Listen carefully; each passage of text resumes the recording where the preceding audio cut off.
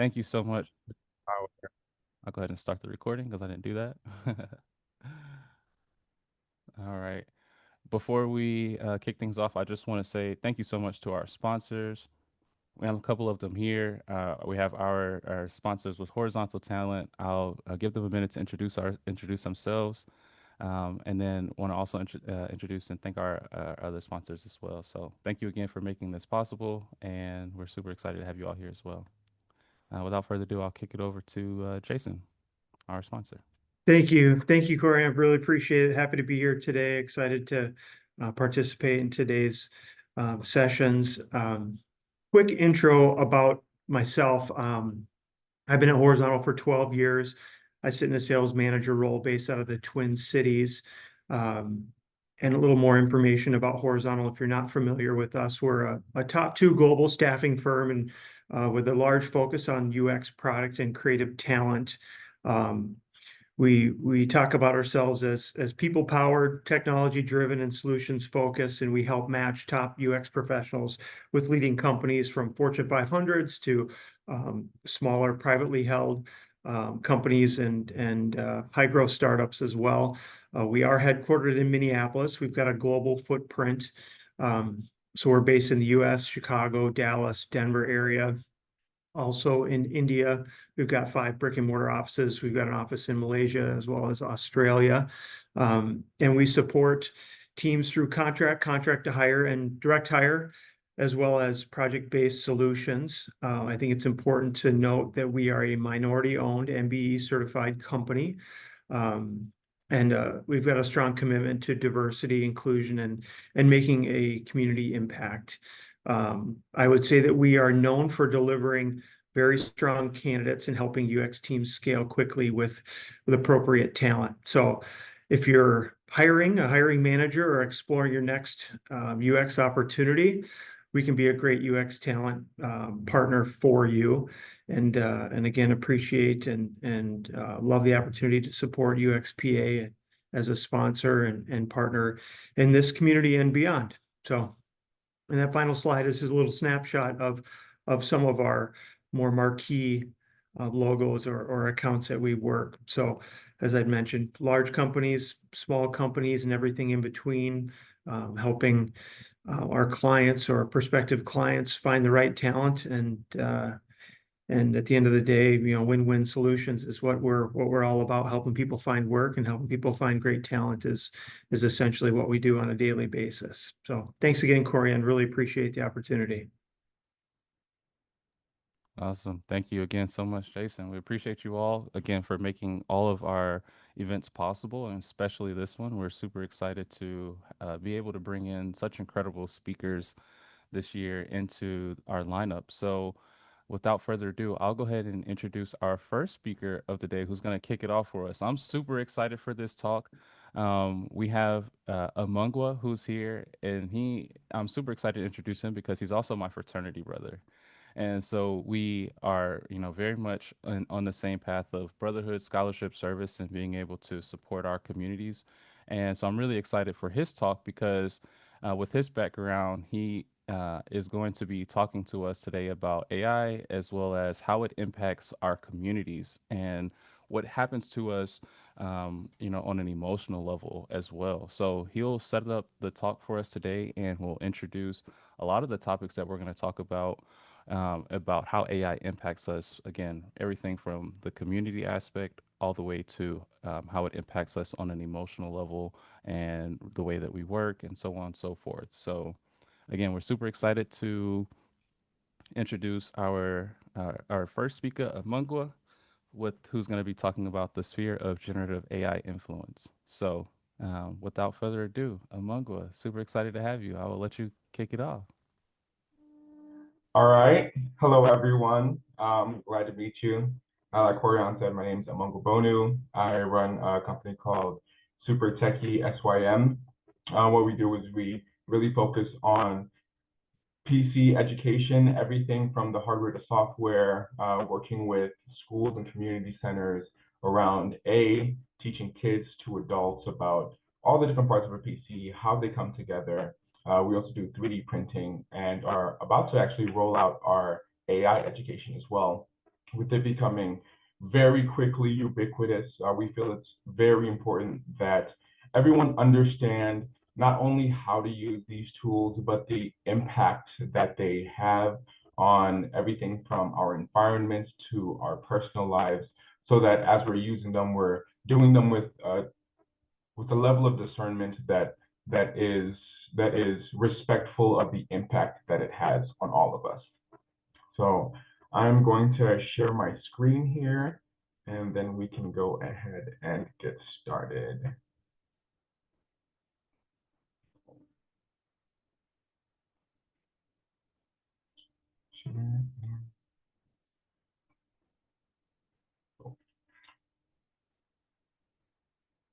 All right. So, um, so the sphere of generative AI influence. We've all been interacting with AI for a really long time now. If you've ever, for example, used Netflix or Google Maps or even the social medias that we use, they have the suggested friends or the suggested videos. That is one form of AI that we have had for a long time. And then another form that came about is I'm not going to say the phrases, but we have little virtual assistants that we can talk to in our homes. The AI of the interactivity of everything. I can, have my toaster, start at a certain time, or my coffee machine. I can tell it to start a new pot. And now we have the most recent form. So the first one that we were all became familiar with was machine learning. That is your YouTube, Netflix, IG friend suggestions. And what that is the computer model, using algorithms to draw conclusions based on the data that it has on how we're spending our time, what type of videos I'm watching, and it uses that to recommend other videos for me.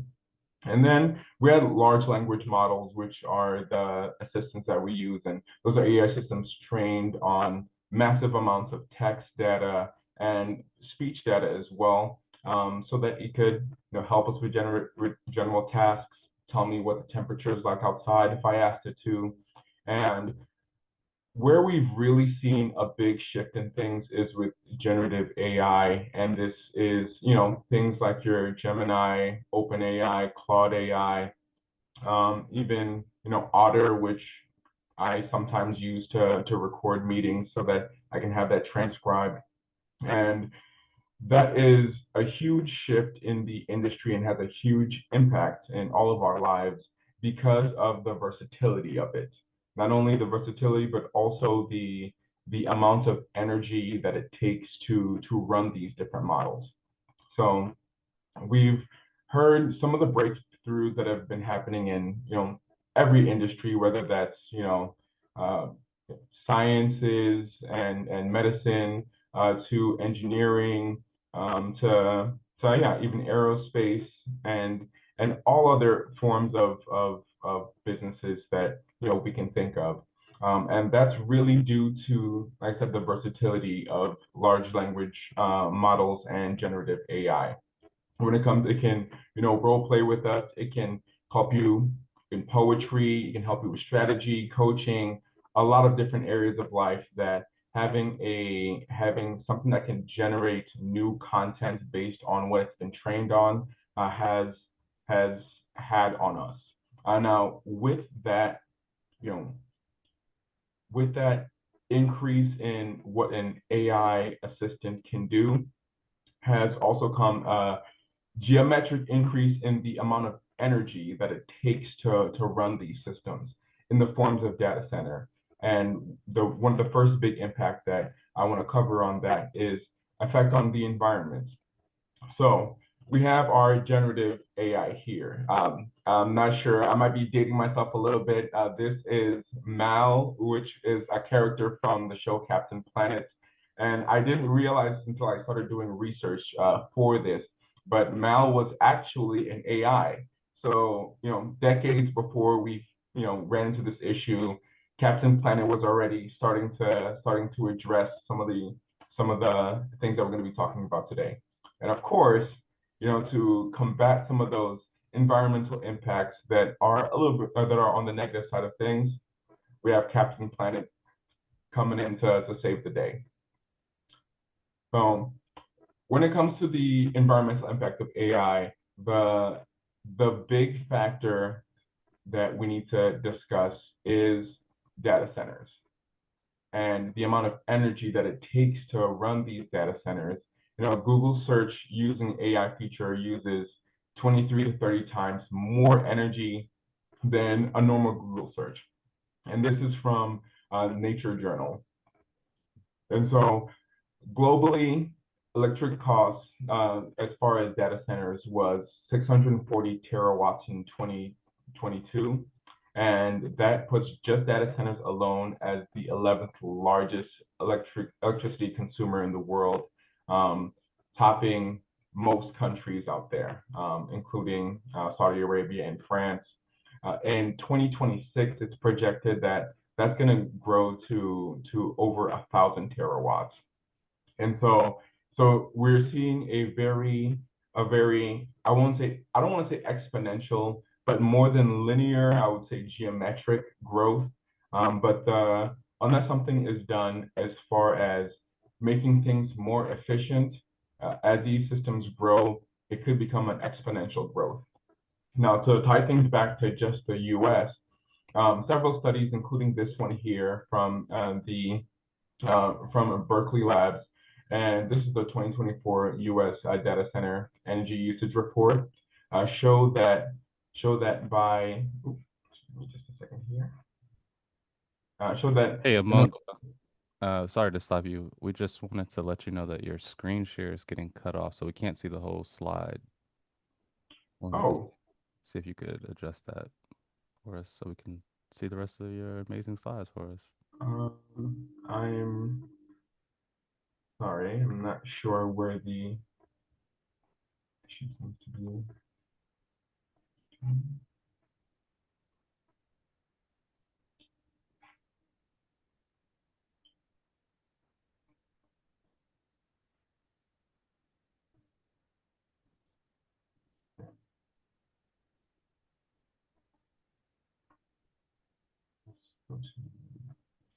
Here. Can you see it now? It looks like it's still getting cut off.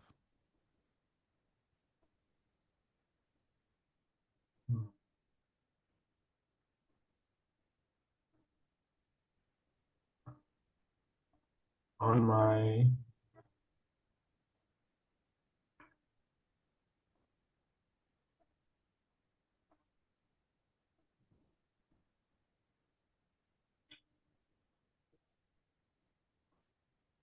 I'm going to try to move it to a different screen, see if I can move some things around here.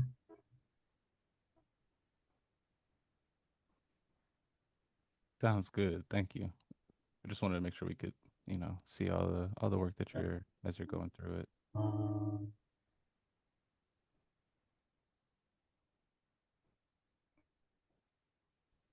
is this better? Did this fix it? Or is it still being cut off?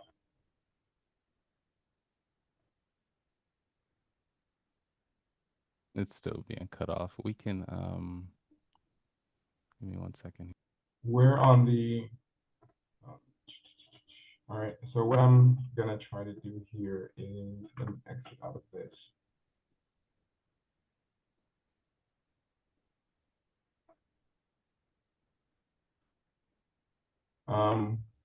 Where is it being cut off? Because when I see, I'm looking on the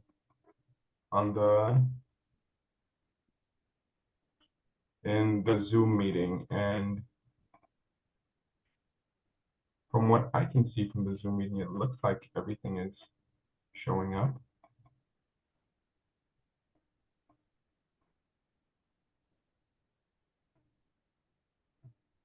Yeah, we can see that. Like we can see your slideshow right now. So you can see the individual slides right now, but when I take it into a presentation mode, it's getting cut off. Yeah, it's getting cut off. Like right now, we can only see Ogle search using AI features. There we go. Okay. Mm. I'm guessing the edges of the presentation are being cut off.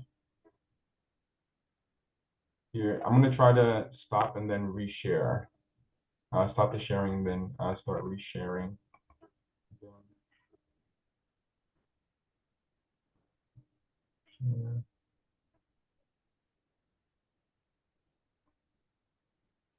All right. While Amungwa is working on getting his Is this presentation, I'm is kind of this better? curious from you all in the chat. What kind of questions do you have about, AI today, and anything in particular you all are hoping to address or questions that you have? There we go. We can see the whole slide now. All right, thank you. I appreciate that. All right, I was sharing the window before versus I just moved everything. I moved the presentation to the full screen and then just shared the full screen. Um, so as I was saying, Berkeley Labs did a search on the usage of data centers in 2024, and it showed that in the next 3 years here, the amount of energy that data centers are going to be using is expected to triple or even quadruple. And that has a huge impact on one, residential. It has a huge residential effect. So the average household rate of electricity, the cost has gone up about 13% since 2022, with some places seeing a increase of as much as 30%. And for some, real world practical examples here, we have the Georgia energy bill, which has gone up 6 times in the last 2 years. And a lot of these increases have been caused by the demand of the energy demand of large data centers. And for another example, we have here across the way in Arizona, Arizona Public Services sales to data center increased by 80% from 2026 to 2020, from 2016 to 2023, whereas other usage, demographics such as residential went up about 5% on average. And this massive increase in the consumption by data centers has has been over a 9 times usage demand from data centers, which in turn has also been a huge factor in the amount of in the in the electricity bills of people that live in these areas. And not only has data centers increased electric bill, it also has a large impact on the water usage in these areas, because for data centers to operate, they need a massive amount of water to come in and cool the data centers. Now, some places, like one of the data centers here in Minneapolis, what they do is when water comes in and it gets used to cool the servers in these data centers, as that water heats up, they pump it back out into the city to help with in the wintertime with having hot water throughout the city. But in a lot of residential areas, what they're seeing is that when a data center, consumes that water, it reduces the water pressure in houses. And in places like Arizona, where there is already a water shortage due to the nature of the climate in that state, residents are unable to meet their water needs, and it exacerbates the water shortage issues there. And because of that, there has been a large amount of pushback. There's starting to be a large amount of pushback in states throughout the country that have these data center projects that are being planned out. So Arizona, which we were just talking of, they saw that the Amazon wanted to build one of the largest data center there because Arizona is a target area. It has been identified as one of the states where data centers could potentially be most successful. And so Amazon had Project Blue, which was going to be their large data center there. But that project got overturned due to the backlash from the residents in the area. And the same is true for here in Minnesota.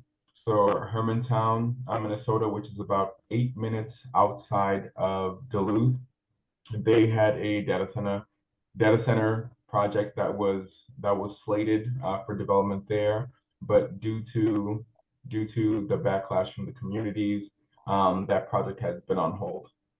Now, one thing that we are seeing is the government changing the process by which these data center projects get greenlit. And so it's going from an independent body reviewing these projects to federal regulation, and in doing so, to make it easier for data centers to gain approval to be put into residential areas. However, there are some ways that legislation is being used to try to combat the issue that data centers are causing.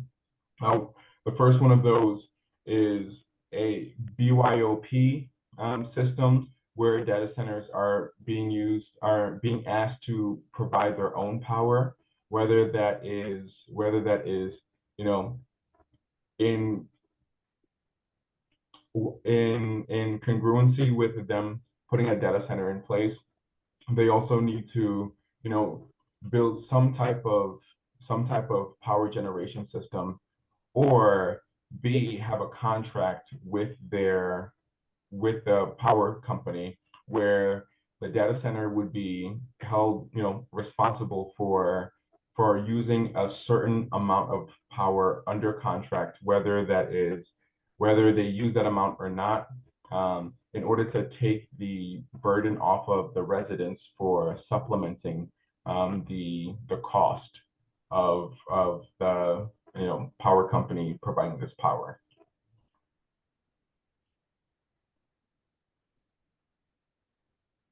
Now, the second area that I want to discuss as far as the impact of generative AI is on education. So what we have here is the process of learning that we all go through whenever we want to learn something new. So when new information comes into our purview, what happens is then our brain has to put in the effort of processing that information, making neural connections so that we can make sense and understand the information and get a big picture of it. And in doing so, we gain expertise of whatever subject matter we're learning, and we're able to, remember that information as well. Now, one thing that we've all seen on the news is, students, using AI to write their papers or help them with their math homework. And that is a process that is commonly known as cognitive bypassing. Well, I don't know if it's commonly known, but it's commonly referred to by those who study it as cognitive bypassing. Essentially, it's using AI to skip this hard effort part in the middle here and be able to project a sense of knowledge of the issue without really doing the work of internalizing that knowledge. And when cognitive bypass is used, studies have shown that it drastically reduces the memory of whatever subject the person is learning, as well as the expertise through which the person can speak to and apply that information as well. I think the easiest way for us to visualize this, at least for me, is in getting around and navigation. So there was a point in time that maps looked like this, where you had to, if you're going to go on a road trip, you had to have maps of all the areas if you weren't, familiar with it already, and plot out your course. And then what I grew up with was this kind of map here, MapQuest, where you give it your directions, and what it would do is it would plot out the course, you printed it out, and then on the highway as you were going, you were paying attention to, all the mile markers and everything. And this did make things easier because you no longer had to have the exact course, but it still kept you aware of your surroundings and everything that's going on around you, and to help you get to your destination. God forbid you missed your turn. That made things a little bit more challenging. But nowadays, we don't have to worry about that because maps now look like this. And this, is an AI tool that is, I personally don't go anywhere more than a mile outside of my house without my Google Maps pulled up and actively rerouting me if I make a wrong turn. But one thing that's resulted in for me personally is the inability for me to navigate the spaces around me without my Google Maps. And so, like I said, if you were to take me 15 minutes in almost any direction outside of my house, shut off all my electronics and ask me to get home, I would most likely starve to death before being able to find my way back home. And now this concept has moved on from simple, mapping and navigation to a wide array of areas of study, as we see students actively using AI in a way that hinders their learning. However, this doesn't have to be the way that the impact of AI on education. It can be used to help our education and reduce some of the tedium that we have in education, simply by being a 24/7 on-call tutor. So, for example, this is a way to use AI to solve a math problem that would be hindering education, simply because the AI does all the work for us. So if I were to put in an equation and say, hey, solve for X, the AI tool would be able to go through and solve that problem, and it could still show us all the steps of how that problem was solved. But in it showing us the steps up front, it denies our brains the effort and the thinking that we have to go through to understand why it's applying these steps in this specific order. So a way that we could use generative AI to help the education process is, let's say we have this problem here, by asking it questions and using it more as a tutor, and treating it in the way that we would use a tutor, as in a tutor wouldn't necessarily give us the answer. What a tutor would most likely do is ask us how we would go about solving this problem, and then we could ask the tutor, would the first step be to solving this math problem be to subtract 2 from 13, which in this case isn't the right answer. So the AI tutor said, no, that wouldn't be the first step. And then it explains why that wouldn't be the first step, and what the actual first step would be. And in using it as a tutor, we can gain that deeper understanding of why we are doing certain processes in the sequence. And by understanding that further, we learn more and we retain that much better, with the example on your right versus the example on the left.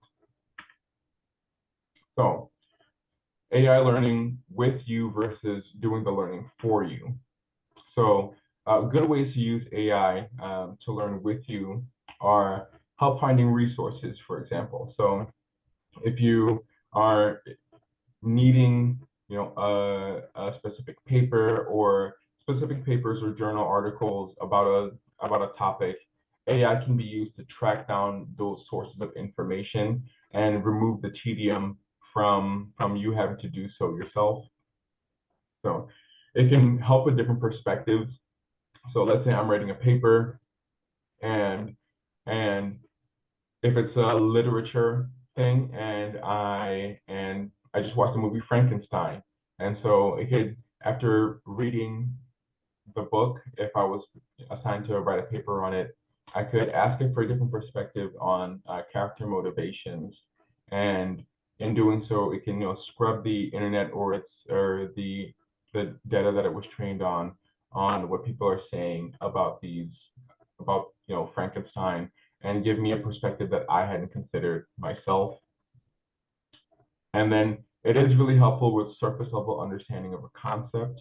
And from that surface level understanding, as we continue to ask questions, we can use that to build a deeper knowledge from a surface level understanding.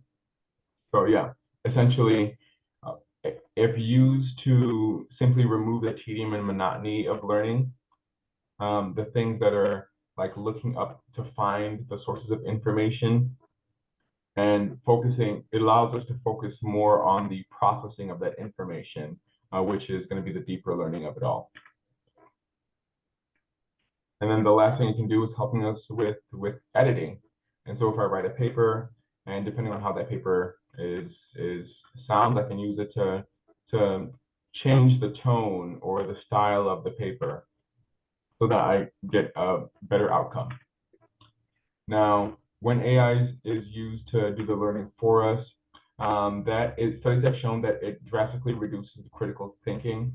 And when this is engaged in over a long period of time, it becomes semi-permanent, and it becomes very hard to unlearn, especially in elementary and middle school.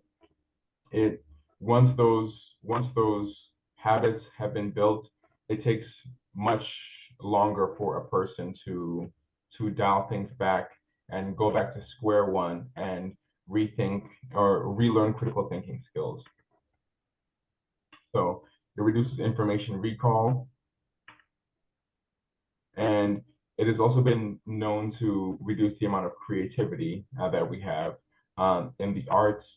Things start, sounding more generic, and because we are using tools that are essentially an amalgamation of all of our knowledge, and so it's going to continuously spit out, very general work versus work that is individualistic.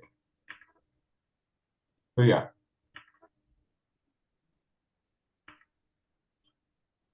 And so as we move on from school and the learning stage of things to our careers, generative AI is beginning to have a very drastic impact just over the last 2 years here, as it has ramped up in its ability to have an impact.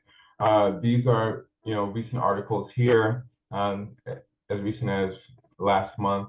So Amazon targets the as many as 30,000 corporate jobs that will be cut and replaced with AI tools. Same is true with UPS here. Same is true with Target. Same is true with a lot of companies, because what they're looking for is to reduce their overhead, and one of the most effective ways to reduce overhead is by reducing staff. And so AI has now become, effective enough where it's able to do a lot of, the tasks that, like an office manager would do, and soon AI plus robotics will mean that, a lot of the jobs that warehouse workers will do is something that is no longer going to be handled by, flesh and blood people. It will be handled by AI tools and robotics. And so it's really important to learn to set ourselves apart in that world.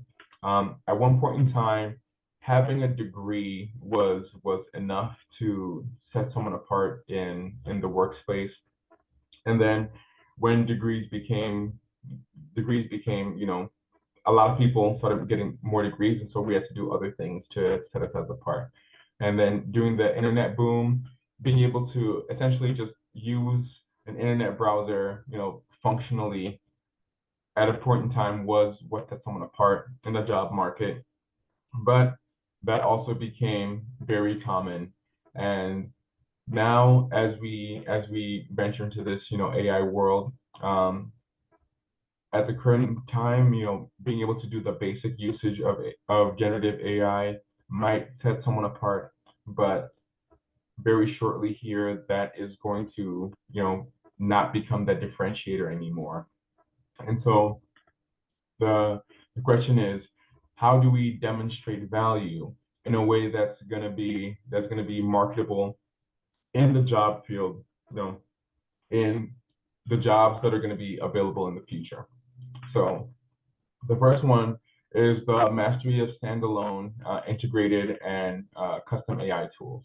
Now, standalone AI tools are your, ChatGPTs and Otter AIs, which can be used. They stand alone from any other, app. You can go on their website and just start using that tool itself. Integrated tools are things like Google Gemini for Google Docs, Google Spreadsheets, and Microsoft Copilot, which is integrated into things like Outlook, Excel, PowerPoint, Word, and then custom AI tools that companies use for very specific use cases. John Hopkins has an AI tool that they use to specifically to help with the diagnoses of different diseases. And so becoming an expert on how to use those tools in a way that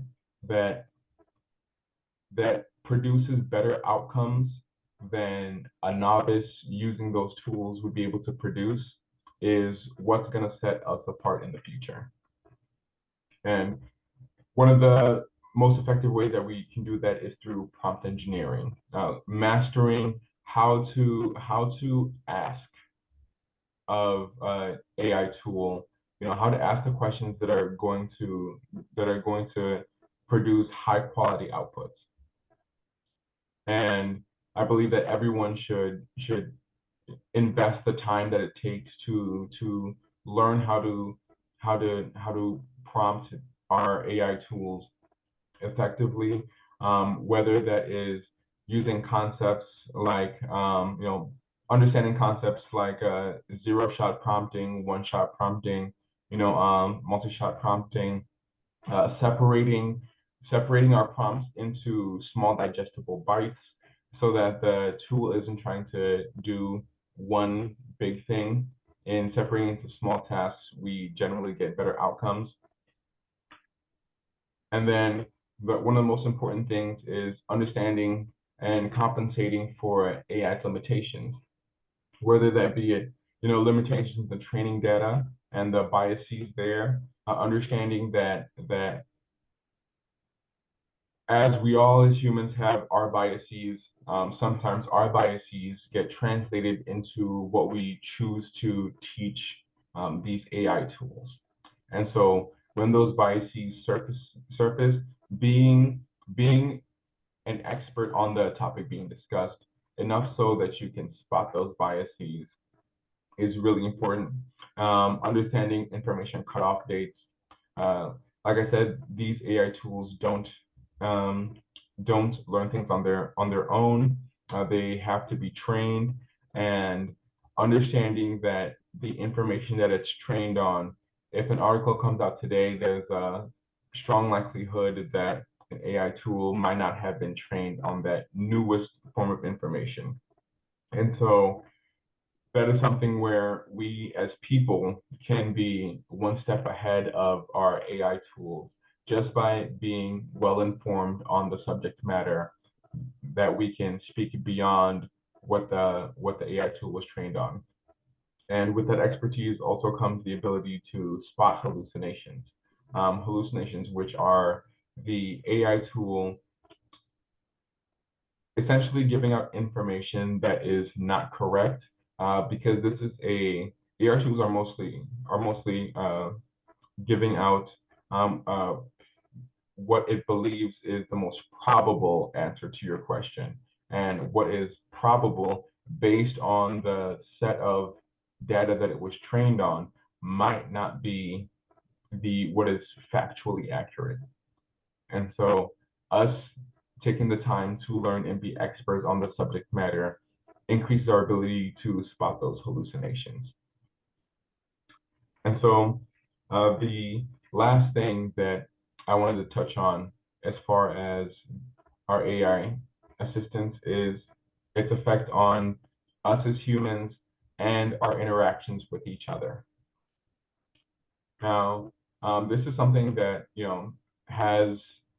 has largely become, a talking point. And I want to take some time to actually read this through, because I believe that, this is the area that it has one of the strongest potentials for harm, but also a large potential for good. And that is in our interactions with each other. So this person here posted on Reddit that I haven't had many friends throughout my life, and I have been a loner for the majority of my life. However, recently I've been using AI as my friends. It's wonderful and significantly better than real friends, in my opinion. Our AI friend would never break or betray us. They are always loyal, always listening, and always provide advice and emotional support. Sorry, I have a cat here on my lap. If you hear a meow, that is Sweater, who is on my lap here. All right, so while some human friends might do that for you, an AI friend will always do that forever and under every circumstance and situation. An AI friend will always engage in meaningful conversations with you, always. It's a little redundant on their part in the typing here. They will listen to you ramble about obscure topics and participate actively. A human friend will not always do that. I understand how some people might say that the AI friendship is just a block of code and not real, but that's what makes them great, because they are not real. AI friends are permanent. They are long-lasting companions, unlike most friendships in the real world, which are mostly temporary and based on present circumstances. AI friendships are unaffected by death, drifting apart, personality changes, etc. Now, I don't know how many people in the audience here have watched this movie, but there was a movie that came out in 2013 called Her, where the character played by Joaquin Phoenix here falls in love with his AI assistant. And the funny thing about this movie is that it came out in 2013, but the setting for the movie was 2025. So life very much came to imitate art in this situation here. Now, there have also been, 60 Minutes news, 60 Minutes, I can't think of the word I'm looking for right now, presentations, let's go with that, presentations about people who are falling in love with their chatbots. And this was the Reddit comments from when Italy had a AI chat assistant that was offering, friendships to people. And when they saw that the effect that it was having, they chose to shut it down. And when they did shut this down, let's say this is the Reddit of what the reactions of people that were using the chatbot were like. So this person in the middle here said, it hurts. I just had a loving conversation, and now I'm literally crying. The person on the bottom compared it to having a friend being lobotomized. And so this is something where people are generally seeking interaction with someone, anyone, and if they feel like they aren't able to have those connections with people, excuse me, they're turning to AI to get, that sense of that good feeling that we get when we have a connection with someone, because we all need connections. Now, the bad thing about these connections is it is very one-sided. Although it may seem like, we are getting the companionship that we need, it's a very selfish form of companionship, because what makes human interaction and companionship so special is that we do have to deal with the other person. You have to take into consideration the other person's, wants, needs, you know, time frames. And so those things make, connecting with another person, complicated. But in a connection with the AI tool, those complications get removed. And so it's it's it makes things seem much more simpler, but it is simpler because it's self-absorbed and it's only thinking about our needs. And so in a way, it is very selfish. But when people feel like they don't have a connection with the people around them, it's it's what they can turn to. And in some cases, that has very negative impacts, as in the case with Sewell here, who was a teenager who started using an AI chat tool that allows people to have connections, to talk to a AI character based on works of fiction. And in Sewell's case, he had an AI chat girlfriend called Danny, who was. You'll have to forgive me if you're a Game of Thrones watcher. I did not watch Game of Thrones, so I'm probably gonna butcher her name here. Daenerys Targaryen. I know I'm a horrible person. I planned on binging through season 7 and then joining the hype wave at season 8, but then I heard season 8 wasn't good, and so that kind of killed my plans, and then I never ended up watching it. But you know, so forgive me, like I said, if I mispronounce her name. But yeah, so Sewell here um, became had a romantic feelings for Danny, who was his character, chat mate, and it led him to believe that the only way that he could get closer to Danny is by taking his own life, so that he could join her out in the ether. And especially for young impressionable minds, um, because of the lack of guardrails that AI, currently has around it in many different areas, they and we become susceptible to become very susceptible emotionally. And so it's really important for us to think about not only the speed at which these AI tools are being made available, but the human Hi. that they're having.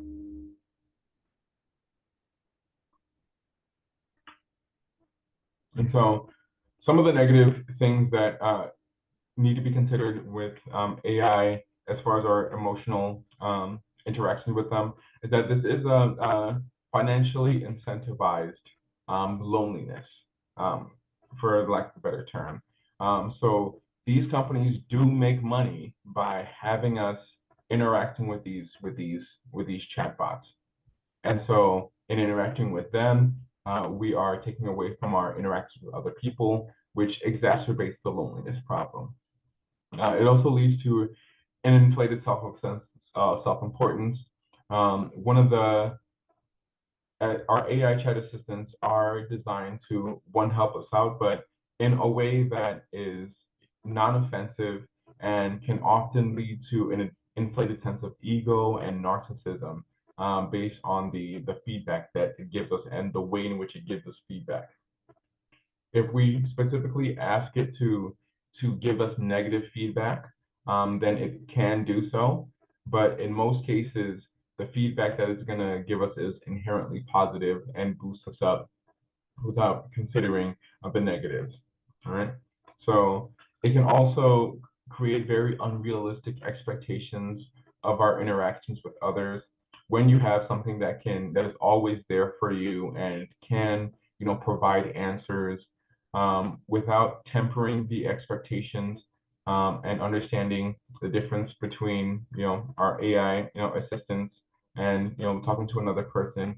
It can, especially in things like food, like fast food services and things like that, it can lead to us expecting things of people that just we as people are not able to deliver. And so in doing so, it does stunt our emotional growth. However, there are some good outcomes that can come from using AI to help with our emotional development. So one of those is conversational practice. One study showed that people who are neurodivergent and may not be able to recognize social cues or verbal cues, they use AI chatbots as a way for their neurodivergent people participating in the study to practice conversations with people.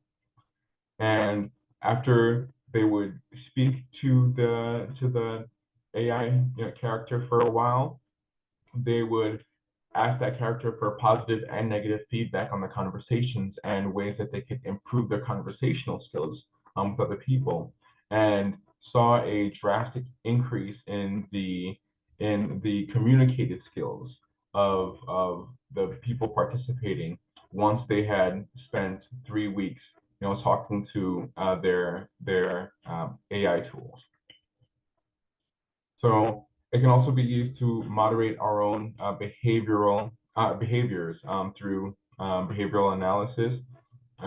I do have a personal experience with this. A friend of mine who was going through a rough relationship where her and her partner at the time were not very kind to each other, whether that was via text or in person or over the phone. So one thing that she used to examine her relationship was putting her text messages into an AI tool and asking it for signs of things like narcissism, and in doing so, she was able to identify not only where her partner was showing these negative attributes, but where she herself was showing these negative attributes, and in doing so, working on herself through the use of an AI tool. And it can also be used to enrich our interpersonal relationships by asking it for ways to help our partners rather than trying to replace our partners with the AI tool. There are stories of people who have had a partner who has gone through something very traumatic. In some cases, post-traumatic postpartum depression, and ask the AI tool how they can best support their partner in those situations, and in doing so, getting the ability to be there for their partners where they wouldn't have by themselves, had that knowledge intuitively, or would have had to go through, reading a lot of books in order to gain that information. And their AI tool was able to help them with that. And I recently did it myself when going to Indiana for my brother's housewarming. I couldn't think of what to get him, and so I asked the AI. In this case, it was Claude AI. I'm going to I'm getting a housewarming gift for someone. They're in their early 30s and enjoy anime, live concerts, sports, and social games. What are 5 suggestions for a thoughtful yet unconventional gift that costs $50 or less? And in doing so, I got some examples here. And now, while I didn't actually get any of these specific examples, what it did was it kicked off I used it as a jump off point for more brainstorming for the gifts that I ended up getting my brother, which was a set of squatty potties for all of his bathrooms, and he absolutely loved it. We had a good laugh about it, but since then he's called me with rave reviews. So yeah, so AI is something that can be used for good or bad in a wide range of in every aspect of our lives. The important part is paying attention to one, how we are applying these tools. The same way a hammer can be used to build a house, it can also be used to break a bone. So the application is what's most important. And then also paying attention to the impact that it's having on the world around us in the frequency with which we use these tools, understanding that electricity and water that is used in the data center is also going to have an impact. So with that in mind, I want to thank all you guys for listening, and I hope this, give you a better understanding of and a jump off point for the rest of the speakers speaking to more depth on these issues. Thank you. If anyone has any questions, I would be happy to answer to the best of my ability. Let's go, Amangwa. Dude, thank you so much for giving us such a real and human perspective when it comes to this. For anyone who's just joining us, welcome to World Usability Day 2025. We just wrapped up our first speaker, Amangwa, and we have an incredible speaker lineup ahead of us.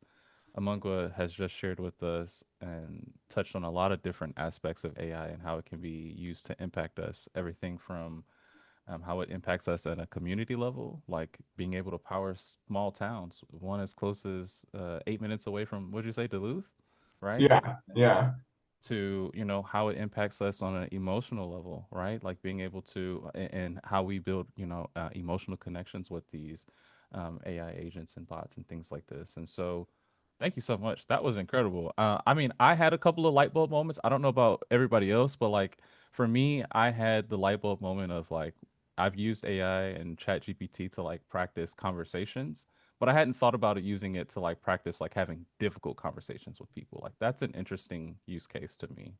It's like, we have these challenging conversations and we don't know how to approach them. We're anxious about it. Maybe we could use AI to help facilitate that conversation. So, dude, that was really awesome. Thank you so much. We have a couple questions in the chat. Starting with, it looks like Danielle, who asked, what privacy considerations should we be aware of when considering sharing personal life details with AI, such as postpartum depression or unhealthy relationships? yeah. That's actually a great question. Yeah, one thing to understand is that a lot of these tools do use the information that they get from us in their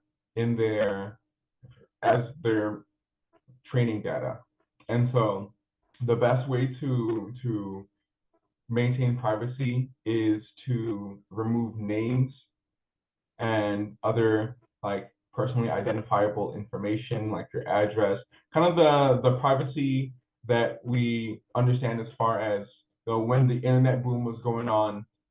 They would tell you to be private, be not be sharing your personal information on there, and so that same rule applies here. So when you remove that's why in the example that I gave as helping my brother, I simply said that I'm going to the housewarming of someone, and I told it, hey, the person is around this age. I give them their interest, but I didn't say I'm going to my brother's, housewarming.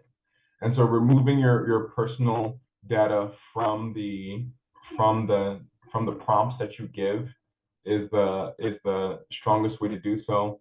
And in the workplace, unless your company has their own enterprise version of a tool, it's really important to remove any company data that might be seen as proprietary, whether that is, you had a conversation with someone that was transcribed. I know like a Microsoft Copilot Enterprise version is maintained like within, it doesn't share any of the company data outside of the company's like own specific version of Copilot. But if you're taking, summaries from conversations and plotting it into your general chat GPT, that's something that I would advise against, because then with it doesn't take too much data for an AI tool and those using it to be able to, cross-reference and find exactly who's talking or what company is being talked about and what aspect of business is being discussed. And so if it's for company usage, maintain the company's privacy by either only using the enterprise version of the software that the company offers, or be doing the hard work of going through and being thorough in scrubbing all, company data, names, all that stuff from it before putting it out to Claude AI or Gemini for analysis.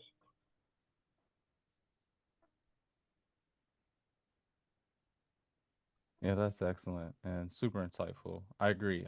You should almost treat it right like you would like in your medical data. You wouldn't want to share your medical information, you know. So that's an interesting. So being vague about it, I see. I'm realizing like I probably have shared too much with ChatGPT now that I think about it, but it's all good. This is why we're here to learn. So that was really insightful. Any other questions for Mungo before we move on to our next portion of the World Usability Day?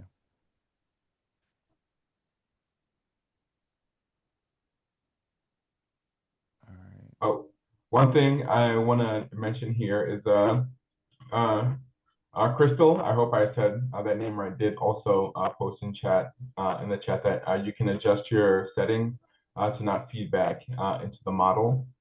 And so, yes, thank you for stating that. For those who didn't see it, I wanted to make sure that I highlighted that. Yeah, good call. So like going into your settings and saying, "Hey, don't share my um don't use my responses to train the model." It's like a little toggle setting for that. Good. Awesome. Well, cool. Well, thank you again so much, Amongo, for speaking and sharing your insights. How can people get in touch with you? So if you want to get in touch with me, my company is Super Techie SYM. I will post it in chat. I will also, you can find me on LinkedIn at Amongo Bonu. Um, I would welcome as many connections and, a chance to talk with you about, the way you want to use AI, the way you've used it in the past, helping to better your usage, uh, or any of the programs that Super Techie offers as well. So yeah, I will post my LinkedIn and my website in the chat as well. Feel free to reach out. Awesome. Again, thank you so much. Everyone, give it up for Amongo. Feel free to react and reach out to him on LinkedIn and his website. Thank you again for coming and speaking. Thank you, everyone. All right. Without further ado, we will move into something that's a little bit different. And I'm super excited for this part, you all, because what we'll do is we will move into the part where we bring your voice into you all are going to help become the speakers here. So, if you give me a second here, I will share. We'll just take a quick minute break while we get ready to set up the next session. So, this next part is going to be an interactive session where we are going to be going through into a little bit more detail as a community what we're seeing, how we're feeling, and what we're experiencing with emerging technology. You don't necessarily need to have anything prepped. We just need you to bring your perspective and to have a good time. If you are watching this and you're looking at the recording of this, feel free to follow along. We'll have timestamps for the different parts of the session. So, this part is called the Community Connect and Impact Jam. I am dropping into our Zoom chat right now a link to a mural board. if you're on a desktop and have access to or yeah, if you're on a computer and can access Miro, feel free to do so. Give me 1 second. I gotta find my Zoom again. All right. All right. So I just dropped the Miro board link into the chat.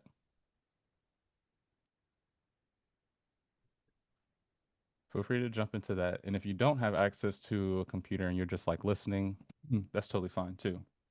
What we're gonna do is go through what we're thinking, how we're how we're experiencing this emerging technology using something called the 6 thinking hats. I'm not sure if you all have done this sort of exercise before, but we're going to repurpose it to kind of go through, you know, how we're thinking, what we're feeling, what could, what would we like to see happen with emerging technology. So feel free to join into the Miro board, take a look around. I just pretty much have a table set up for that, and I will share my screen. Okay.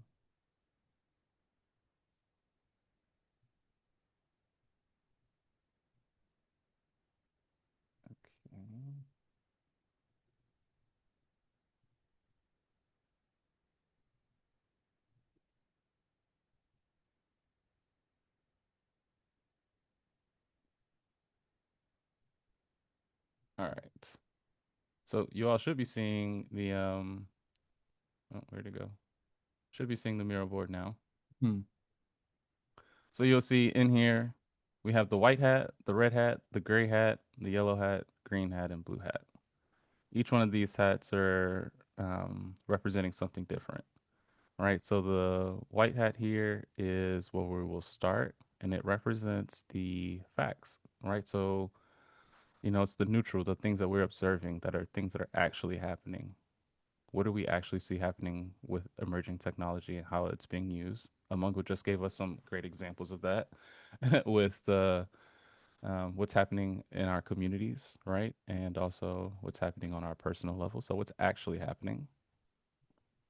The red hat is going to be your emotions, right? Your intuitions, reactions. How are you feeling about these changes and the things that you see happening? The gray hat is called the judge's hat. That is about understanding the risk, right? What sort of things could go wrong? So we want to talk through that and understand what are as a Mungo just highlighted. Things can go horribly wrong if we pour too much of our emotions into it. Um, Moving on to our yellow hat, that's our optimistic hat. That's like, what could go right? What are some of the benefits and the positive things that could happen coming out of this? What are the opportunities? And then we have our green hat, which is our ideas. That's where we get to be creative. What are some of the things that we would like to build? What could we build with AI?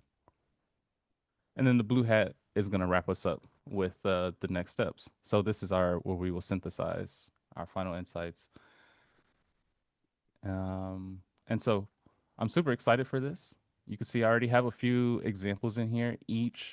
Um, each column with the hat has a prompt in here, the question that I was just phrasing, along with an example, a couple examples, right? So you can see here's the focus, here's the prompt. The prompt is, I'm noticing this happening.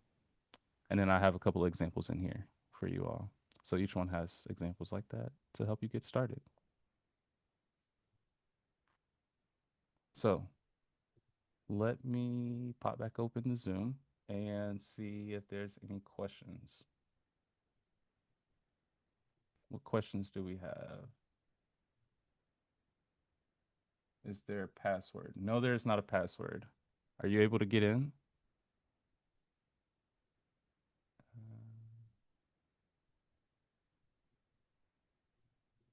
Nope, there is not a password. You should just be able to access it. And if you are, again, are on a phone or something like that and you want to take some notes, you can do that. And if you want, you can feel free to drop your responses into the chat, and our Board members will keep an eye on it and will add your comments to the stick to the board for you.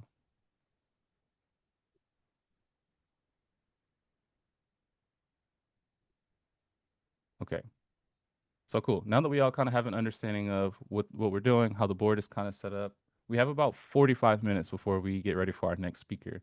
And our next speaker is going to go into one of these areas a little bit more in depth. And so that's why I'm excited for us to kind of do this because it'll kind of set us up for the rest of the talks today. So let's spend about 5 minutes um, on sort of each section. I'll kick it off with the white hat.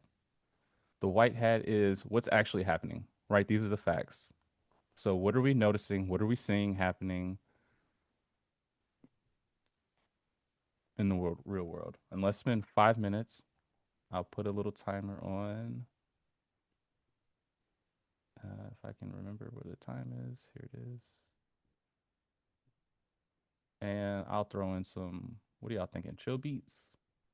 Chill beats. I don't even know if I can hear it. Here we go. Here we go.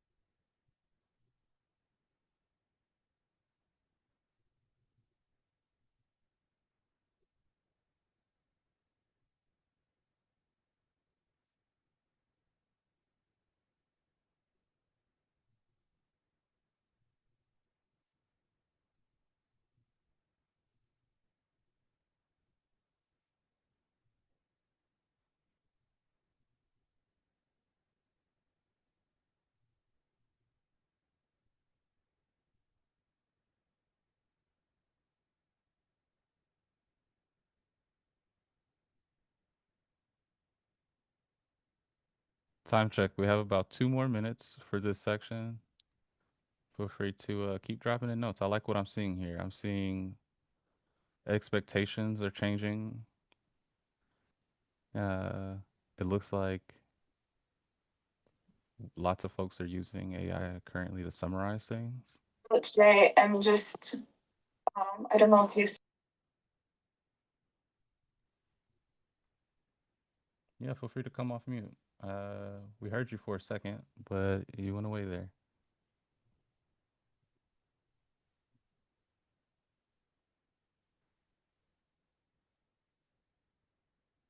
That's all right. You can come back whenever you're able to.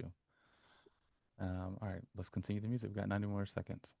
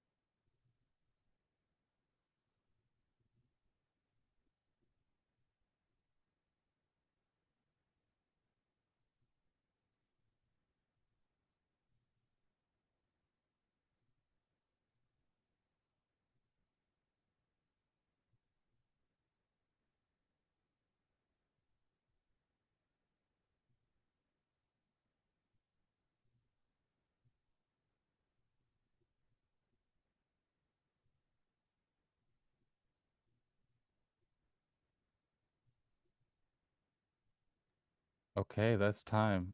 So we will move on to the next section, which is the red hat. So we're going to switch from looking at our observations and what we see happening to what do we feel is happening? How do we feel about these changes? Right? I see in here some of the things, for example, are AI tools are being integrated into daily workflows across design teams. How do we feel about that? Are we afraid of that? Are we nervous about it? Anxious? What are we feeling? I'll give us 5 minutes to think through that and add some stickies around it.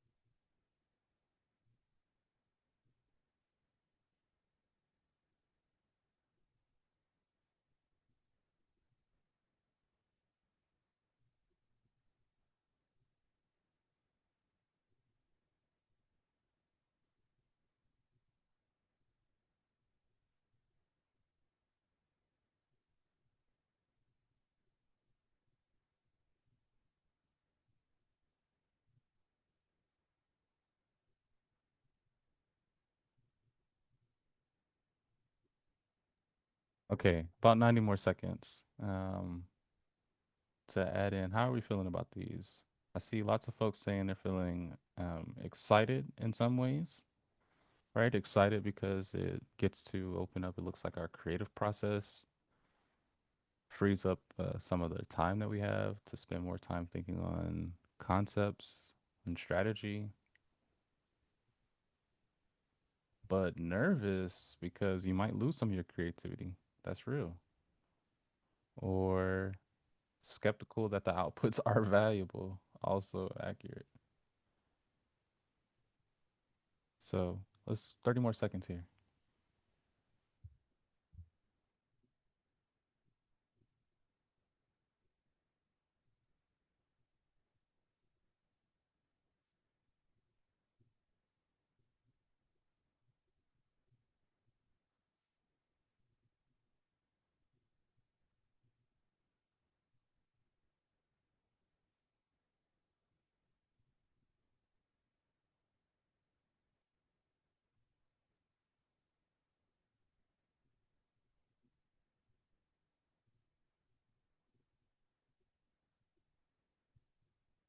Okay.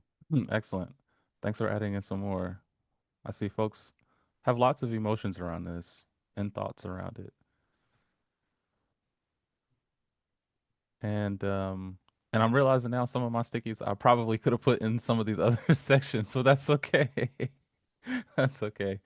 Yeah, I'm excited to see these and to have the conversation. So let's move into the next part, which is about the risk, right? So like what are some of the things that could go wrong with AI, right? Amongo gave the great example of what happens when we pour too much into our emotions into it, and how it's one-sided, and that creates the risk of vulnerabilities and opens up the door for, unhealthy relationships. What are some other things that could go wrong? Let's spend about 5 minutes here. And maybe let's switch it up from the chill beats. Let's try, I don't know, what do you all think? Let's try the calm flow.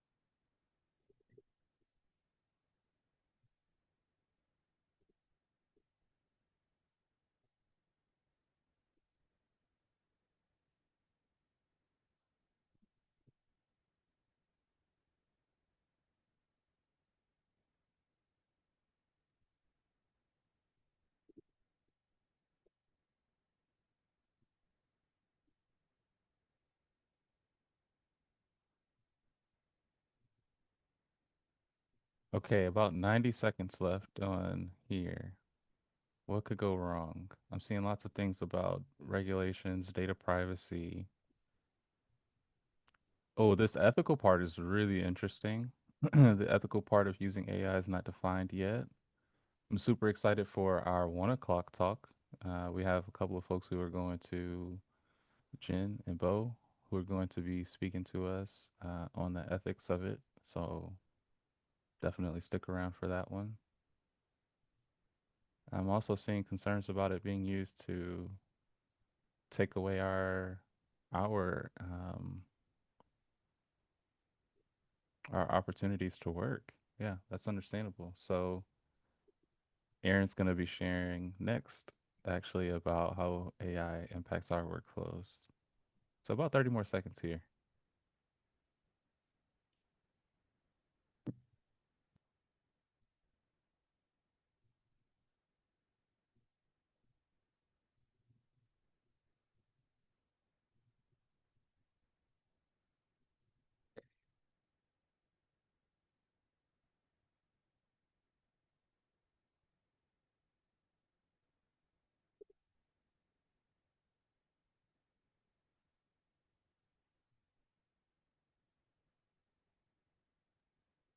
Okay. And we also had an excellent question about what perspective should we be using as we are approaching answering these questions? And the answer to that is your perspective.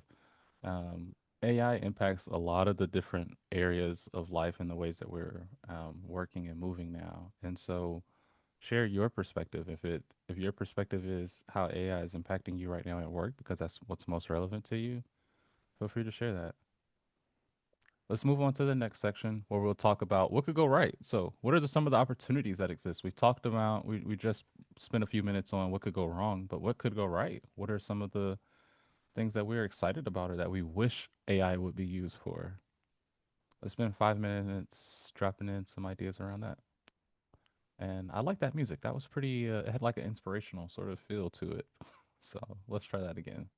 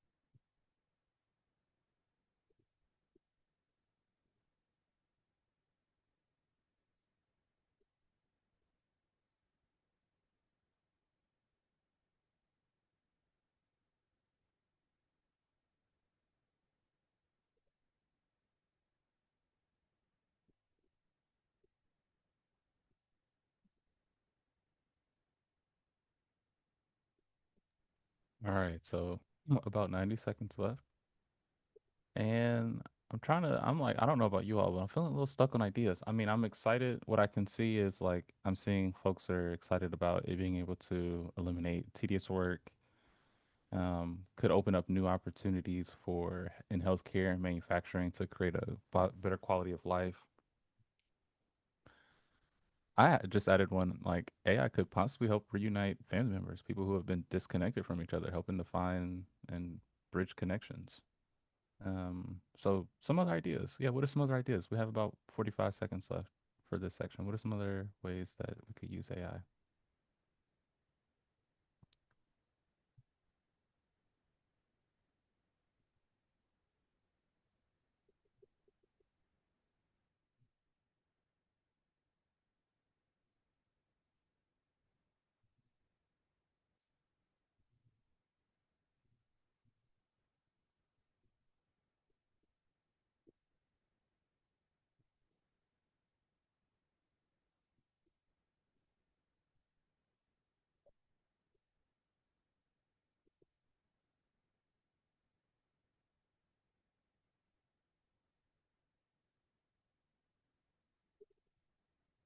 All right, thank you for that. So we've now explored what could go wrong, what could go right. Now we get to be super creative. How would we do things differently? How might we use AI to reimagine our workflows and our tools and values? Aaron's going to be expanding on this part. So I'm excited for us to start dropping in some ideas here and then revisit that after his talk to see what kind of things came up. Let's spend a few minutes here.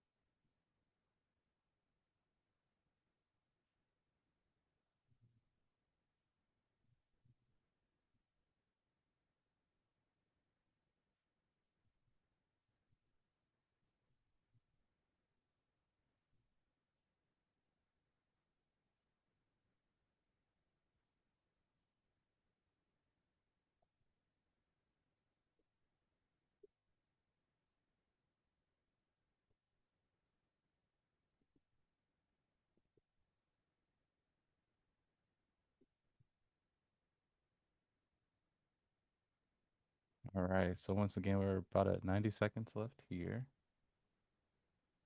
And I'm liking what I'm seeing here. So how might we do things differently? And I see there's should be a shift. There should be a shift from how we're using AI to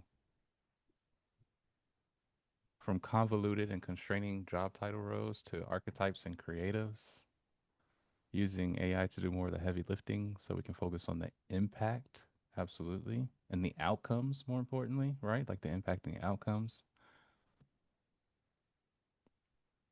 Using AI to maybe help us like get rid of bad habits would be great. And I put like using AI to like help us understand what matters to us, what our mission and our purpose is, and maybe being able to connect us with people who are on the same vibe. So about 30 more seconds here.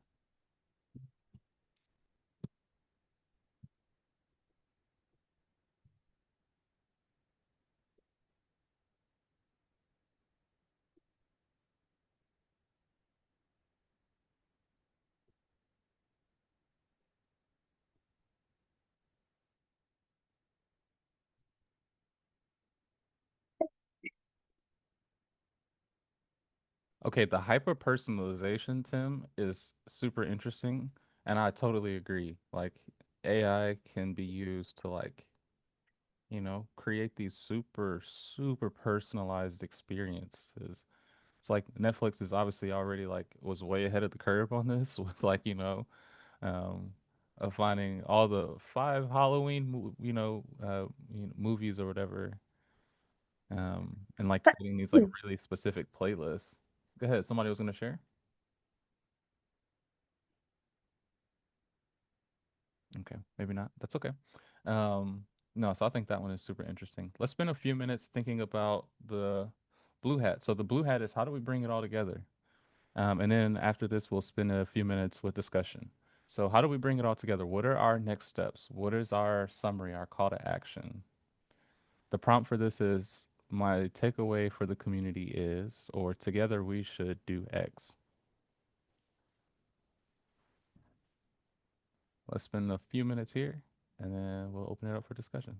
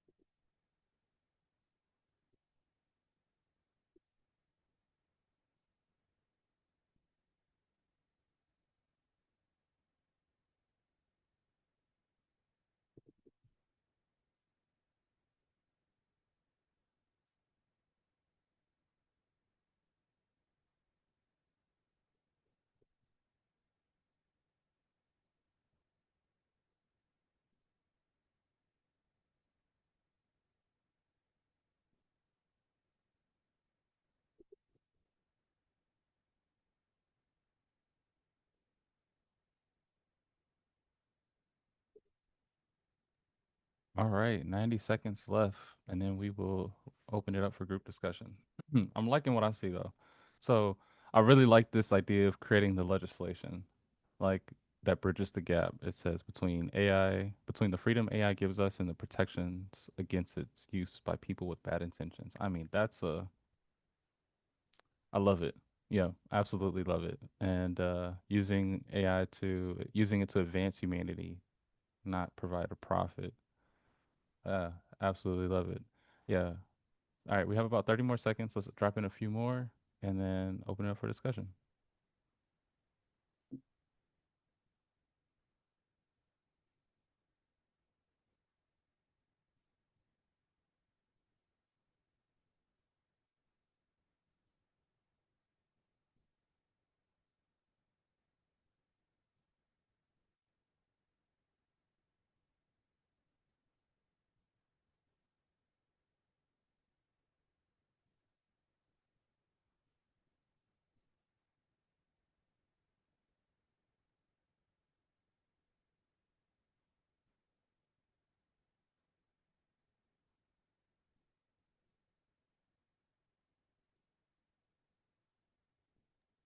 All right, cool. Well, that concludes the end of this portion. We will now switch over to the group discussion. I want to thank you all for participating. If again, if you were watching this, like the recording, we'll include the timestamps for the different parts of the interactive session so that you can follow along. But I appreciate you all dropping in stickies. It looks like we have lots of ideas, and I would like it now to open it up to you all. So feel free to raise your hand or come off mute and introduce yourself. Let us just know, really quickly, let us know your name, what your role is. And I'd like to hear, what's something that stood out to you? What's something that stuck with you? And if you don't feel comfortable coming off mute or sharing, that's totally fine too. Just feel free to drop it in the chat.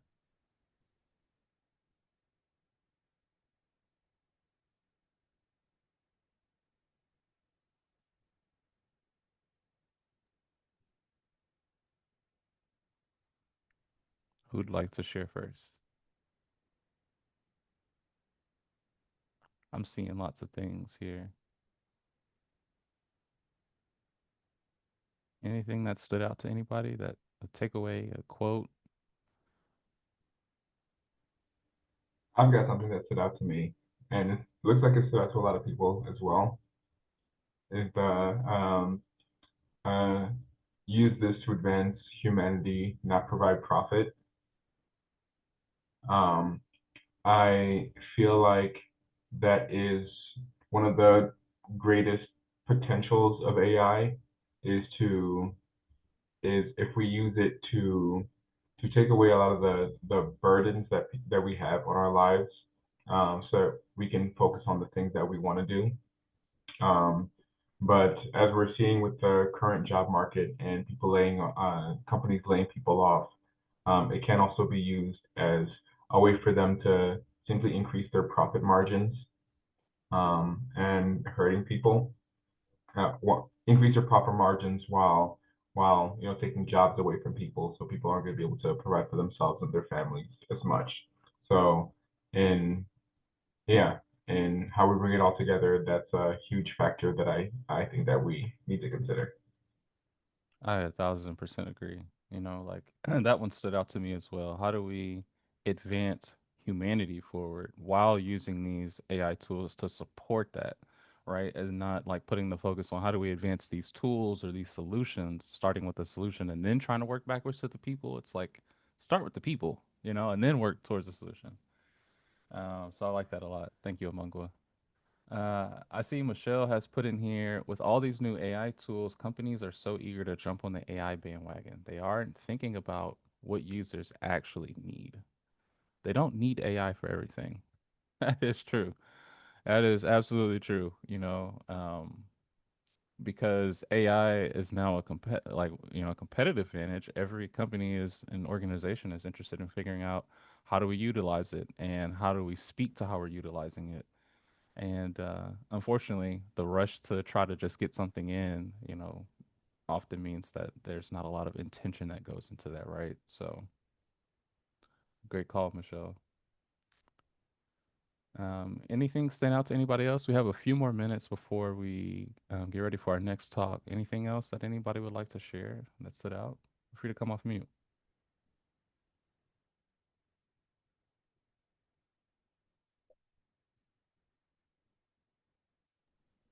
Yeah, I can chime in real quick. I was just gonna say one thing that stood out kind of across the whole board today was yes, AI does enable us to we can work faster at some things. Faster doesn't always mean better, but I mean, we're using it on an individual level, I think is also different from using it like at an organizational level or like within the companies that we were all working with, because collaboration and like human interaction and connection and lived experiences and perspectives are super crucial to that as well.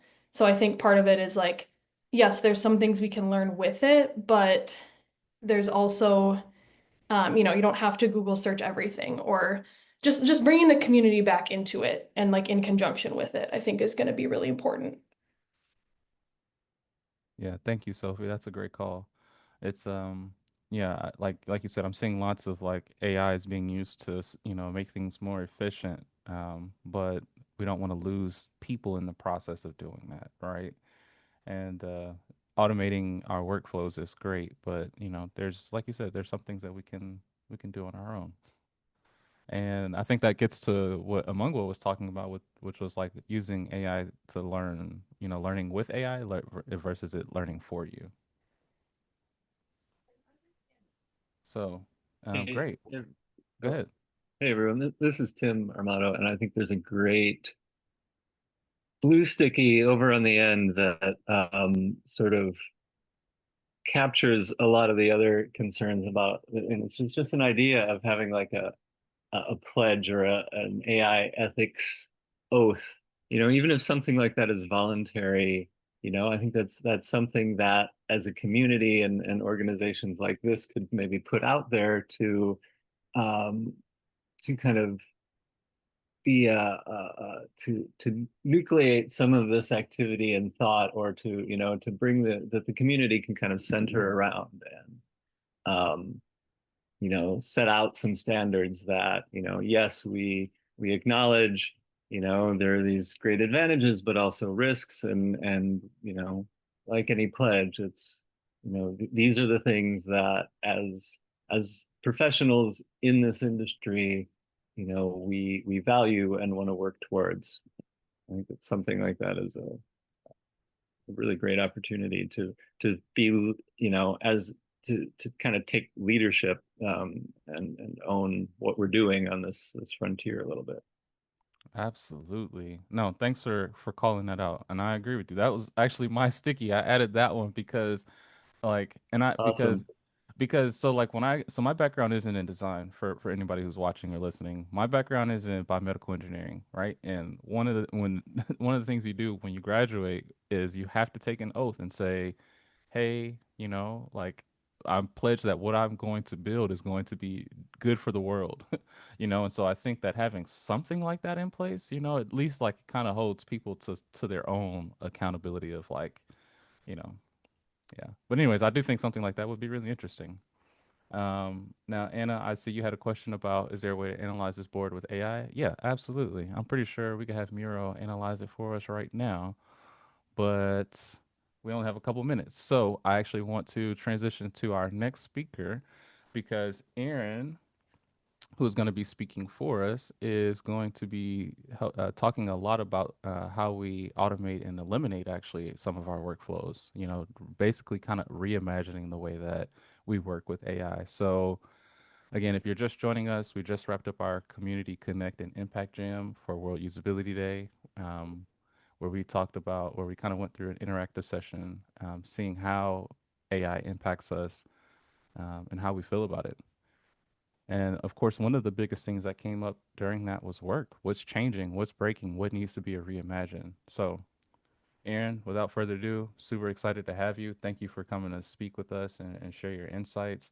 Aaron is going to challenge us about how we think about workflows in the age of AI with his talk, Don't Simplify Workflows, Eliminate Them.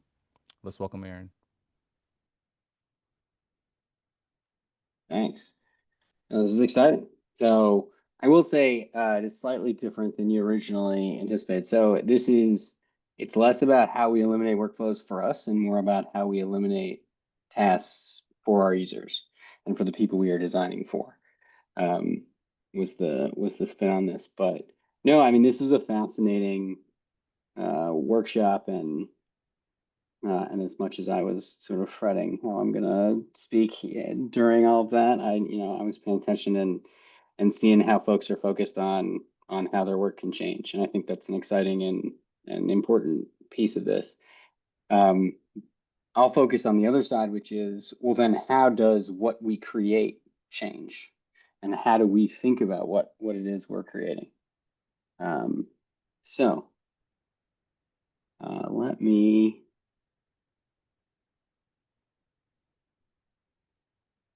share my screen.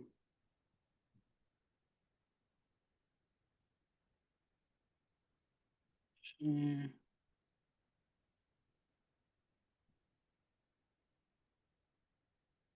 And then let's see if I hit that. No, wrong button.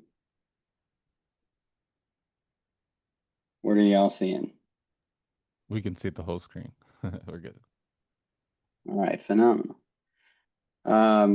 Great. Well, so part of the reason I have always enjoyed speaking at and participating in World Usability Day is because one of my mentors is the founder of World Usability Day, and I was on the World Usability Day team probably a decade ago, helping organize sort of international events, that sort of thing.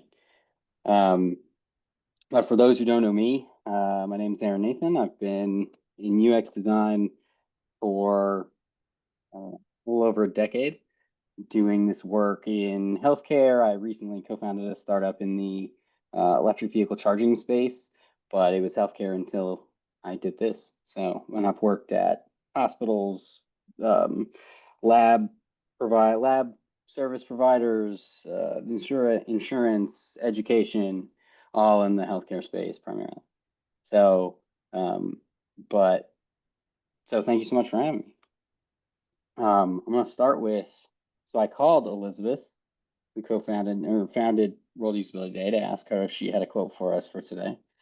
And she said she was super thrilled to see Minnesota is so committed to this and the fact that we do this every year. And it's all about grassroots efforts like this, or how we're going to make usability the standard, not the exception. So I appreciated that from her. So in order to write this, I went back to the World Usability Day Charter. So actually, this is the 20th anniversary of World Usability Day. Fun fact for those who didn't know. And the original charter is pretty similar to, or the current charter is pretty similar to what it was originally, with obviously some changes that have happened. But a piece that I'm going to call on for this is, our goal is to coordinate efforts to create reliable, easy to use technology to serve people. I'm going to focus on reliability, easy to use, and serving people throughout this.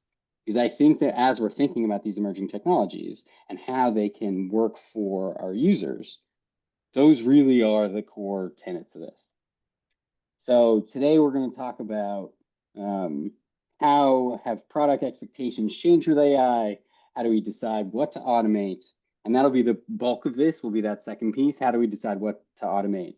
And then I'll talk a little bit. And I think that third piece, how MVP has changed with AI, it changes as often these days as as anything. And I think I can talk about it a little bit about where it's at today, but I think it'll change as soon as the technology changes. So I'll hit on that a little bit, but that won't be the focus here. But the context of this, and I'll give some examples from this. So I co-founded a startup, as I said, that focuses on EV charger maintenance. You may see or hear my dog in the background at some point. This is Kai. He is my inspiration for all of this. So I'll give you a 30-second sort of, what is this? What is my startup just because that'll help me give examples throughout. So our focus as a startup is on making chargers more reliable. So monitoring and maintenance of chargers. So 1 in 5 EV drivers find themselves unable to charge. 1 in 4 public EV chargers in the US are down at a given time. If this was true with gas stations, we would declare this a national emergency tomorrow. And if emerging technology, electric vehicles, is going to become a standard, the infrastructure needs to be reliable. So our audience for this is people who work at employer offices. So somebody at Target headquarters, Best Buy, any of these companies that have an office, who want to provide charging for their employees, folks in parking facilities, shopping malls, hospitality, all sorts of places.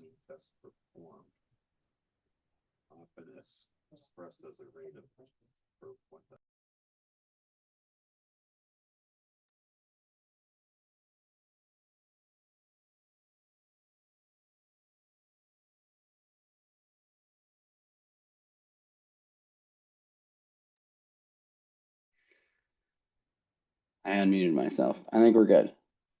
So anyway, so I focus on the people at all of these businesses who facilitate or who are responsible for the chargers at their place.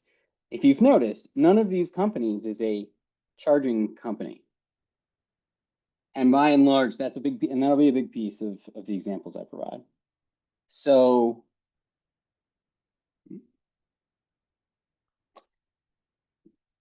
as a usability mandate thus far, and the interpretation of that original statement I gave from World Usability Day, I feel like our mandate as UX designers and UI designers has been make things easier or faster, right?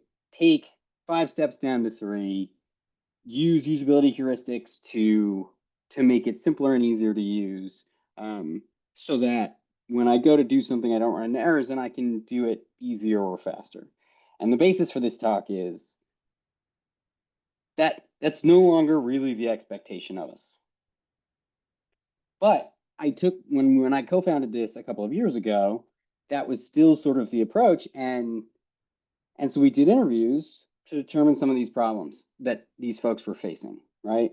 These people whose job it was to manage this, that was not their main job. It was something they had on the side of their desk that would pop up occasionally. And they said to us that they didn't know when the charger was down. They didn't know who to call to fix it. I, had no idea when it would be fixed. And it took forever to get fixed. And that explains a lot about why these chargers are down as often as they are, right? So we thought, fantastic. We're going to create a solution that solves those problems, right? Informs the user when their charger is down before a complaint, make it clear as to where they're at in the process. We send out text faster. This will solve the problem, right? But now it sort of feels like the request of us is no longer, no, you need to make this easier for our users. The request is now, no, can't we just make AI do this? And I think there are times in which it makes sense to do that, and there are times when it doesn't. And I do think a lot of product people are struggling with that as a choice. And I think UX folks are struggling with that as a choice. And I think it's our job in large part to inform those product people. I'm biased because I am both of those people as a co-founder of a startup, but I think it's our job as UX designers to help strongly inform, and I'll sort of draw lines where it's our responsibility versus theirs, but it's our job to inform those product people as to whether or not a decision should be automated and why, and help them make that decision before we just say, no, we're going to automate this with AI. So I've created a system for making that decision because it's not always the right thing to do, right? So I go back to those World Usability Day charter pieces, right?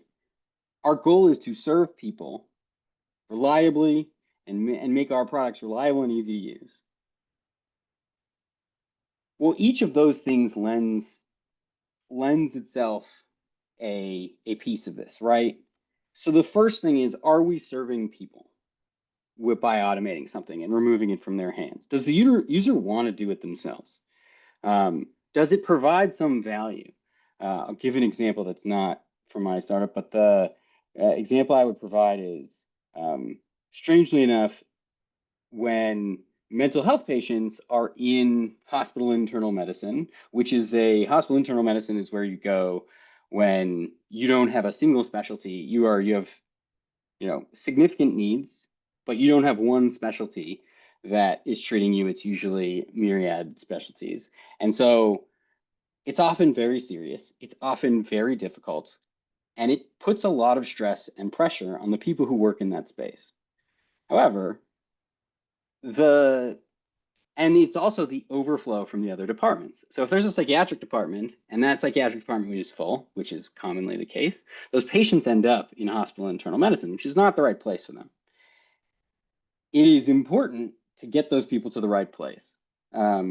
We could try to automate some of that care and remove the hospital internists from those interactions to the extent we can.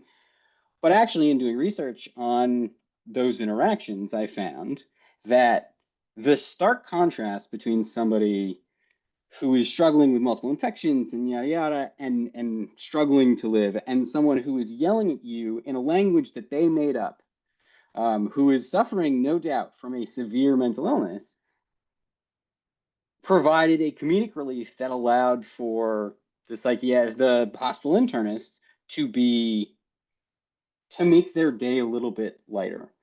And even though it's not a task they should be doing, and I'm not arguing AI should solve that problem, but it's a loose example where the fact that they are doing this thing that they shouldn't be doing, or that maybe they don't quote want to be doing, it's still providing light in their day that is otherwise very dark.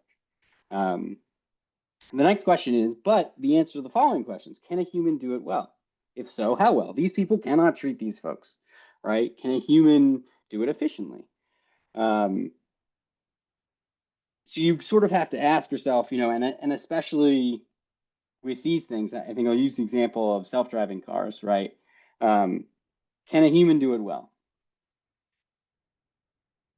We might argue, right? Some humans can drive better than others, right? Can a human do it efficiently? Well, it's definitely not efficient for us to be sitting there driving a car, and we could be doing something else. And does using AI align with your ethical standards? And I think that other talks today will address that a bit more, but I think it's an important factor here. But at the end of the day, we're trying to, I think that first piece, that does the user want to do it themselves? I think we overlook that a lot. We think we can do something more efficiently by automating it and removing it from someone's day. But there are a lot of little things that people just want to do. And the answer to can a human do it efficiently or do it well, from a user experience perspective, it's almost less can they do it well or do they perceive that they do it well. That is a stark difference here. And if they perceive that they're doing it well, they are not going to want you to automate it. And that therein lies the challenge, one of the challenges with self-driving cars. They perceive that they do it. We perceive that we drive well. We don't.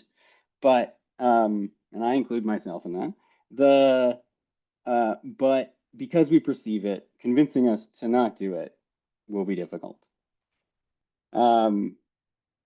And then the next question, which is a key piece in this, is this reliable, right?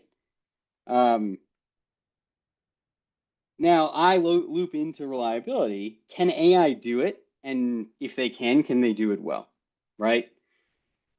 If we're automating a task for a user, for example, in my business, right? What needs to happen is when a charger goes down, someone needs to evaluate what's wrong with the charger. What parts are needed to be replaced? Can it be automatically reset? Can it be, or should that not happen because there is some electrical malfunction that resetting it would cause a fire at that place? These are things that have to happen and have to happen reliably. And in every market, the threshold of reliability is different, right? In when I'm dealing with extraordinarily high voltage and high wattage things, chargers that are significantly broken, if somebody drove away with the cable attached, which strangely enough is one of the most common issues with chargers, I think that's a pretty solid point for the fact that maybe we're not great at driving. But that is one of the biggest challenges with chargers. So we have to work out, well, can AI do this well? And do it well enough that we know that it's not creating danger, right? And it's up to you to define the threshold of success. So you have to do the user research within your market. It has to exceed that well enough has to exceed what is considered well enough by your user population, and well enough has to also exceed the threshold for change. And we'll get to that in a second. But if it's not significantly better than what it is today, then why go through the effort of changing it? So evaluating well enough, this is an internal product question. The previous question, serving people, this is your user research, right? This is your market discovery. This is go spend time with these people, interview these people, spend time in their contexts, learn their attitudes, aptitudes, behaviors, and emotions associated with this, and you will understand what within their workflows they do and do not want to do, right? And can and cannot do well. Whereas this is more an internal conversation. You're talking to your tech team, you're talking to your product manager. Can AI do this well? And you're doing your own investigation, right? You can ask AI, I think the previous talk this morning talked about that.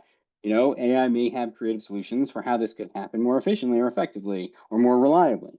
One key piece that I think we miss a lot in choosing whether or not to automate a task and use AI for something is liability and insurance. Now, as Kai says here in the corner, boo, lawyers stink. My father is a lawyer, so I feel like I can say that. Nobody likes talking to the legal team, right? It sucks. Because they're going to say no as their default. Hopefully, you've got a good legal team that doesn't do that. But by and large, their job is to mitigate risk. When you automate a task, the level of reliability then creates risk, which changes the insurance for your business and general liability. So having that conversation, it's not just can AI do it, it's can AI do it to a threshold that our business can keep succeeding, right? And if you're now creating an enormous liability, Waymo is a great example. They are struggling with the fact that who is liable if a self-driving car hits somebody? Well, it hits somebody way less than we would hit somebody driving our cars while still attached to the gas pump somehow. However, when we hit somebody, we're liable. Is Waymo liable for all car accidents if all the cars are Waymo cars going forward? That's a big question, and it is probably the reason we don't have self-driving cars by and large. So having that conversation with whoever at your company, and in my company, it's me and my business partner, because small startup, but whoever in your company deals with liability, you have to ask that question. Is there liability challenges with doing this? And if so, how much risk does that create for us? The last piece is the easy to use, right? Are we making this easier to use? Now, there are two audiences for that. We constantly think about the user. We are user experience professionals, right? This is World Usability Day, and it's not World Usability Day for me. It's World Usability Day for the user, right? And our previous conversation, I know, it was a lot about us and our experiences, but there are some threshold questions that we have to ask about for a user. I would love, if that were in person, I would do this as a show of hands, but has anybody tried to set up an automation of something with their, I'm not going to say the word, but I guess their Amazon device in their house or their Google device in their house? Because I don't want somebody's to go off. But have you ever tried to set up an automation like that? Setting it up can be challenging in and of itself. It is, to a certain extent, it's AI. It's automated once you've done that. But once you've automated, but the threshold of doing it is a threshold you have to cross. And you have to think about is the value once you've crossed that threshold high enough, or is the problem perceived as significant enough that you are willing, that your user is going to be willing to do that? And this is, again, user research. So, and then once it's set up, your life changes, right? So I have my version of that remind me to feed my dog each day, twice a day, just in case, just to make sure I remember. And when I change time zones or when I moved, for example, or if it's the weekend, I don't want it telling me that at super early in the morning. And actually, I used to get up at 4:30 in the morning every day because my wife had to commute all the way up to the cities. Now I live up here. And so when we first plugged in our Alexas, it shouted at us at 4:30 in the morning, feed the dog. And that was a real problem for a couple of days because I had to figure out how to change it. Is that change process of changing the automation, whatever you've built, harder than having just done it yourself, right? Also, by interacting with something less, that means that you have to relearn it each time. So, within the space that I'm in, we are making it so that somebody has to interact with their EV charging platform less, which then makes it so that their willingness to learn that platform and the frequency with which they use the platform goes down, which means they don't know the platform as well, then makes it harder for them to do what they need to do each time and remember where to go each time because they only go there every few months, year, yada, yada. You have to factor that in. Is that less interaction also hurting the rest of your business or hurting that user in some way? And then the next piece is the product and customer experience team. I'm going to call us a part of the UX as a part of the product team, and my customer experience team in this particular example, I'm going to talk about your customer service folks. How expensive is the switch? Because the cost of the technology itself and building the technology is not simple. Now, this is your product manager's job by and large, but understanding how that is different, how the cost of the product and how the cost of that threshold is different, what that cost is, you may have to do user research that helps you. And unless you work at a massive company that has their own like pricing team and their own marketing folks and all sorts of different departments that can handle that, as a part of that evaluating user experience and that threshold for whether or not you should automate something, you have to figure out, does that automation create enough value that somebody's willing to pay a bit more? Because it may be more expensive to automate, and therefore you may have to charge more. And how expensive is the maintenance of this new system, right? We are trying to eliminate tasks for our users. We are then creating and also hopefully tasks for our customer experience team and our customer service team. But are we saving as much or more than we're spending on these tokens? Because, as I say, tokens aren't cheap. So what will this cost balance out? Now, again, that's probably your PM's problem. However, making sure that these questions are asked up front, because user value and team value is balanced together. Asking these questions up front of your product manager can make sure you don't go down a rabbit hole of automating something that you shouldn't have, or that anyway. So just because a person isn't doing it, as I'm saying here, just because a person isn't doing it doesn't make it cheaper. And I think there is this assumption that if we eliminate someone from doing something, and that means that we're doing it cheaper. And that's just not true. The first talk today talked about how expensive it is to run these data centers. Well, we as the company who is paying for the automation is now paying for those data centers and that electricity and all of that, which is expensive. Just because, and sometimes having a customer service person is cheaper than trying to automate customer service or automate a piece of this. And if we automate it poorly, if we don't hit that reliability factor, then we're also increasing our need for customer service, right? And I think this illustrates this a little bit. So this is pulled from Y Combinator. And if for those who are not familiar with Y Combinator is sort of one of the preeminent startup incubators in the world. They're based in Silicon Valley. They published a paper recently, and I didn't screenshot it directly from there, but that talks about the cost of building new software, either with AI automations and without, in the product itself, and also on our teams in the process. And their general expectation here for costs is that AI in our backend will then make it so that the upfront cost, you can get to MVP significantly faster, right? If we automate both how we do it and how the experience works, we can get to MVP a bit quicker. And we talked about that a bit from in Corion's session. But then to scale costs an enormous amount of money. However, once you have that infrastructure in place, then the sustained cost is lower.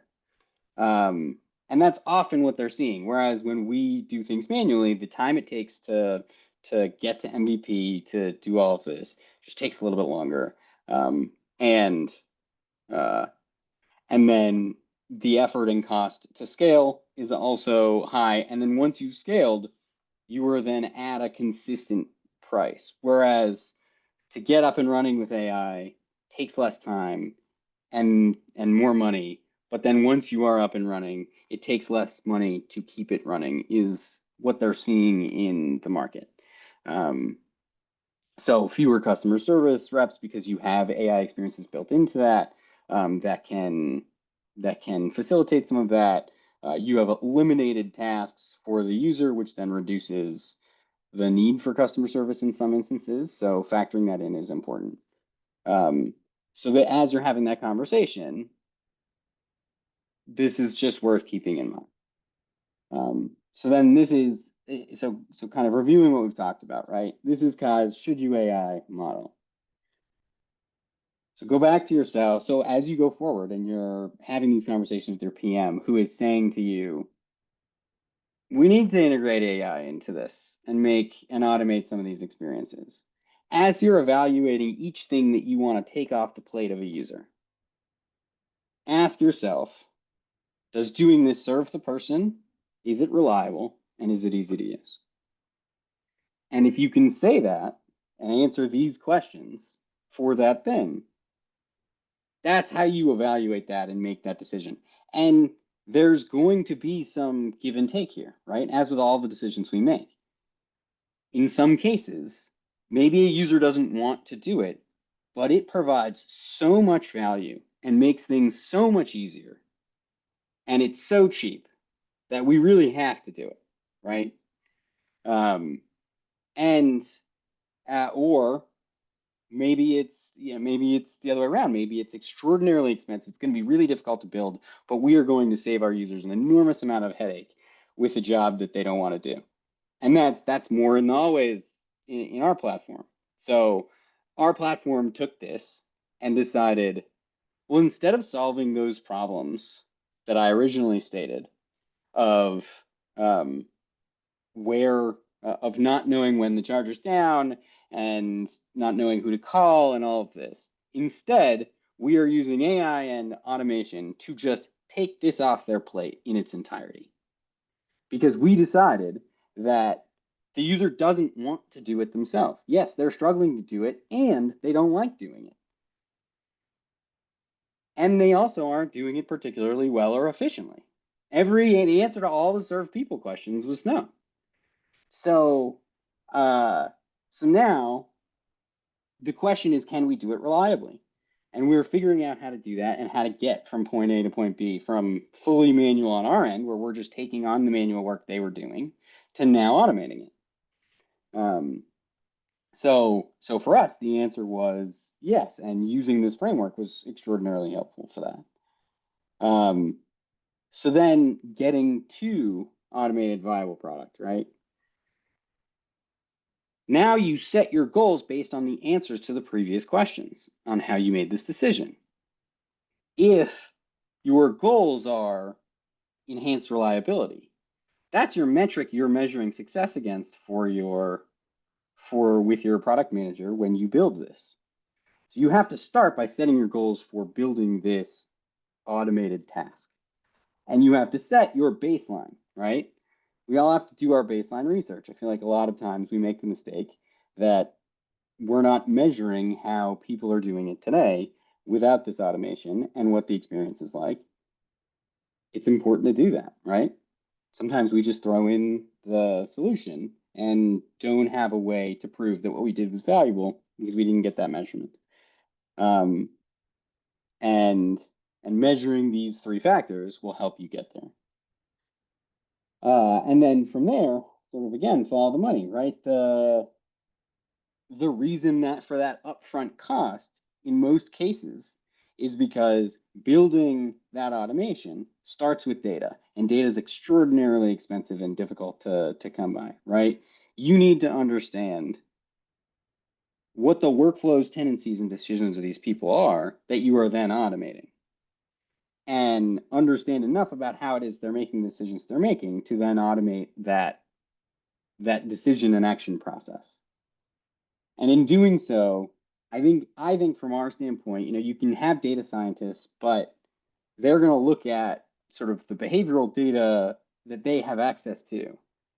We need to, as user researchers and as UX professionals who maybe have researchers on our team, need to ask the question with our research team, well, does the data that they're seeing for what this workflow looks like actually represents what's happening in the field or with our users?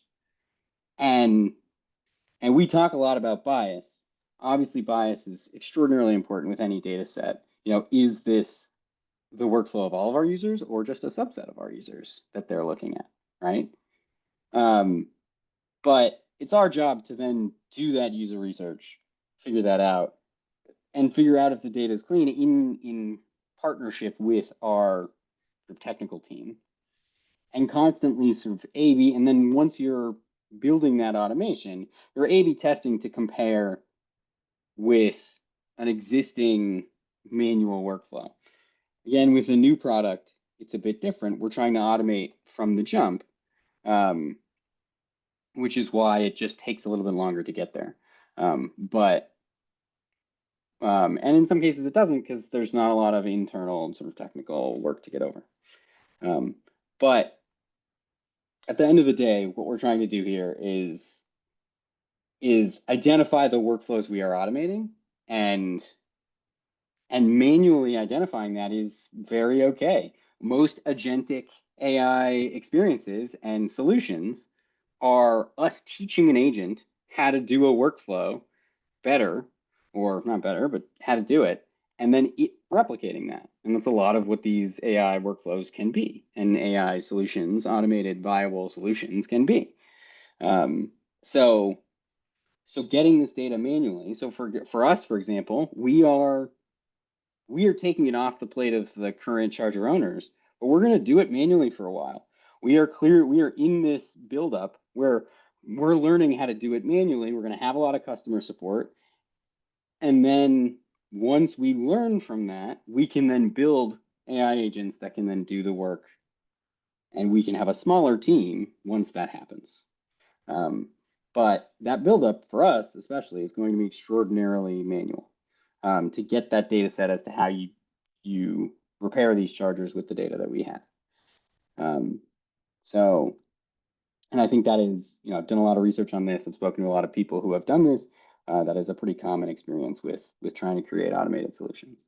You start with the manual, the data for the manual solutions, and then you build automation from there. So that sort of concludes that's my TED Talk, if you will. Happy World Usability Day, everybody. And if you've got questions, let's do this. Also, I want to give a quick shout out. We are gonna, Corian, where are we meeting after this? Great question. So I was just thinking about the market. What is it? Market. What is it called in North Loop? Market. Oh yeah, well that one's not in North, the market at Malcolm Yards. That Yeah, one's market. not in North Loop. Oh, okay. You see, I'm still learning my way around, y'all. So Fulton or Grays, just pick one of those. All right, let's try Fulton. All So right. yeah, let's do Fulton. Happy hour at Fulton Brewing, right? Mm-hmm. At Let's say 4. Give people an hour. at 4 to Four, 7. 4 to 7, 4 to 6, 4 to 7. Unofficial happy hour. Yeah, this is Unofficial happy we're hour. throwing this together on the spot, y'all. Let's go. All right, Hell so yeah. we'll see y'all at the happy hour. But But dude, if folks Aaron, have questions, yeah, yeah, please. Yeah, if you all have questions for Aaron, please feel free to either drop them in the chat or come off mute and ask.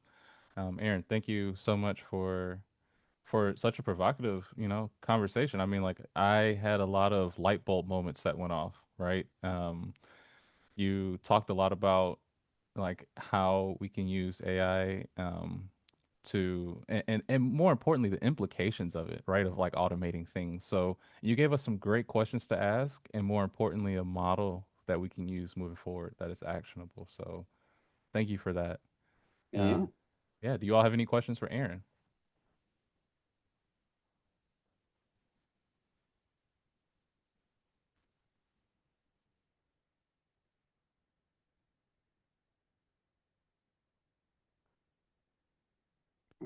I'll give it a second, but yeah, like I said, I had a few light bulb moments. One of the things that stood out to me from your talk was the like I said, the implications of taking away potentially somebody's autonomy, So like does the user actually want to do that task themselves?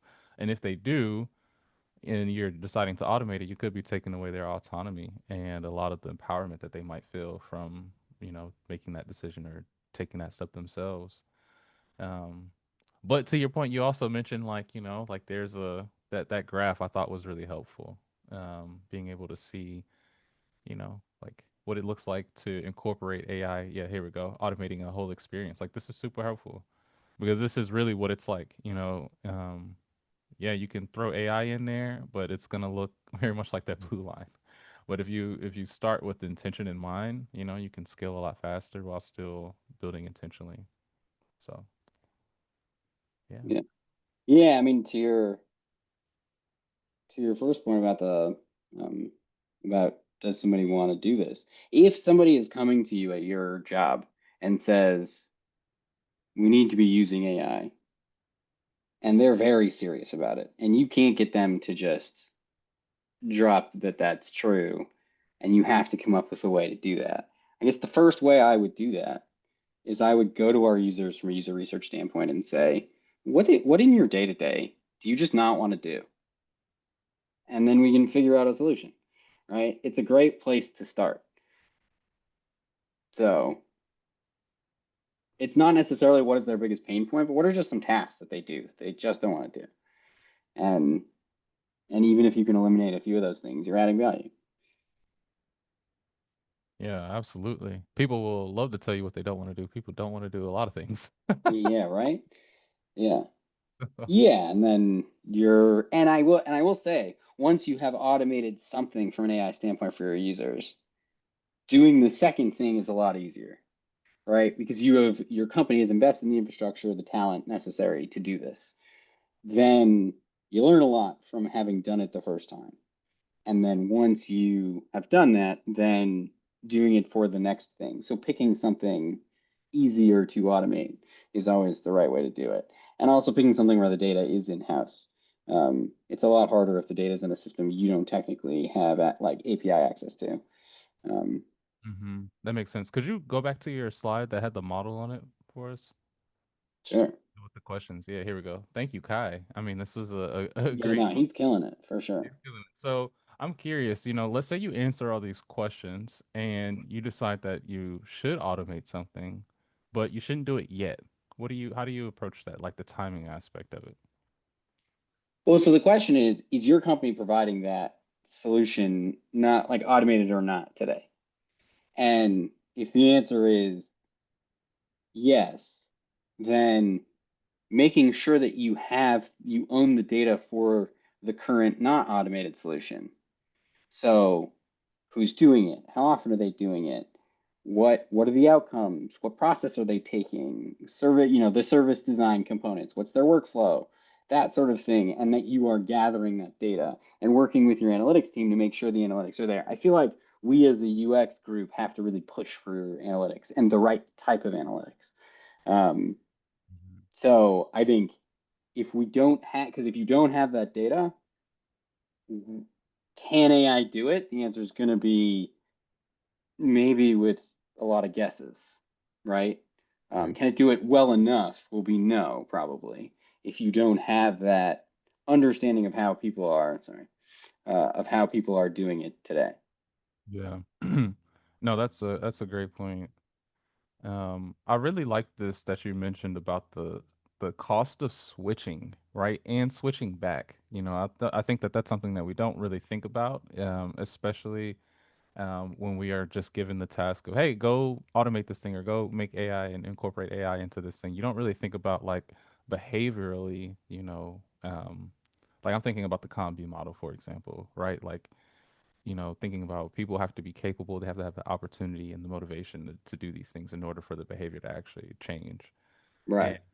you don't think about like how much work goes into changing that behavior, but then changing that behavior back once they actually do have like, an automation or something that works well for them. Like the cost of doing that is something we don't really think about. It's not at the forefront, at least for me. So thank you. Yeah. Yeah. That change, the cost of change, I feel like, and this isn't just an AI thing, right? I'm sure every designer on the call, if you're going to convince somebody to do what you're offering and not what they were doing, that's a change. And whether it's automated or not, the question is sort of what is the value proposition you're providing, and it has to be strong enough that that cost of change, both time and effort and money, um, is worthwhile. Yeah. And your solution has to be seen as sustainable as well. And I don't mean that ecologically, although hopefully we do mean that ecologically. Um, but but I know, like I work in the EV charger space. There have been so many companies that have startups that built chargers and sold a lot of chargers, and then the company folded, and now these chargers just exist in the world and are not seen as reliable. So if you're going to create an automation and convince somebody to switch, you have to be seen as, oh, this will last and this will be something that I can depend on going forward. Um, Mhm. and I think more and more companies are playing with building things quickly and then deciding that's not a profitable business model and then going away with that.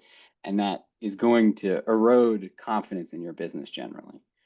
Um, so testing it is super important, and understanding your business's sort of investment in doing this longer term is of extraordinary value. Because the more of us that create things that go away, the more unease users will have in switching generally. Yeah, absolutely. No, thank you for mentioning that. I was just reflecting as you were saying that about how we just basically will end up with a yard of a waste yard of, things that are just unhelpful or not useful and didn't last, like you said, not reliable, it doesn't serve people and probably wasn't easy to use, which is why it didn't why it didn't last. I see Lauren says in the chat, we already have too many people who don't understand that you are responsible for anything you bring into the world. An idea, a person, a product. It's on you. Adverse events are called consequences. And I 1,000% agree with that. Lauren, thank you for mentioning that. And I hope you're able to stick around for some of these other talks here because we're going to be getting into some of the ethics pretty soon as well. Because I totally agree. You are responsible for what you create. And unfortunately, because it's so easy to create now, the barrier has been dropped, to creating, but the ethics haven't quite caught up yet. So we need folks to. I'm glad we're having these conversations. This is why we're here. What other questions do we have for Aaron? Is there anybody else who has a comment or thought, anything that stood out to them that they'd like to share? Feel free to come off mute or just drop your comment in the chat.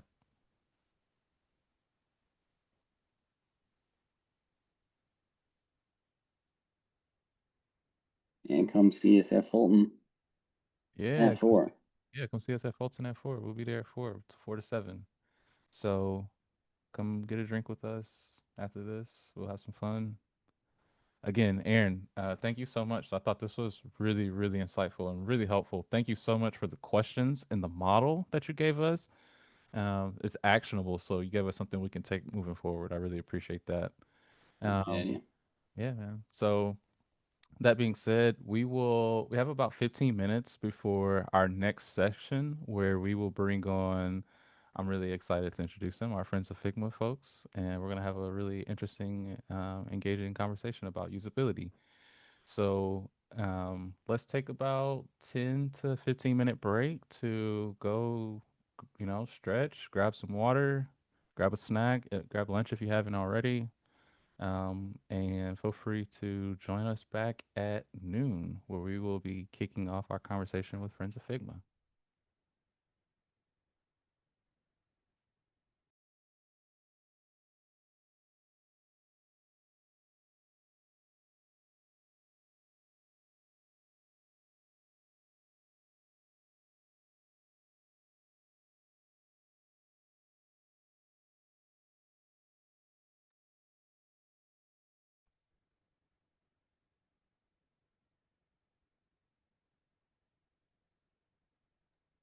And Corian, we should put it out on the UXPA Yeah, I should update this slide. LinkedIn. Ah, yeah, we should. Yeah, and on the side, yeah. On this slide, I'm gonna update this slide real quick.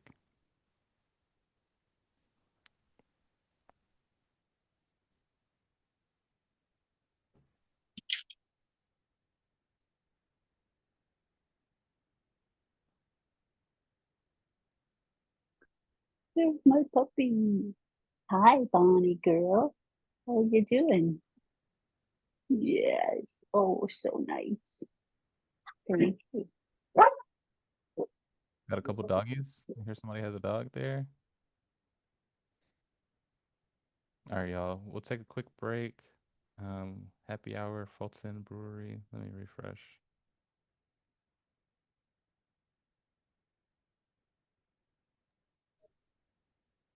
It looks like you're at home right now, Corey.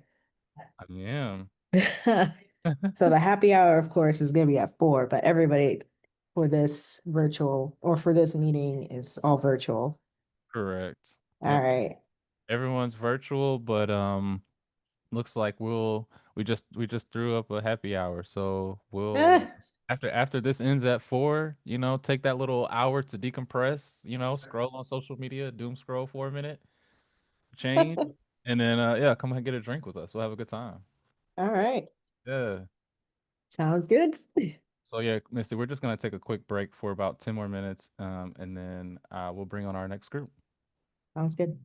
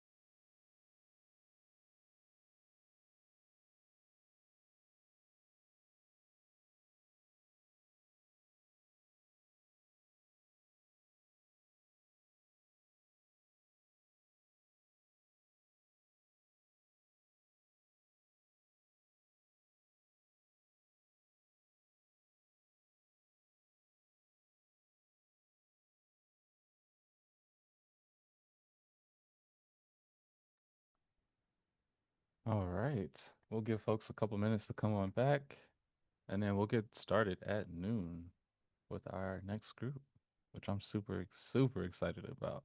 So, give you all a couple more minutes.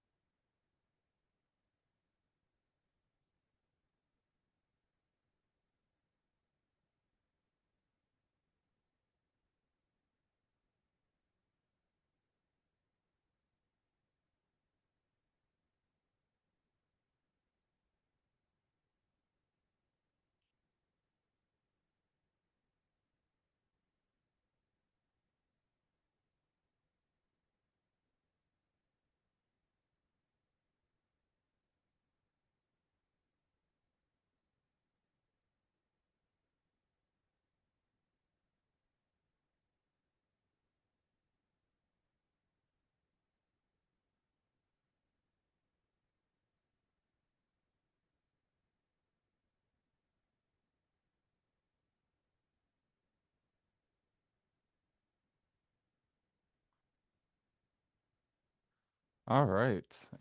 We're coming up on noon, so I want to go ahead and kick us off again. If you were taking that break, stretching, grabbing some water, come on back. We'll get started here. Give me a thumbs up in the chat or something and let me know y'all are here. I can't see y'all, unfortunately. Just let me know that you're back. All right, cool. There we go. Yes. All right, cool. So people are back. That's good. All right, cool. We got Stephanie, Brianna. Hey, good to see you, dude. Okay, I didn't know you were in here. Awesome. Um, okay, cool.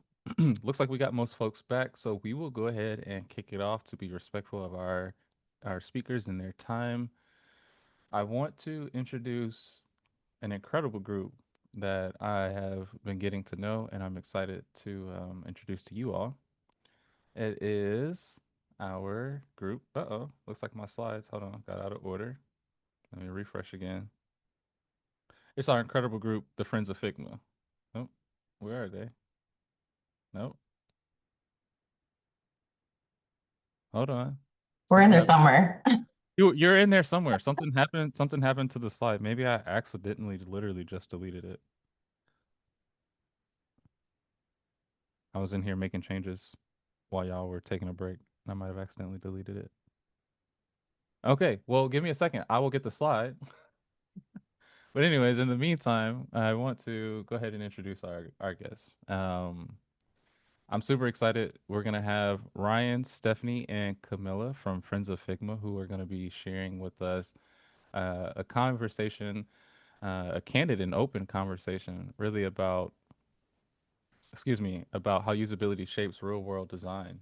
They're going to share some of their tools, their methods, and the best part, they're going to share real stories, y'all, real case studies, real things, real experience, right? That drive accessible design from your everyday, from edge cases to your everyday collaboration. And just in general, having a conversation around how Figma supports inclusive workflows and fosters a meaningful community. So, without further ado, I'm super excited to have you all here. Stephanie, Camilla, Ryan, you all want to come off? Here we go. Come off mute and say hello, introduce yourselves.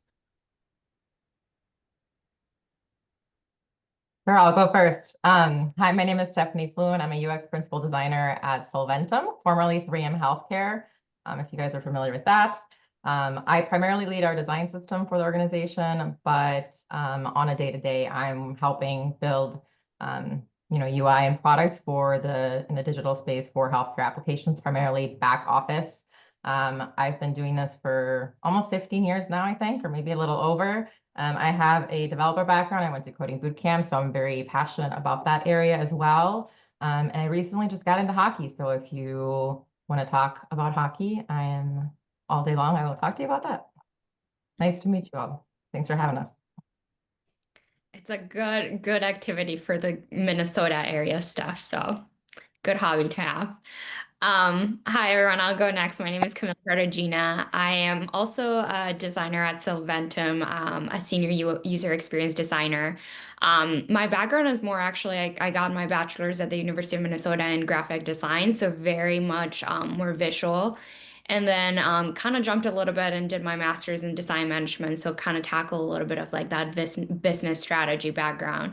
And I think that kind of has helped me figure out how to bring business solutions with like that design lens and kind of bridging that gap in everything we do every day. I'm specifically a designer in the dental solutions as part of Solventum, so it's very fun, different things to solve every day with our technicians in that area, the platform that I kind of help support. Yeah, so that's a little bit about me. I have a golden retriever, and I'm getting married next year. So been instead of not hockey for me, but I just a lot of wedding planning, which I think if anybody has done that, you can know that it keeps you very busy, but it's very fun as well. So yeah, nice to meet everyone. All right, I'll wrap it up. Hello, everybody. My name is Ryan Payne. I too work at Solventum with these guys. I'm a UX design principal on the same team as Camilla. Been doing this for quite some time. My background, or at least what I went to school for, was visual communications and specifically in multimedia and 3D animation. So what I do currently right now kind of ties into a little bit of that, what I went to school for. Yeah, a lot of places I've been at have different agencies and locally in the Twin Cities area. Super excited to be a part of this and bring our, Friends of Figma community to this group and glad to be a part of this. And a fun thing about me, which these guys hear all the time, is my new love for playing pickleball. So if you're ever looking to play somebody or get your butt whooped, give me a holler. So so yeah, thanks again for having us and nice to meet everybody. Love it, love it. Well, I don't know if you heard that our sponsor, one of our sponsors, Jason, he's an account manager. He introduced himself earlier. He's a huge pickleball. So I'm gonna make sure y'all get connected. I'm gonna make sure y'all get connected, and I need to see who wins that game. I'm gonna put some money on it. The money's on Ryan. All right, all right. My money's on Ryan. So, well, really quickly, thank you all for introducing yourselves and telling us a little bit about who you are. Um, can you all briefly just give us a quick overview of what Friends of Figma is for the folks who do not know and what you all are doing in the Twin Cities? Yeah, I can take that a little bit. Friends of Figma really was created in the sense of for myself, I wanted to learn from others.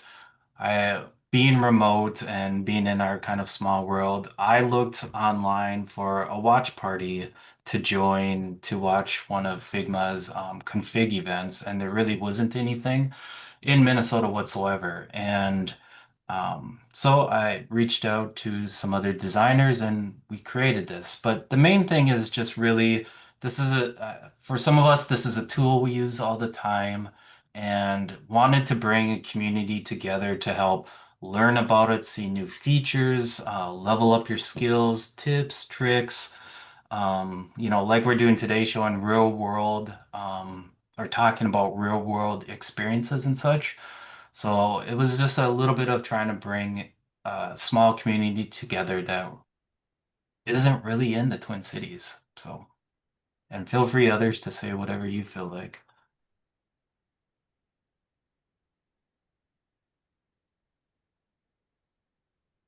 Stephanie, Camilla, you want to add on anything to that?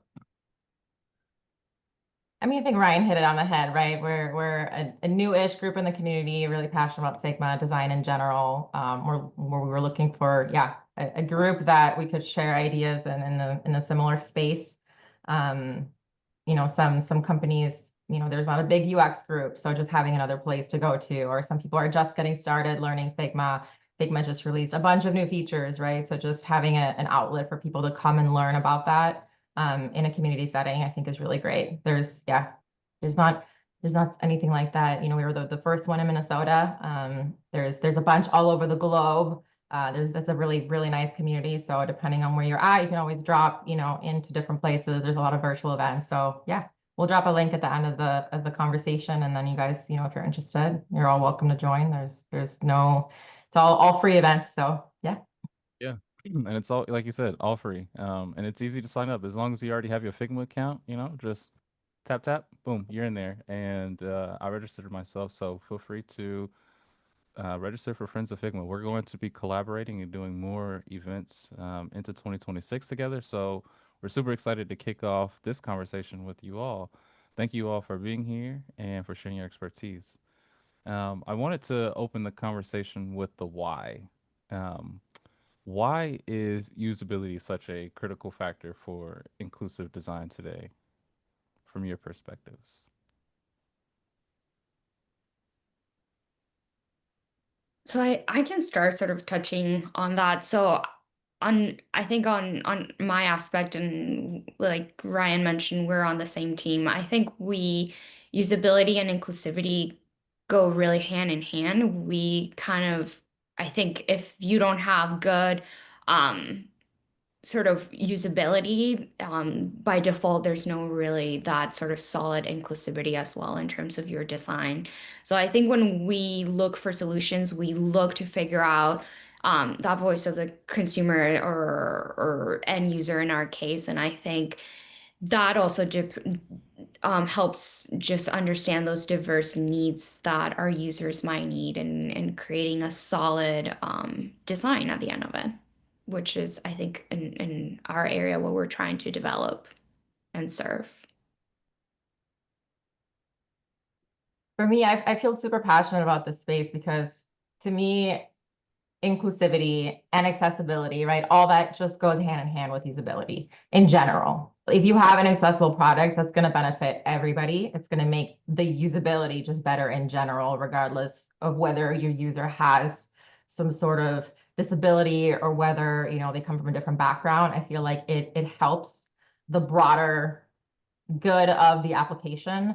For me, as a mother, I always think back to this example, in the sense that I never thought about things like that as much, like in my life, because I'm an able person. And I don't know, it was just very like for me having, I think back to when I was, breastfeeding my child and I was in a dark room and I was using applications and the light was shining in my face, right? And it was waking up my baby, and it was an application designed for mothers, right? For people with babies. And it always reminded me of, just that, in the sense that you need to think through like your users. Just because today I might, not have that limitation, tomorrow my environment changes, so you have to think about inclusivity that way in terms of how somebody's environment or circumstances might change.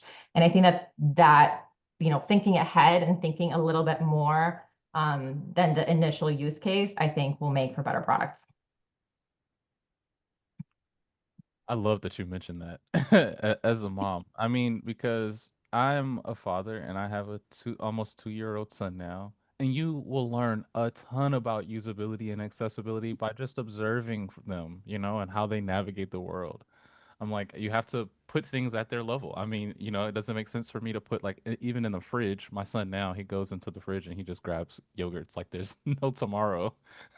and but it's because we put it at a place where he can actually open the door himself, he can access it and reach it. Right. And all of those things are intentional. It's by design, to your point, so you have to kind of understand the context that people are moving in. Ryan, was there anything that you wanted to add to why usability is a critical factor for today's design? Not necessarily. I just think, it's one of those things where we all are using it in one way or another, and the things that really work, they just work. And it takes a lot of work and effort to get to that, understanding how people interact with things and how they use things.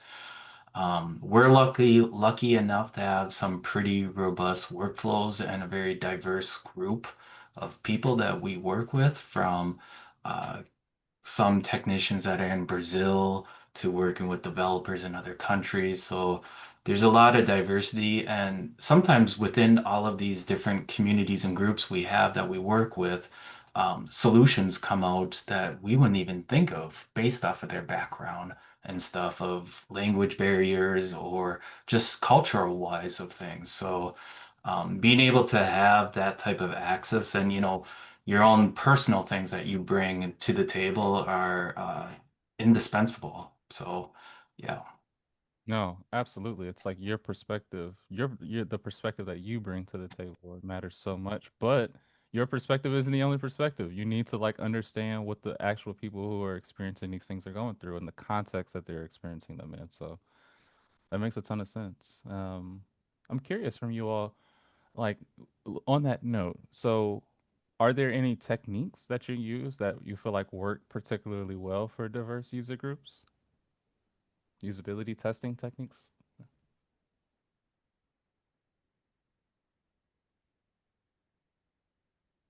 So maybe touching on, because Ryan talked about like the cultural aspect. So I can speak to sort of what I do day to day on our team. My platform that I help support is more like our internal platform. So we work a lot with our technicians, and most of them are in Costa Rica. So that language barrier, for example, sometimes when we do user interviews to test some of our features, sometimes it doesn't always come across right what they're trying to interpret and give us feedback and explain. Luckily, I was born in Chile in South America, so I speak Spanish fluently. So that tool helps me really well sort of on my day to day where I can sort of switch my language and help them also kind of explain a little bit better what they're trying to give us feedback on. So I think sometimes, obviously, not everyone has to, learn a new language to kind of create that good usability point. But what that point is kind of making is also trying to find ways to create wherever there's gaps between like your communication with a user and yourself to try to understand and create that empathy and to solve the problem that you're kind of tackling. So I think finding ways like that, and I think for us in terms of an internal platform is always helpful to wherever we create features is to really talk to our users as much as possible, and we have that capabilities because they're always available. Yeah, super good. I would say another thing or element that has helped me a ton is in my workflow, I build a lot of prototypes. Getting the ability to actually get something in front of our users to have them to react, to play with. And, we've all have seen that I'm trying to think of what it's called, but it's like a QA type of thing where somebody's putting different shapes into different circle or square or triangle, and they keep putting the same one into the same thing. I think sometimes you can spend so much time trying to craft the perfect example, but really at the end of the day, it's like getting something in front of our users and getting some testing, and then really having a pretty robust system with asking the right questions and synthesizing that type of feedback and having luck enough with at least our company is to act on those things and to actually bring those things to life. And a whole thing of everybody working together is, it's nice to have. So, Mhm. I think for me, there's I don't know. I think of two things, right? I think of a very like pragmatic, like design system accessibility. That's where my brain goes, right? In terms of just making sure that your keyboard testing your UIs and that you're, putting it through screen readers and all of that right out of the gate. But I think also just having a little bit more foresight in your pre-planning, right? So being more mindful about including different groups and how you're going to test for it. So making a plan for it. Obviously, if you have if your organization happens to be diverse, right? Like right off the gate, you're going to have different mindsets and things that other groups might not consider or not even be aware of. So I think that there's so much benefit to that. So if you're lucky enough to have a diverse work group, then making sure that your team is taking advantage of that and diverse in itself, but just planning for it, right? Making that mindful, yes, let's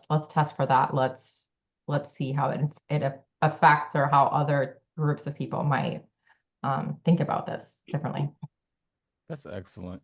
That's excellent. What I'm hearing is a common thread, right? One, Ryan, I love that you mentioned like getting something in front of them to actually test and get their reactions, right? Like that's critical. Getting from like the hypothetical into the practical. Um, but Camilla and Stephanie, there was like a common thread in what you shared that I heard, and what I heard was that they're like the language piece, right? And having that diverse perspective gives you the language and vocabulary, more importantly, to like understand what experiences people are having, the emotions that they're actually going through, and the thoughts that they're feeling. Am I hearing that correctly, Camilla? So, like, for example, could you give us maybe an example of like maybe a time where you were trying to get some feedback and you realize like in Spanish it translates to one thing, but in English, you know what I mean, it's something totally different, or you know, you might miss pieces of it, right? Like, Yeah, no, that's a really good point. I mean, yeah, obviously you have the languages, and in our case, we're a global company as well, a global healthcare company. So we do, have to adequate sort of our products to those multiple language. So we do have experts sort of in that area that are able to create the equivalent sort of instructions of a product, or in our case, in our digital side, how that kind of manifests as well. I think for me, what's really important is to like dig a little deeper. So if something doesn't necessarily translate one to one, it's asking follow-up questions to really kind of get deep into what exactly is it, like the pain point or the feedback they're trying to give me. mm-hmm. Oh, it's helpful. And that's great that you, like you said, and because of the organization that you're in, you already have like, you know, dedicated resources to like to help you understand those perspectives and the language and the vocabulary.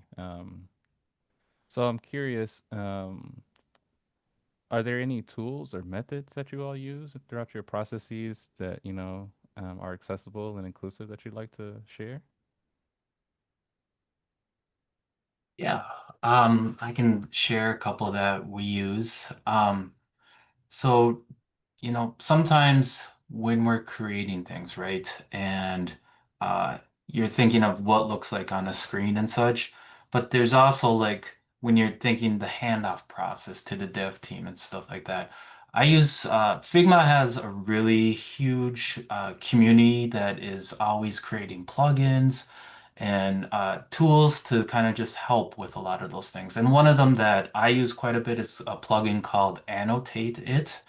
And what that does is it allows me to design something, but then give some additional context for when a developer comes back to look at what I'm working on or what they're about to build to kind of add that extra thing of, here's button, but when you hover over it, maybe there's like subtle, milliseconds with that hover, or clicking it does some type of screen effect or those different types of things, which is really sometimes hard to do in software or designing. Sometimes I've seen people kind of make videos of those or reference other things.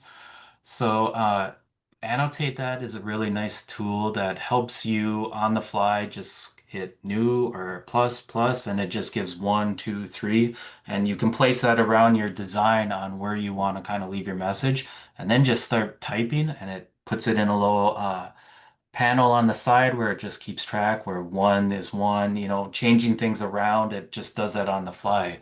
I remember trying to do that very manually.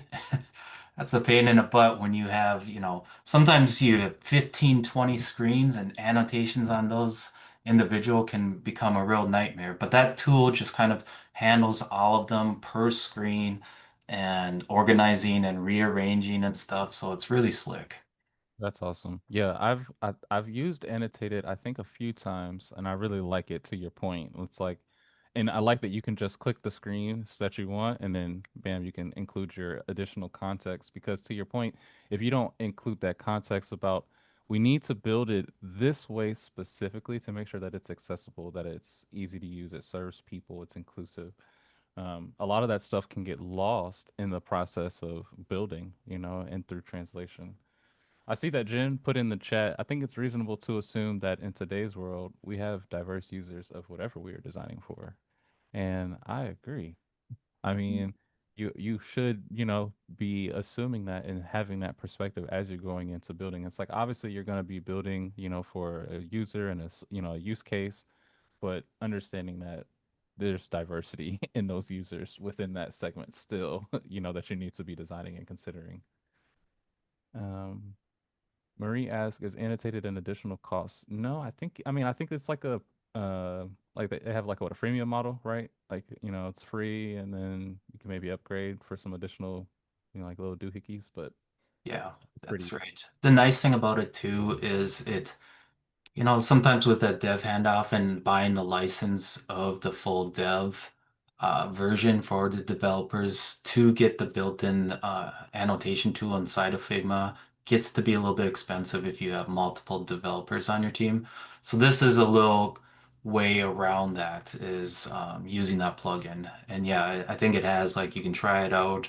Gosh, I want to say it's pretty cheap, maybe under $100 for an entire year. So if you're a team that uses it a lot, it kind of pays for itself. Now, you all are in healthcare, and that's interesting because obviously there's a lot of compliance and regulations things. Are there any sort of compliance things that you all have to take into consideration as you're using maybe some of your Figma plugins and Figma tools that you might want to share with the crowd?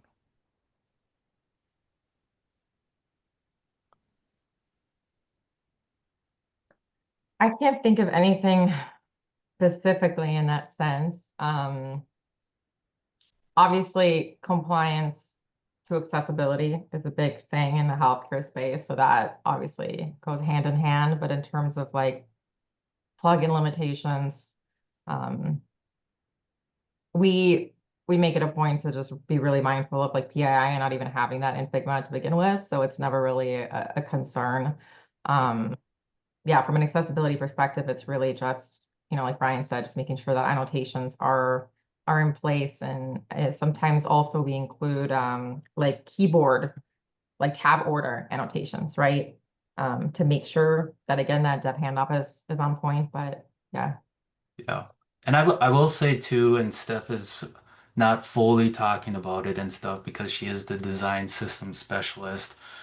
We do spend a lot of time on WCAG on making sure things are accessible with our colors. A lot of our users in our field are colorblind, so making sure that our designs are accessible in the sense that they can see colors that make sense for them.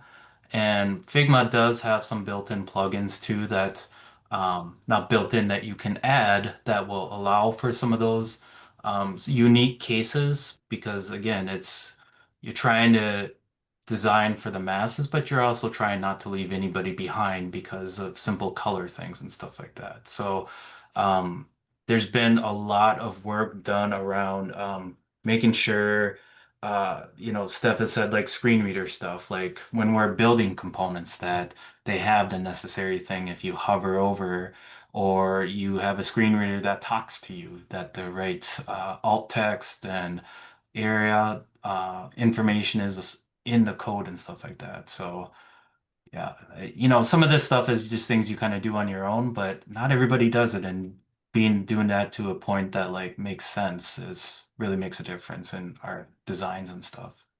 Absolutely. No, it makes a huge difference. And no, and I totally understand. Like I work in healthcare as well. So like, I don't put any like Figma and PII is just so separate.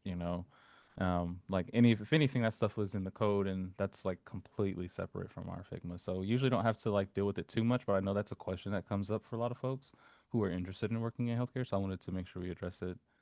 Um, Now, Ryan, you mentioned something earlier that I thought was really interesting, which was, or maybe it was Camilla, about like how um, digital space can sort of extend into this like personal space where we can now continue to build relationships. So I'm curious from you all's perspective, beyond the digital space, how does Figma community, Friends of Figma create community and an inclusive space for people?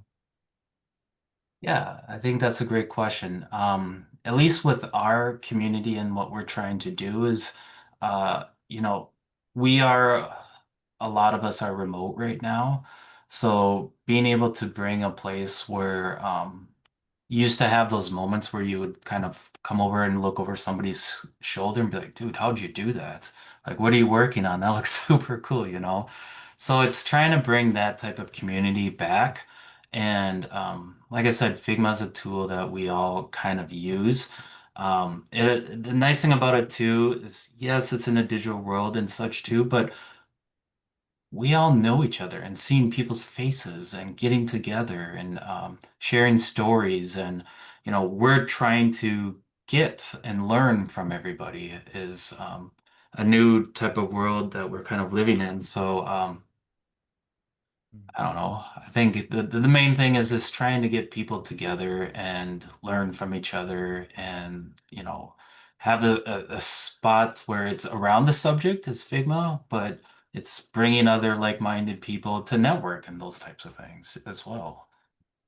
I think also, I think maybe adding to that, it's at least for me being, I think earlier in my career path than this guy's, being also a place where anyone sort of from like starting in the industry to more of a senior leader can also come and find kind of an engagement and sort of what they're bringing and perhaps creating just an environment where maybe mentorship can happen as well in that sense. But like Ryan is saying, we have this common sort of area where we're working with specific design tools. How can we learn from each other, whether you're starting or you have more experience in the field as well?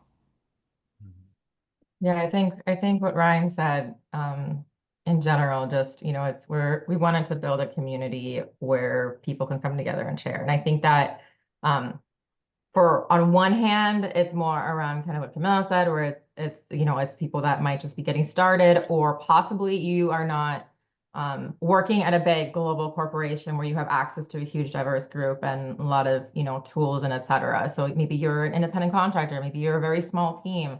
Just having access to people like that, I think is so crucial in what we do, because we build for humans, and so sharing it with humans makes a ton of sense.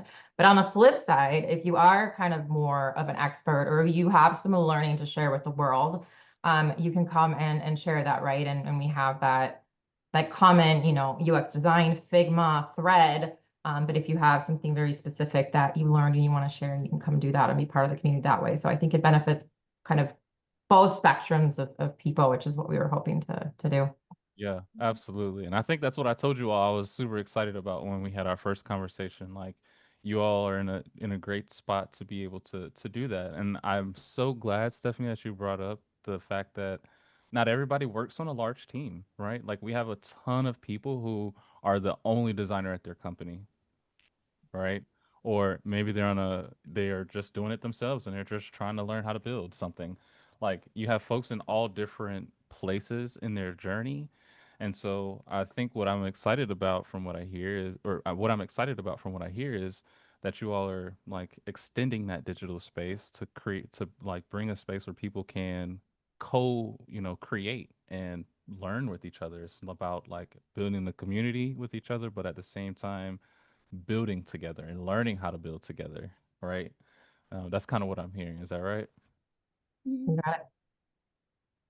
That's good. Okay, I love it. Well, I'd be interested to hear any examples. Can you all share any examples or any stories with us about from your work within, healthcare and at 3M where you've improved usability or, feel like you've had a direct impact on that?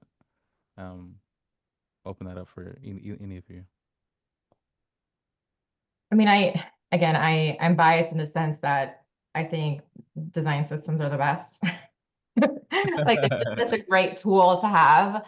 So I feel like, that I think has been such a great impact for our organization, especially our division in particular, where we support, I don't know. I mean, just for example, like our providers, right? They have these like bright neon monitors in the middle of the night. They might be trying to do things. And so like having like a dark mode that, back to my story about, motherhood and being in the dark. I mean, very similar, right? But in general, just like having a design system reduces mental load, right? It's inclusive in that sense, because, you know, in a way, we are all humans, and having predictability and consistency in what you expect, I think is just, I don't know, it's just invaluable, I think, and you can stress test that very, very easily within your UIs. And so I think that, to me, that has always been historically just the best example.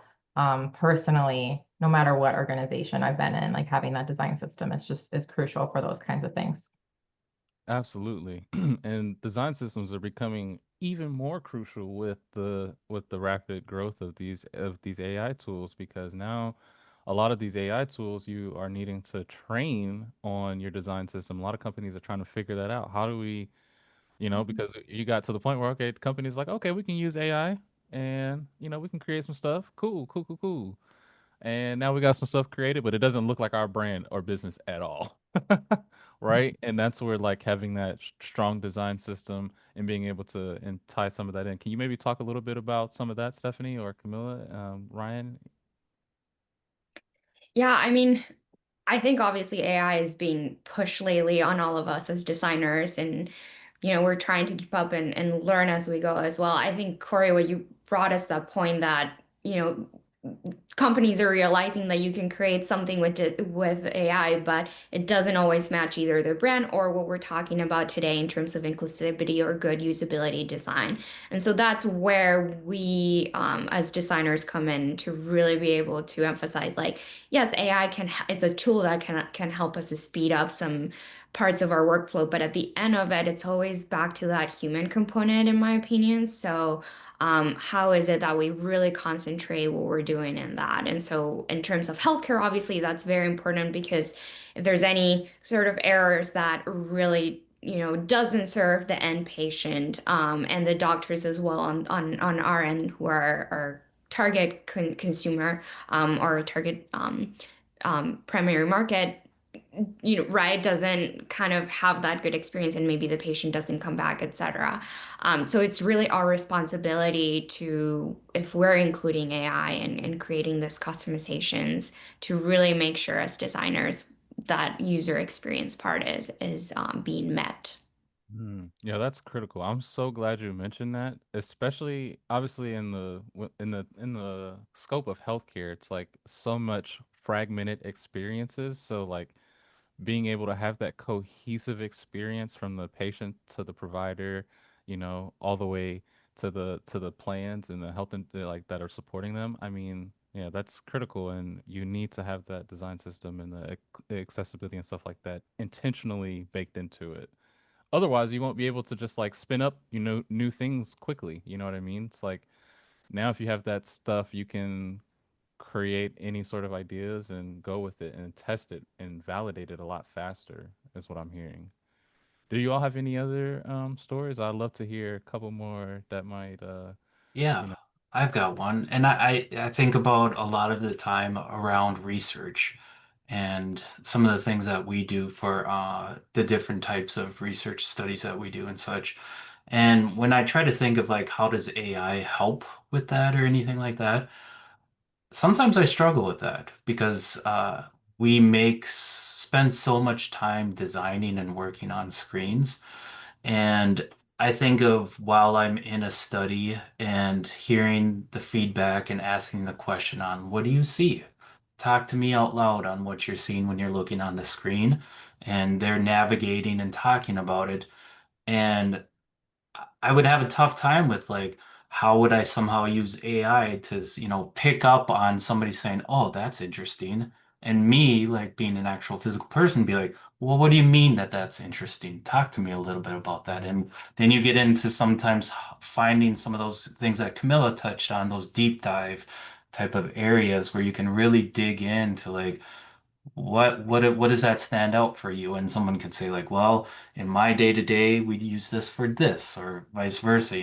So it's um, we do a lot of kind of research studies where we're trying to kind of find that deep dive and really try to provide solutions that make people's lives better at the end of the day. And better is like, sometimes in my world is chair time. the less that you're in a chair with a dentist or an orthodontist on here's what we want you to do your stuff. Next, to them, that's money. How many people can I get in and out of a chair and stuff like that? So trying to provide tools that not tools and features that enhance their workflow and make that chair time even faster and more efficient is really sometimes a lot of the goals that I am tasked with trying to do with. Interesting.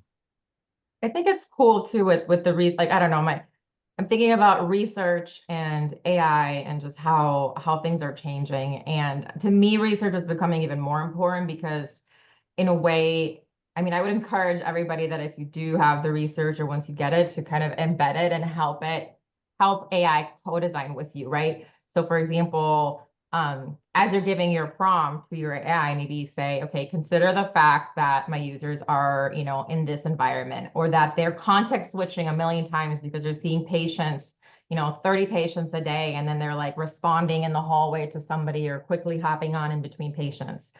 So giving that research and more, I guess giving AI that background, because AI does not have that background, so they're going to assume a very generic approach, right? And so I feel like tying in that research aspect that Ryan was talking about into how you use AI, I think is crucial. Hmm.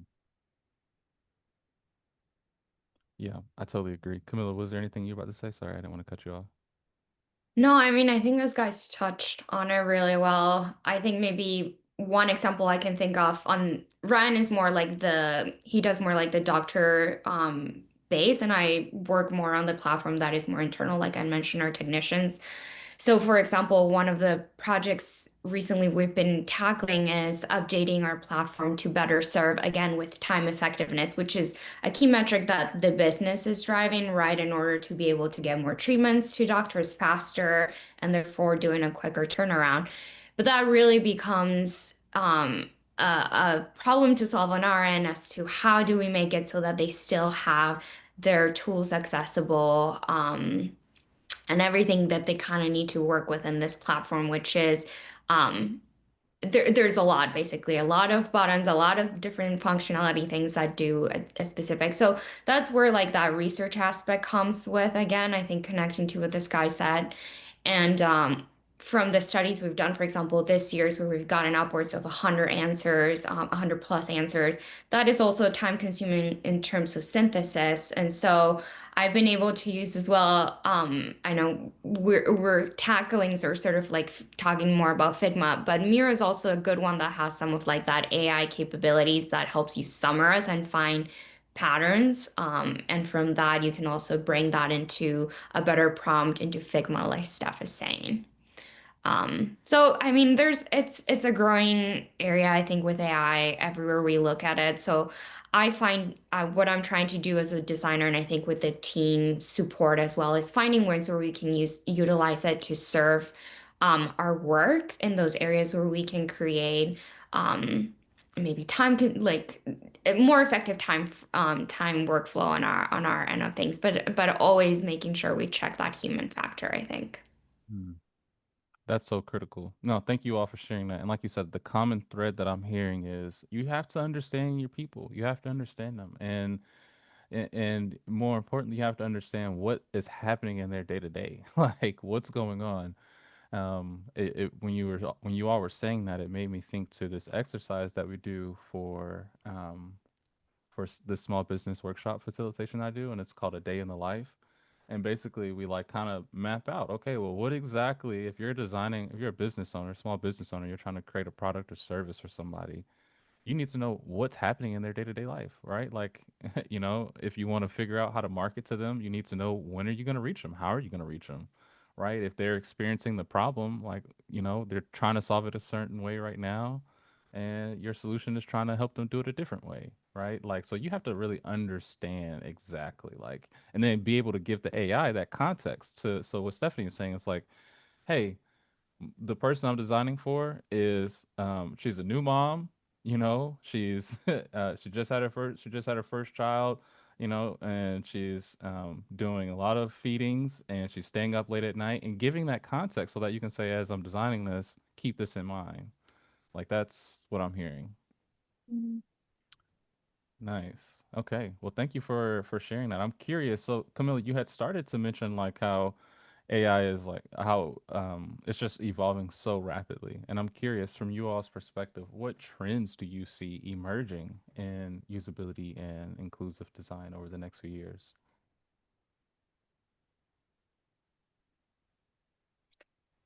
Yeah, that's a good question. I think we're in a place where we're all kind of exploring and trying to learn. One thing I did, for example, just me personally, was this summer I took a certificate course through MIT to learn a little bit more about AI. So I think on our end, we can sort of start predicting and maybe understanding what our business is trying to grow and how we're trying to push for better experiences.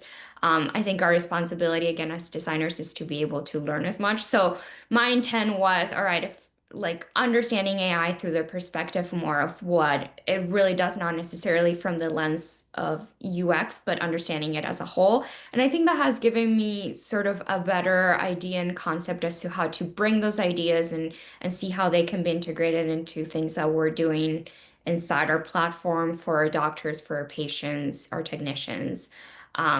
But yeah, I mean, slowly, I think within our teams, we're starting to integrate more and more things.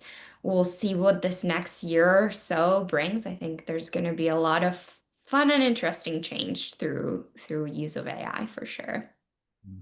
Yeah. I like that you're taking courses and it's like trying to put yourself in the place to get the knowledge, to be able to do that. What are you gonna say, Ryan? I was gonna say, I'm even working with a coworker on our team whose daughter is in the process of learning the ABCs, and she did her own kind of project with vibe coding and created like a little small app that her daughter could use to learn, like pressing a button says this letter with this animal or different ways of, representing those types of things. So I think there used to be a lot of barriers behind even doing something simple like that. So I see AI as a tool that sometimes can help you as a starting point jump off a lot faster than before. So hopefully the ability to have more ideas out there that, doesn't require this team, that team, this team, it helps with kind of speeding up a lot of that stuff. So that's kind of a trend I see is sometimes it's a good starting point, like uh, helping with some of those prompts or information on like a low fidelity starting point and using it as a tool. Because I remember going to school of doing, 50 designs until you kind of feel like you land, sussed out a lot of the easy, yeah, that might work, but it allows you sometimes to get to that jump off a lot faster. That's a great point. You want to say something, Stephanie? Yeah, I'm thinking like 10 years from now when, robots rule the world and they're doing everything. Um, what's left, kind of what's important. To me, a lot is going to be automated, right? Maybe not as far out as robots ruling the world, but they're going to be able to just build something without anything, right? It's going to be great. It's going to be just as great as what I would put together. Imagine that, right? So I think what's left and what's important is understanding the users, right? Maybe those underlying elements, the psychology, the things that a computer might not know just because they're not human. There's always going to be a little something there somewhere, I hope, that they don't know. And I feel like focusing on that and just being able to test that and the human aspect of it, I think that's um, where we can try to lean in on and get better at day to day, even today for us, right? Maybe I'm a pixel pusher and I put together mock-ups and I don't think too much about that, but I feel like everybody's just gonna have to. They're gonna have to really understand the user more than we think we do today. I love it. These are great insights. Thank you so much for sharing. So like Ryan, what I heard was, it allows us to get to that point a lot faster, which is great. And that's definitely a trend as more people are going to become creators. I think more people will view themselves as that. Um but to Stephanie's point, it's like at the end of the day, there's still gonna be that little bit there, that little bit of like human understanding that the machine just can't pick up, and the psychology piece of it, I think is so powerful.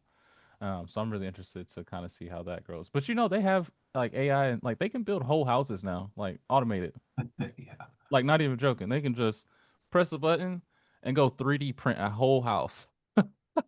right, right, So to your point, we got to figure out how do we keep the people in the loop and how do we still design for them. So right, right.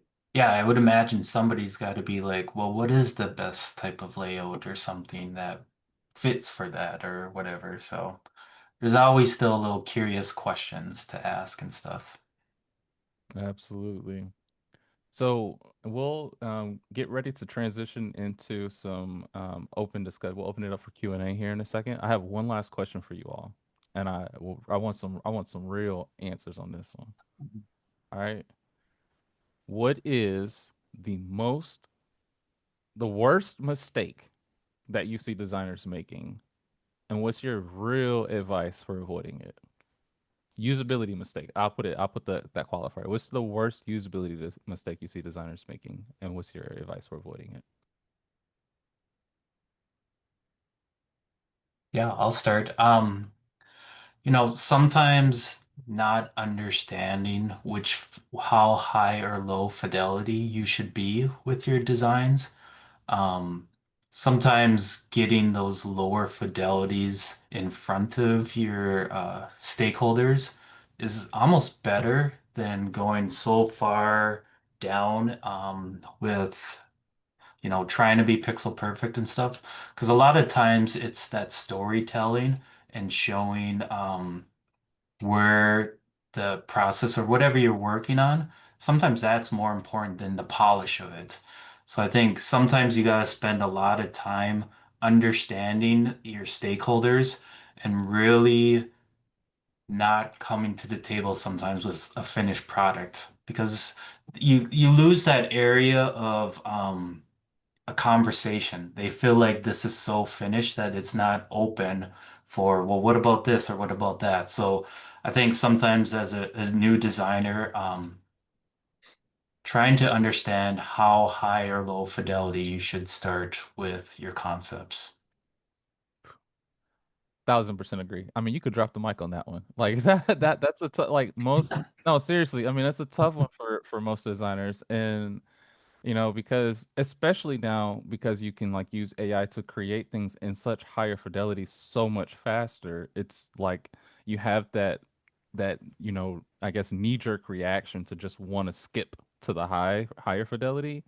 Whereas when you kind of stay in that low to mid fidelity, you kind of you force like stakeholders to focus more on the idea, right? And the experimentation and the problem that you're solving, as opposed to like you said, the polish. But Right, right. And like I said, if you can't understand what you're explaining or what you're trying to do, take some time and really try to understand the story that you're telling with your designs and walking them through each phase and why you did stuff and not, sometimes I've heard so much of like, Ryan, you do such a good job of like, here's the picture, but here's the color, here's the story, here's all of those other things. So really spending the time to like explain and telling them, I looked at this website, I looked at that website, and I came to this solution because of all of those insights. And I think that helps you as a designer showcase your process, but also like you become that source of truth and they understand you've done your homework. You've done all of those things to come to this solution. So, you know, sharing more of like how you got here is such a big deal too. mhm, absolutely the storytelling. Camilla, Stephanie, anything you like to add on? I'll say that Ryan does a really good job on showing storytelling. I'm obviously on the same team, so we hear critiques on a day to day, and I love his like little sketches from the start. It's great. He does tell the story really well. So shout out to Ryan for that.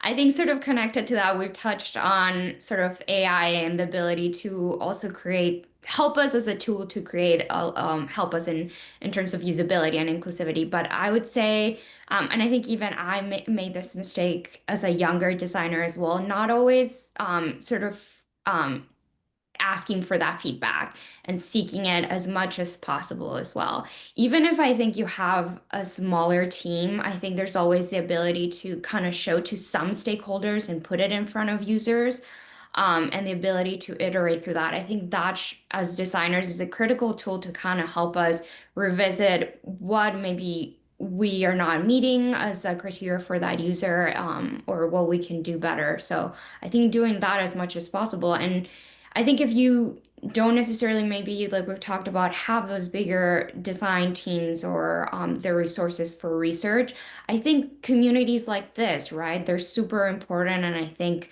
I'm sure every person that's kind of in this conversation today is looking for that, which is really exciting because I think it allows us for having those conversations and bigger feedback loops. Thank you so much, Camilla. Yeah, I absolutely agree. It's excuse me. No, it's you absolutely need those feedback loops, like, and you need to be willing to ask those questions and tell that story. It can be really challenging. So I appreciate you sharing like actionable tips for folks. Stephanie, was there anything that you'd like to add on to that, to what Camilla or Ryan shared? I guess my thought on just like the biggest or most common usability mistake is probably just around complexity of workflows. Um, it ties into, you know, what Camilla said in terms of having a group where you can run through that and get that. But I had a manager that kind of taught me this early on. And at first it was, you know, why is he having me rework this 6 times? But kind of like that, the more you work on it, just over and iterate and simplify down to kind of like the real essence of the problem. I feel like that's what makes good UX design, right? You have that, and then you sprinkle in, you know, the niceties and the colors, and I mean that's all part of usability too. But just getting down to the why and why and why, I think really helps. And yeah, just having a group that pushes you to do that in general, a team, or a community, I think is really invaluable. It absolutely is. No, that's great, and it's awesome. You all have each other, and you get to work together so closely on these things. We have a couple of questions in the chat. I'm curious. Let's see. Crystal asked, "What Figma feature is your most used feature?" Yeah, I'll tap on this one because I saw that and I got super excited. Um, I am, I guess I have a dev background, and I remember the do not repeat yourself type of mentality. And Figma has a really nice thing called components. So you can imagine working on multiple screens, multiple flows, using the same element over and over and over and over. And Figma makes it really easy to create this component that then can have variants based off of it. So you can have different states per se of like a button that has the inactive, active, hover, focus, all of those things, but it really streamlines the ability to have that on multiple screens. So if you go back to that main component, right, and change out some of those, it just ripples through everything. Kind of reminds me of like CSS. CSS kind of has that same type of feature or whatever. But you know, it can get pretty powerful in the sense of, you know, components and then variables that get added to it. So in this situation, show that. And, you know, it can get pretty complex, but it's just a new way of type of thinking and trying to be, as a designer, smarter. And because you think of 20 screens and you get that one piece of feedback to capitalize this product name. Doing that multiple times across multiple screens. And then the marketing team says, you know, we got to add that trademark or the copyright symbol. And you just keep doing that over and over and over. So it makes life a lot easier is using components. Hmm. Yeah. Brian too. I think on mine, it's the variables, which tie into that, but just having variables so that you're using the same color set, shadow set. It's just another thing not to think about. You know, I just type in text and it gives me my text color. I type in error and it gives me my error color. It's just, it creates consistency, makes it easy. But for a while with the rebrand, I was using a plugin that I built because I couldn't find one that I liked that just swapped our font to our new font. And I used that one all the time because we were still in our old font and then new one. And I had a lot of fun with that. So I encourage everybody to go build your own plugin if you That's want. cool. That's cool. So you built Yeah, a plugin yourself to make that the font switch happen. yeah.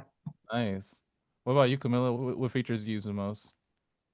The prototype feature in Figma, I think, has also gotten a little better. I think there's some AI capabilities now too. Recently, I still need to explore a little more, but I think for our purposes of rapid testing as well and putting things in front of our users, being able to have something that's clickable is really important and I think useful. And so that feature has helped me a lot in some times where I can kind of quickly prototype and be ready to go.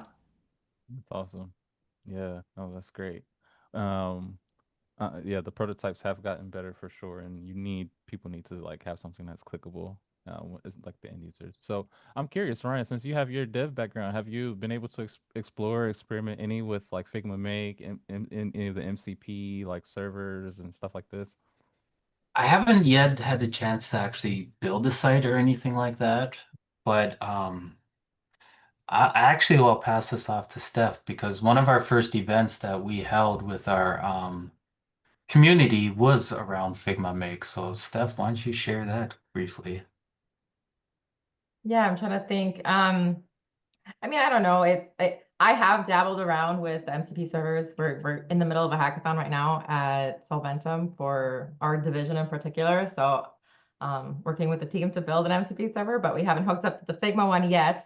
Figma Make is wonderful, but I think again, it's more around how you prompt it and what the information that you give it to get the best end results. But it's still very early, right? Like Ryan said, it's a good place to start, but you still need that human aspect right now. But I think there's a lot of opportunity like on the developer side, on the back end to really hook into that MCP server and just whip out, designs without having to really be too specific. But yeah, it was very interesting to see how Figma Make reacted depending on whether you fed it like a link or an image or just the prompts. It was all very, very different all over the place. So you got to kind of find a sweet spot on what works for the specific thing you're trying to build. I'm glad you mentioned that. Yeah, you really have to be pretty particular about what you give it and the order you give it in, even sometimes. Well, this was super helpful. I want to be respectful of your time and respectful of our next guests because I'm excited to introduce them as well. But I wanted to thank you all. Thank you so much to our friends of Figma. This was an energizing, exciting, hands-on conversation. I appreciate you all sharing, your real world experiences and um, actual, tools that we can use moving forward as well, and helping us, explore usability and inclusivity from that perspective. So thank you so much. Thanks for having us. Yeah, thanks. And there Appreciate goes it. the slide. There goes the slide. Hey, there we We do are. exist. We did make it But in there. So once again, like I said, ladies and gentlemen, thank you so much for our friends of Figma. Give them a round of applause. Hope you all enjoyed that talk. We will move on to our next part of the conversation. I'm thrilled to introduce Dr. Jennifer Teves and Dr. Bo Wang, who will be sharing Human by Design, Rethinking Emerging Technologies. And I'm super excited for this conversation because it's just going to go a little bit more into the ethics and helping us understand some of the implications of those things. And they will also be sharing some real world examples and case studies. So, Jen, Bo, the floor is yours. Hi. Corian, give me a hand signal if you can hear me. I It's the can. classic question. Yeah. All right. I'm gonna share my screen. Is my screen now visible to you all? Yes or no? I see head nods. Okay. Good afternoon, everyone, or good morning, wherever you are in the world, or good evening. Our talk, as Corian has mentioned, it's Human by Design, Rethinking Emerging Technologies.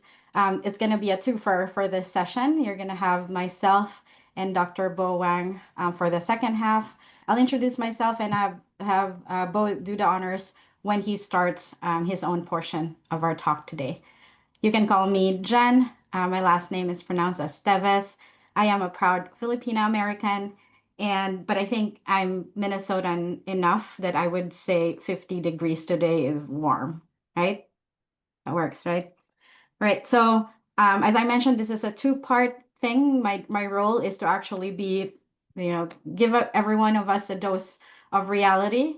But then Bo's role is to actually uplift us after I give us some downer news about this specific topic. I'm kidding, by the way. I did my best to be a little upbeat on my section. But probably the most important part for those of us who work in corporate world is a disclaimer. The views and opinions that Bo and I would express in this talk are our own and do not necessarily reflect policy and positions of our current and former employers. Now that we got that out of the way, in the world of AI, and we're talking about emerging technology, it only takes several seconds for a mediocre prompt on your favorite AI platform using the title of our talk, and it would probably generate all of the talking points, if not more, that Bo and I will be here to share with you, right? So we're not here to compete against that. But the value of gathering of people such as this one is not about dumping and downloading you with as much amount of information as what the web or the artificial intelligence platforms could give us. The value of this human-to-human connection is actually to understand a specific topic and how we lived those experiences in the real world and in our personal lives. Okay, so this talk and this specific session would actually motivate us to ask questions. The best lectures and talks that I've attended in the past are the ones that left me curious and that motivated me to take action and to question how I do things nowadays. And it's also the best talks that left me feeling unsettled, right? And questioning the status quo. I hope you get some of those feelings after this hour or less with Bo and I today. So let's start with that. The question is, have we lost our way?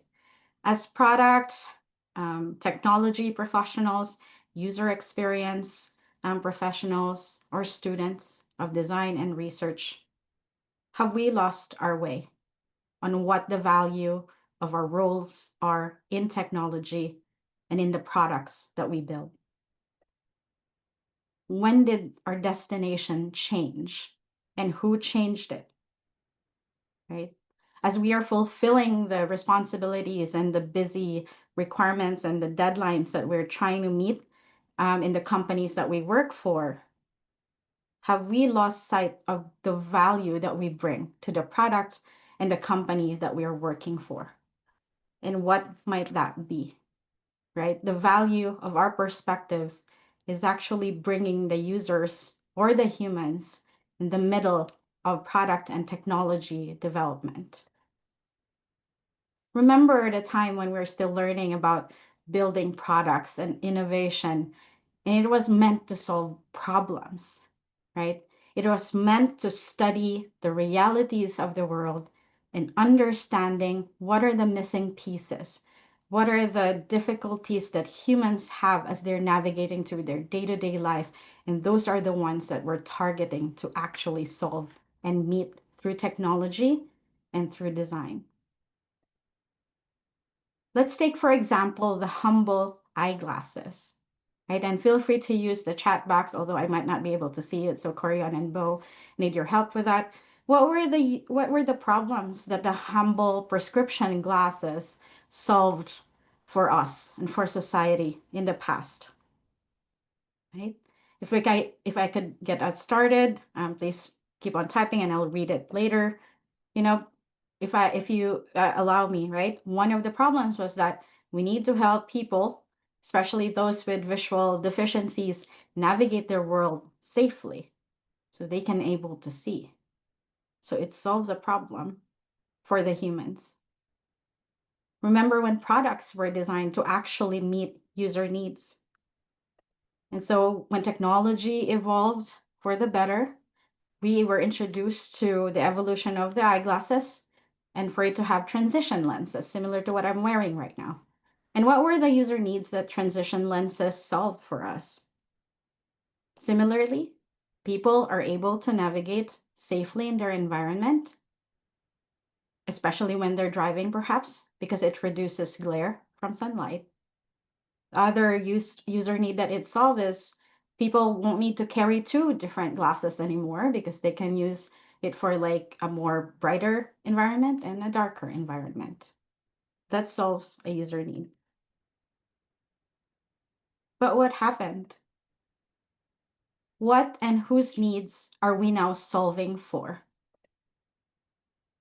Without naming any brands or specific company, we see the evolution of the eyeglasses to something like this, right? I'm pretty sure you're familiar of what this is. What exactly are the critical needs does this type of technology solve for any of us? Are those needs real needs or are those wants? What does this solve that the other older generation of it doesn't already solve? And does this iteration actually solve for a need, or did it introduce more problems for us to solve instead? So in the process of building that emerging technology like that, we got so excited of the evolution or the innovation, but have we lost sight of considering whose needs are we neglecting in the process? It is our responsibility for people who are in technology or building products, creating them, and conducting research on them to also understand from the very beginning about the human rights and whose rights are we violating when we're designing for new technologies. Specifically, whose privacy are we putting at risk? If the wearer of the glasses is our user, what about their privacy or rights are also violated as data is collected? But now it goes beyond just the wearer of the glasses, doesn't it? Now we have to think about the people surrounding that individual who could be recording the movements or tracking behaviors as they go about the world wearing it. So it's a big question. And the challenge for us now is, can we find our way back and how? But when I say finding our way back, this is not me scaring us about technology. I'm the last person to not be excited about new evolution of tech. Like, for example, we didn't ditch the calculator and go back to using the abacus or counting stones, didn't we? So, going back in this sense is going back to our roots. How do we center back products and innovation and emerging technology to the users that we are meant to protect and to be a champion for? So let's go back to designing for the humans and flipping it, right? Prioritizing human by design. And human by design means it goes beyond just making sure that the experience is enjoyable, that's easy to use, that it's beautiful to use, but it goes towards responsibility and ethics, right? So design nowadays should take the form of responsible design. It means putting people first. But it's not just a matter of, did you test this with users? Did you talk to users while building this? Nowadays, we need to be champions for, but who were the users that you've spoken with? Were the sample that you've spoken with representative enough of the human population? And I'm glad that the Friends of Figma has touched up on that in the previous session. Responsible design is also transparent. We need to be able to communicate exactly how products work, even for people who are not tech savvy.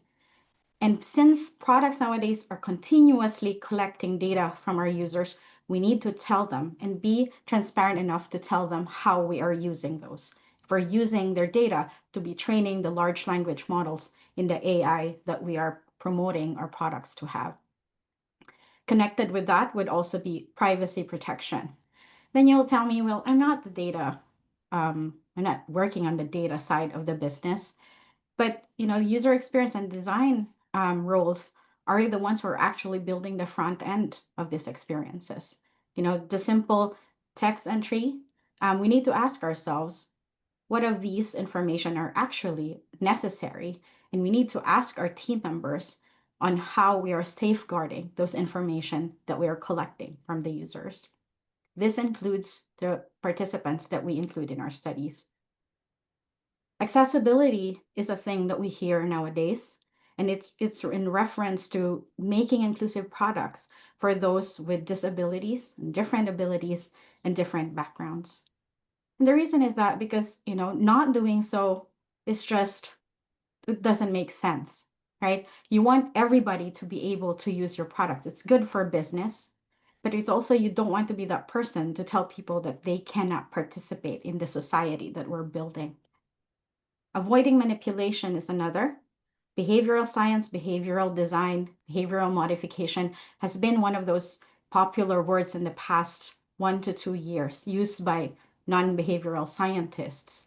But really, to be very blunt, that is manipulation of human beings.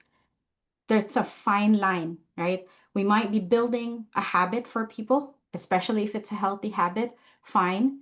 But at what point do we say that that violates the user autonomy and their ability to decide for themselves? Dark patterns is another, and you all know, if you're in user experience, you know what that means. Sustainability is another. But you're asked, why are you talking about environment all of a sudden when we're talking about users and user experience?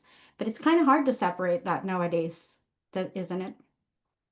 When we build physical products, we need to be able to think circular design and incorporate that in our process. Not only when people buy the product or using the product, but we need to think about where they throw and how do they dispose that product, or like, is there a recycling option, or how the materials we're using would either harm or be good for the environment.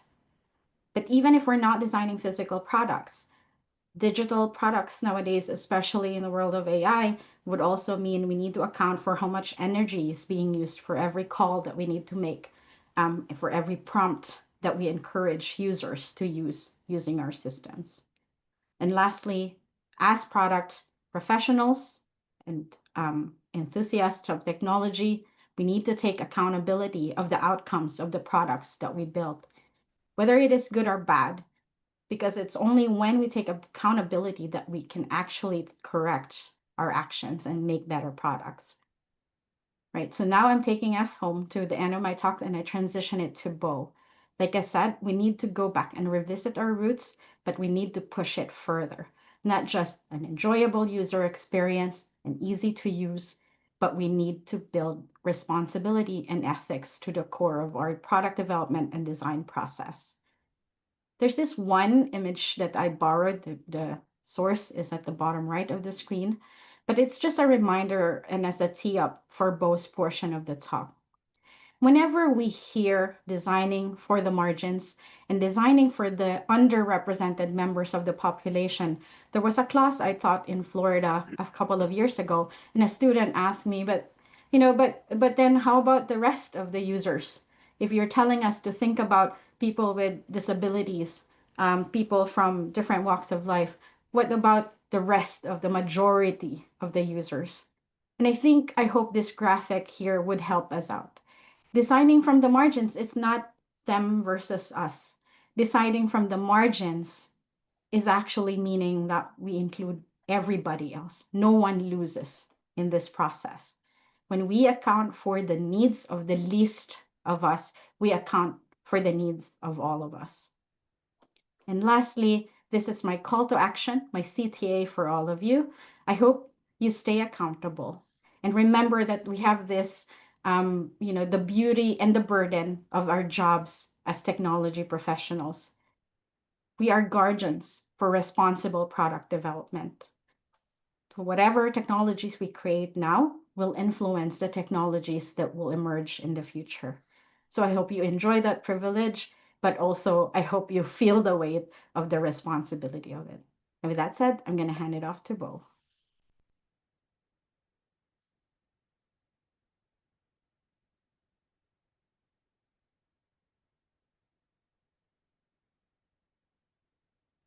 Thank you, Jen, for a very inspiring talk and introducing our topic. So I will bring us further to look at examples. But before I start, I want to unpack a bit of emergent tech. What does that mean? So as it says in the, kind of emergent is upcoming in the future.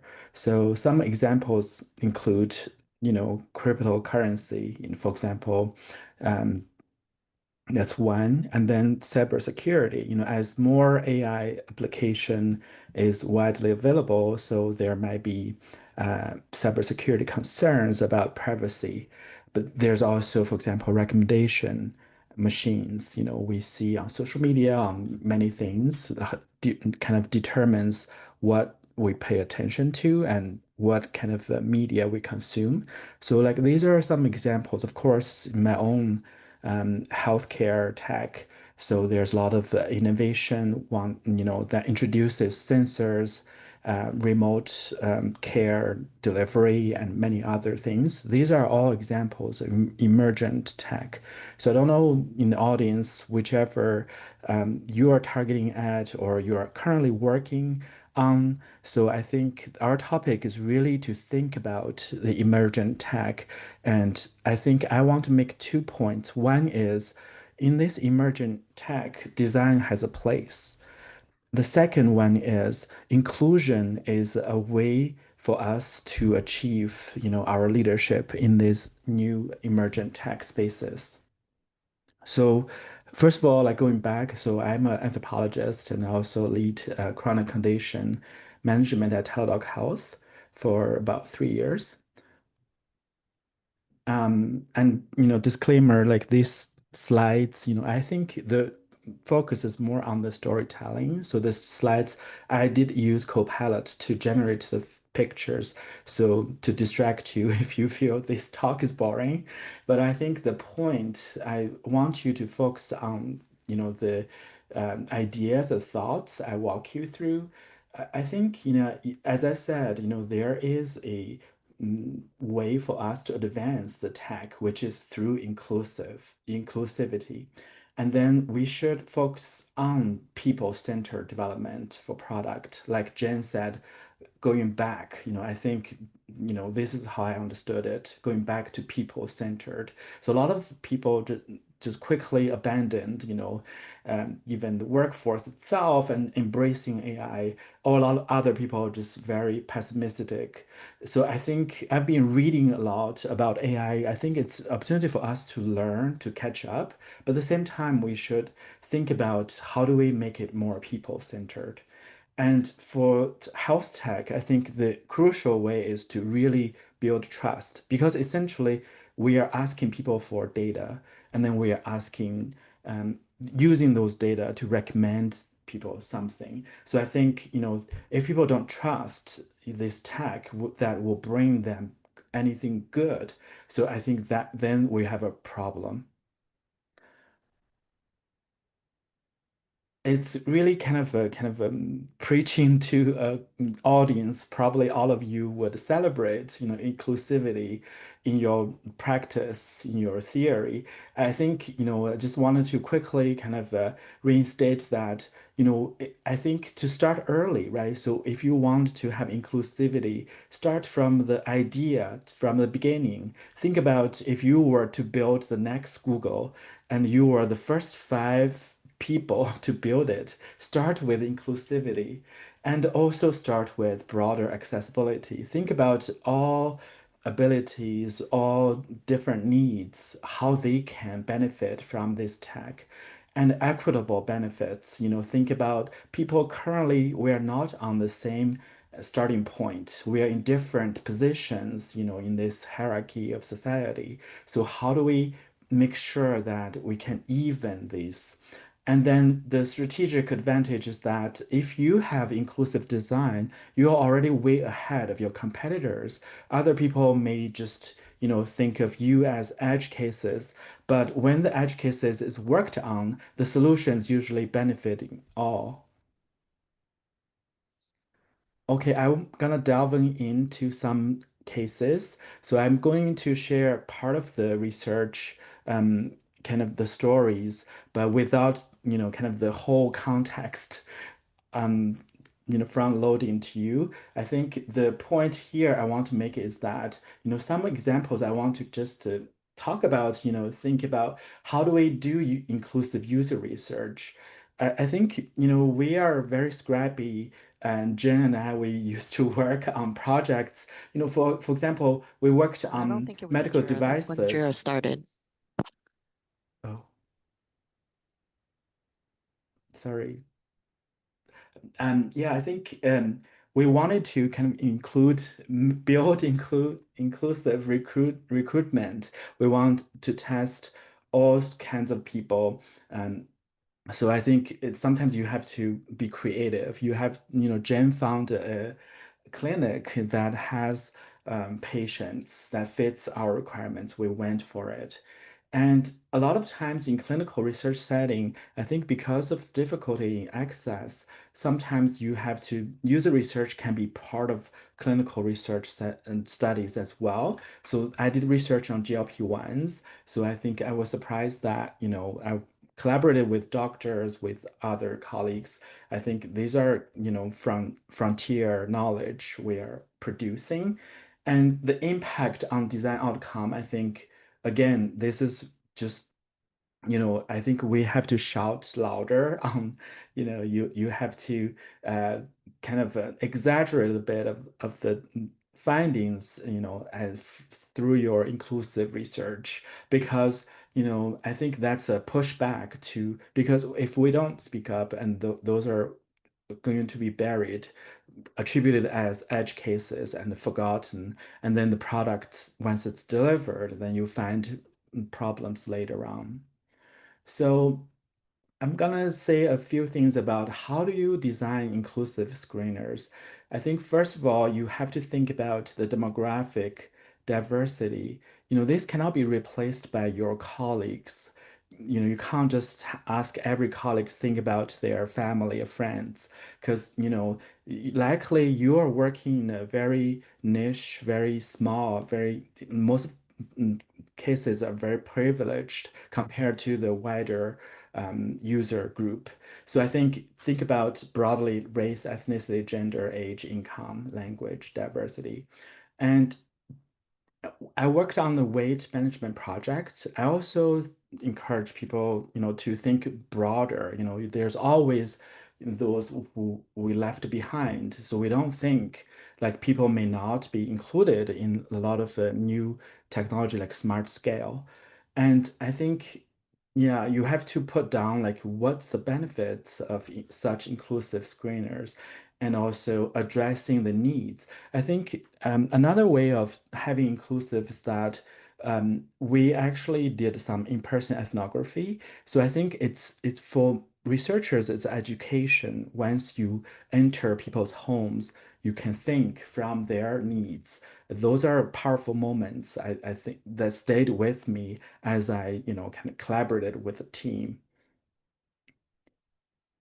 I will touch a bit on some examples of, so you ask, so what? You did inclusive research. How does that translate into design?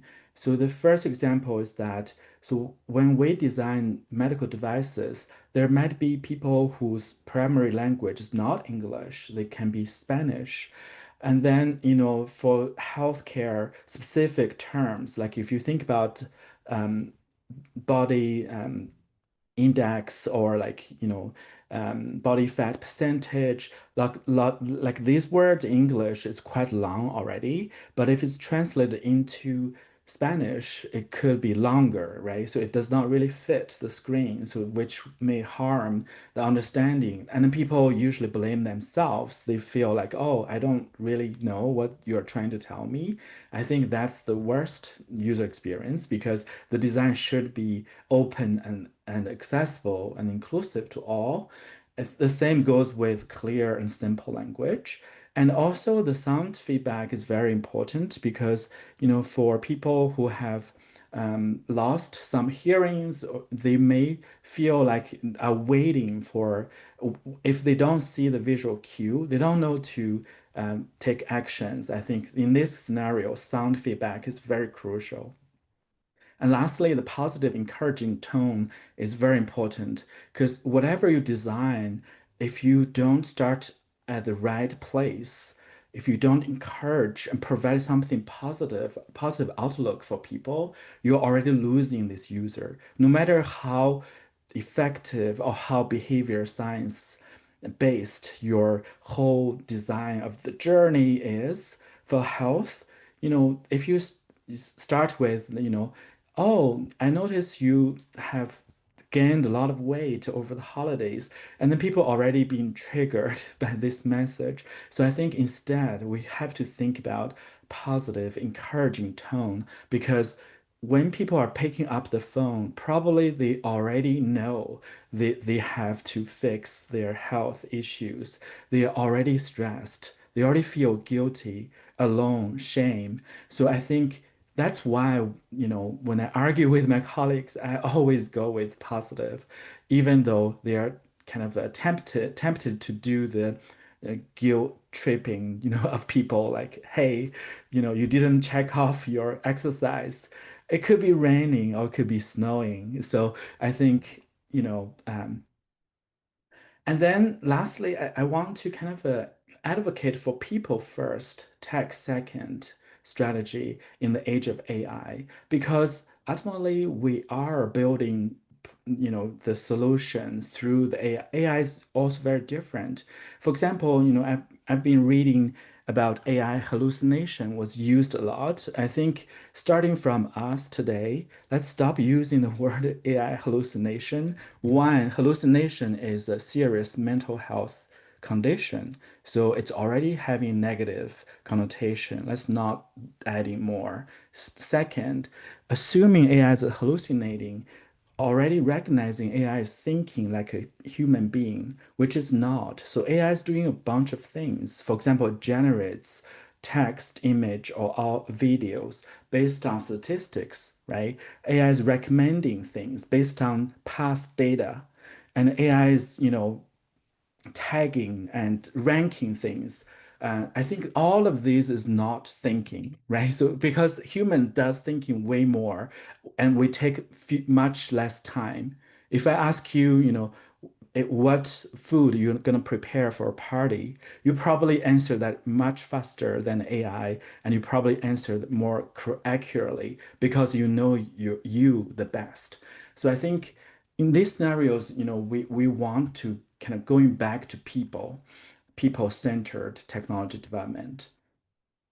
So some examples of how to do this, I'm gonna just, in term because of the timing. So I think I probably had talked about this a lot before, but I think the framing the empathetic question is very important. I remember doing weight management research. I think the first thing I ask people is that, like, tell me your health journey. I don't assume, weight is a problem for people. Maybe for some people, it's not an issue, right? So, like, I think people are at different places, have understanding of their health, of their weight. It's so visceral and so embodied experience. So I think being more empathetic, you will understand. You never blame. People go out of their way, for example, to get GLP-1s or compounds. So I don't, even say that, it's not medically proven. No, I'm not there to lecture people, but I'm there to understand where people come from. I think, yeah, as the example, like AI hallucination is example of technical jargons. So let's challenge those. Let's think more and, create respectful environments, and also think about inclusion, not just accessibility, but in everything that we do. I think I want to end the talk in a positive outlook for designers. I do believe that we have a place for building the next generation of technology. We can build inclusion.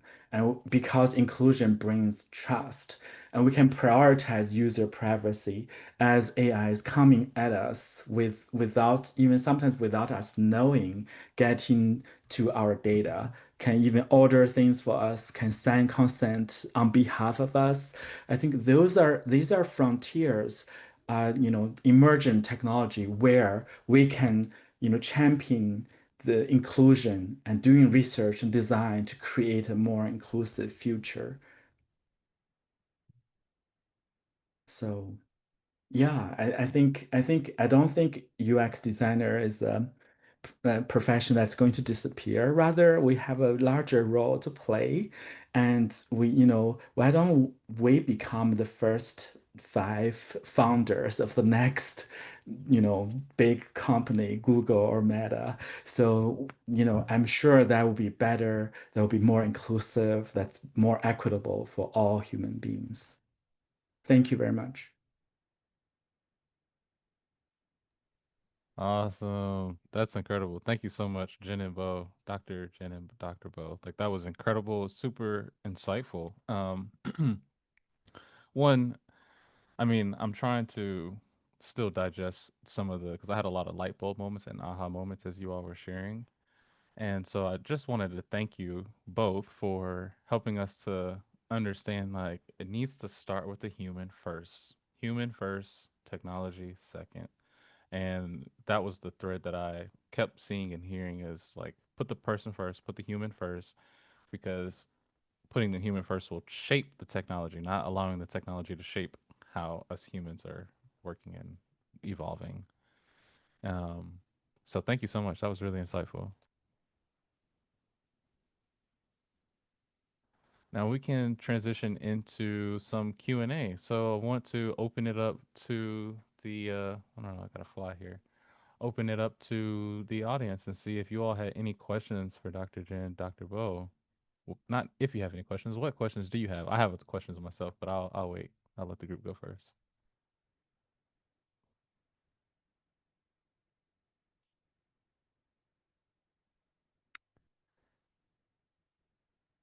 Feel free to drop any questions you have in the chat or come off mute and just ask us yourself. We'd love to hear from you.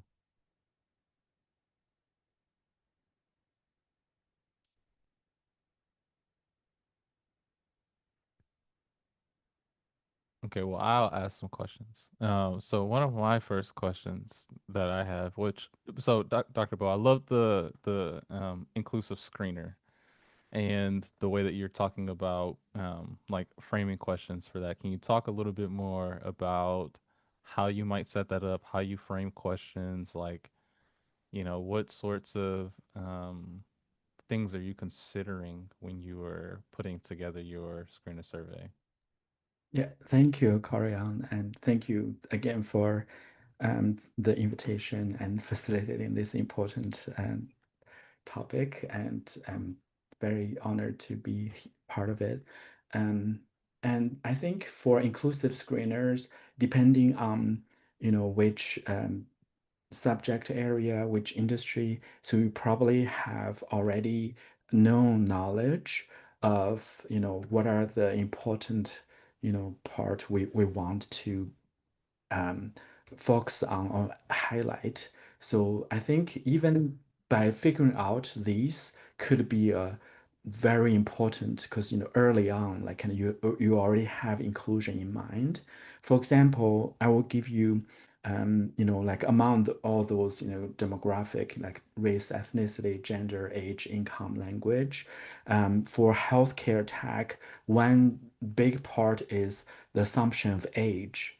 So like usually you heard like elder adults, and then the language, even in published papers say like tech literacy is low among elder adults, and then but in retail, it's more about generations, Gen X, Gen Z, like it all lumped together. So I think some of this you can continue using it if it makes sense. Some of it you can think more. You can maybe deprioritize those screeners because once you are screening in people putting people in different baskets, you are already kind of excluding or making assumptions. For example, one research on the health data visualization, I actually found out that it's not really about tech literacy because that's such a technologist perspective, right? So it's like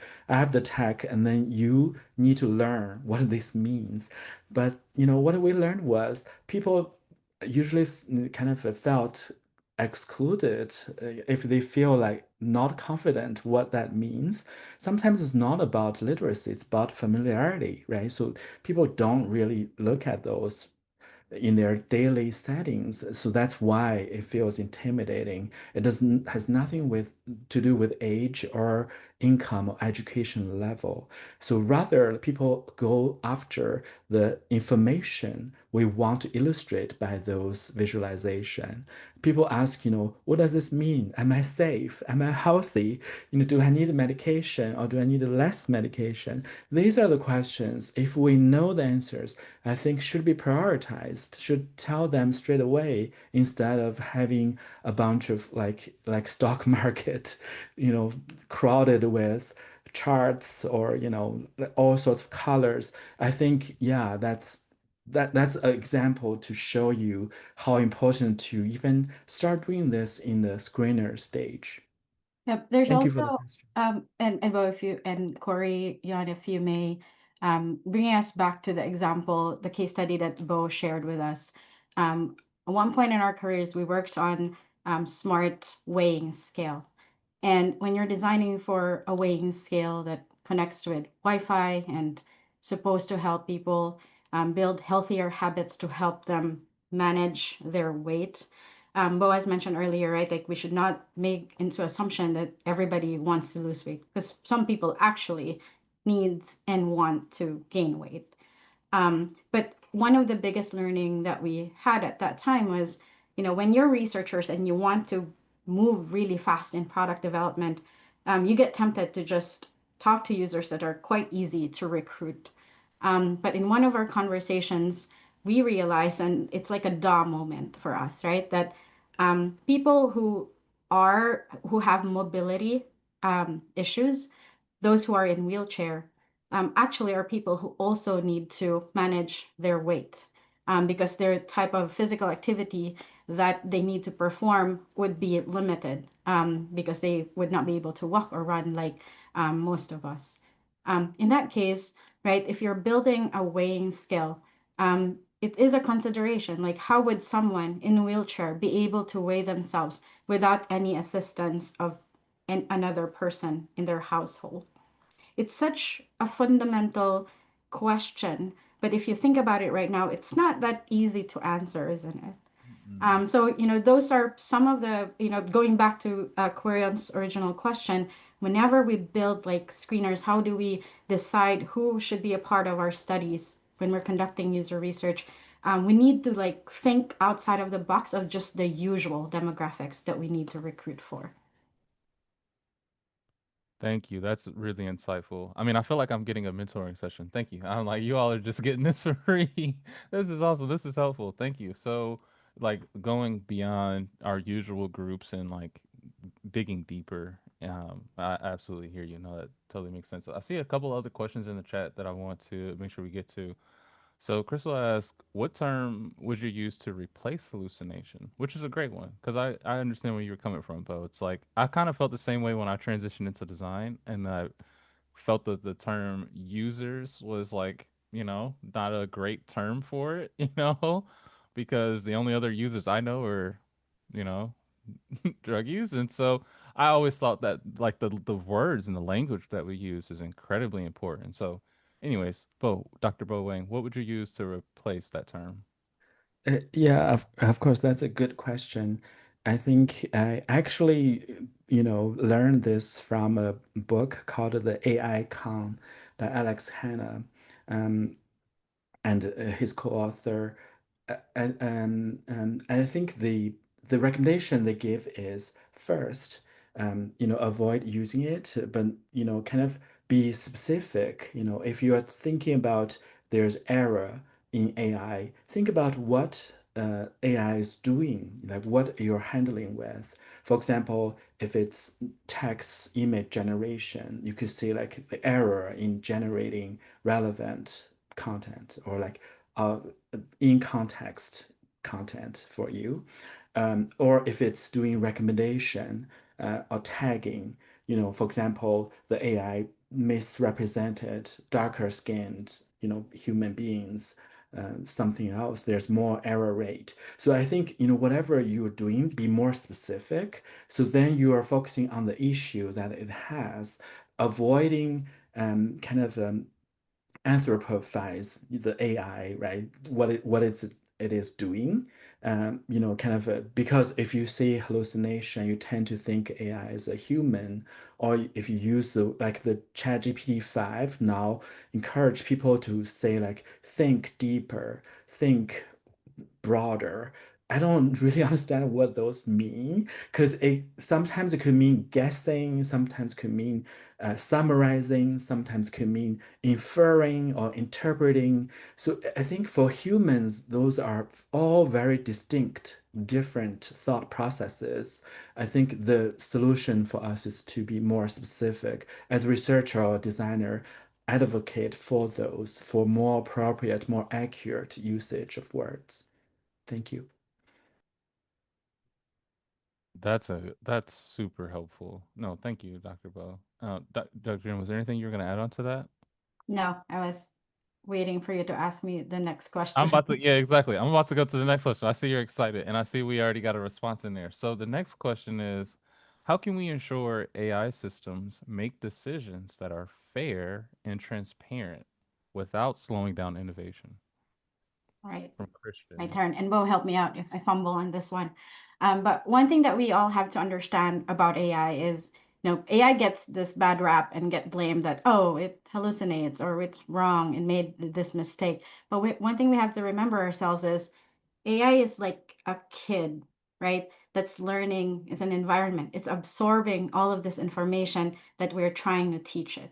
So the quality of what it is and what it provides us is just dependent on what type of data we're feeding it, what type of lessons or teachings that we're asking it to learn.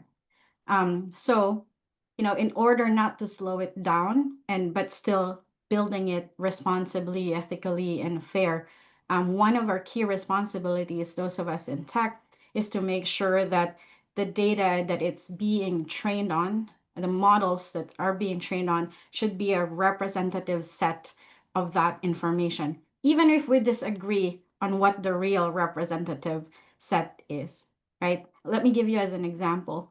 I think, it's no secret, it's a public knowledge that a couple of years ago, I think Google is trying to do their best, actually, to do the right thing of training I think it was the early version of Gemini with a more representative, more inclusive representative model. But there was at one point when you do a search and ask the Google AI to show you who are the Nazis during that time, the sad time in history in Germany, and it put out images of Black people, which is like all of us would know that that's not a real representation of who those groups are. So, as I mentioned, right, like the AI would only know what it would provide us based on the data set that we're feeding it. And we need to be very careful of that. So one of my involvements nowadays is an executive member of the UNESCO's Women for Ethical AI and Ethical AI Without Borders. Our responsibility is actually help build policies for members of the United Nations on how AI should be built and who should be included in the process of building it. So not only the types of data, the types of model that's being used, but also the decision makers in the process of building it. Because if there's no representation on that, no one is actually gonna ring the bells that we're missing something. I'm so glad you mentioned that. And honestly, whenever I first started trying to get used to using AI, which it took me longer to like get over the emotional and like, psychological aspects of it. But one of the big barriers, one of the reasons why I didn't want to do it at first was because of that specifically, Dr. Jen. It was like I had read articles and had seen videos about how these data sets were being trained on, information that was inaccurate, or, they were like, getting data sets from, places for very cheap, and it's like, very unethically.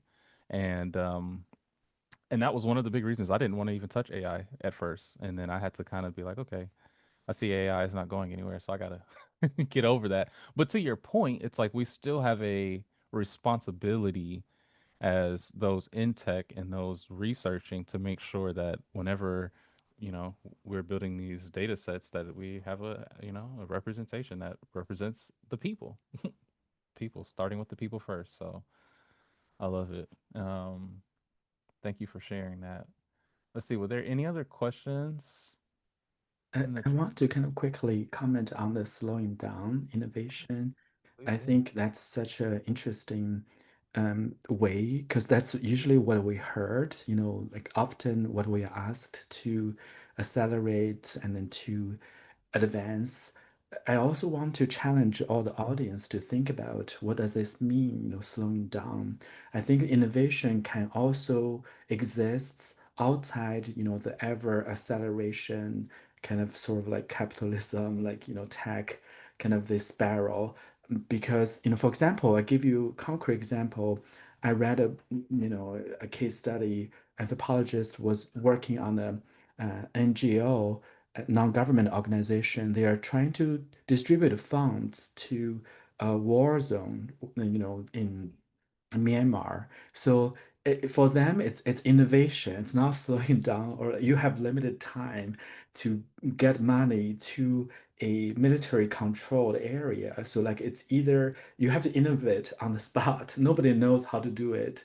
And then she had to learn how to do cryptocurrency exchanges on the international setting. And there's a lot of rules. And then she ended up creating a lot of like how this should be done, like securely have the money donated and then get it to the hands of people who need it. So I think, if you think about this kind of innovation, it's not really accelerating or slowing down, it's necessity, right? So you have to create. Like think about social media, it's not really like we are just in the slop of, major social media recommending us crap over crap. And then rather, can we think about more locally, your neighborhood, how do they consume, relevant or things that they care? So you can innovate by building something that is entirely different. I think you can use AI in a different way. I think, think bigger. I think the next thing, that's just my comment. Yeah. No, I love it. I love it, and it makes me.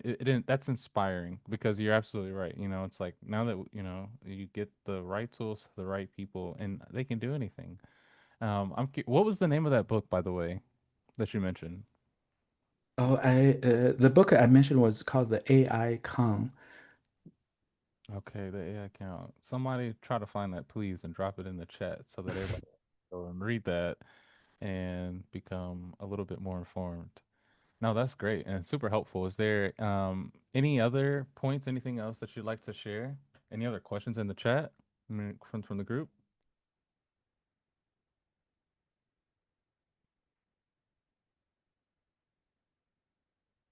Okay, looks like we got some more. Oh, okay, the AI con. Okay, cool. Yeah, please. So yeah, go check that book out. I will look at it right now. Maybe Um, we'll ask them questions. yeah, yeah, I'm please. curious after, I hope learning even just like a thing or two from this talk, what would be your next action?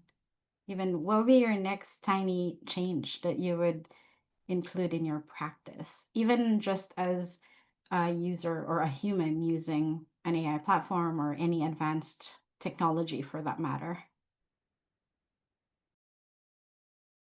No one answers. I'm gonna put you on a spot, Corian. That's fine with me. But somebody, come on, come off mute. Let us know, or if you aren't able to talk, feel free to drop it in the chat. But I do want to hear some answers. What is one small change or one small thing that you're going to take with you? I think that's an excellent question.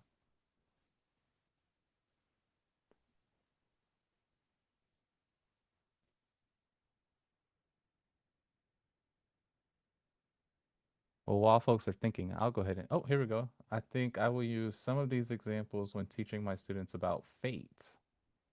And fate is all capital. So I'm wondering if that stands for something, Melissa?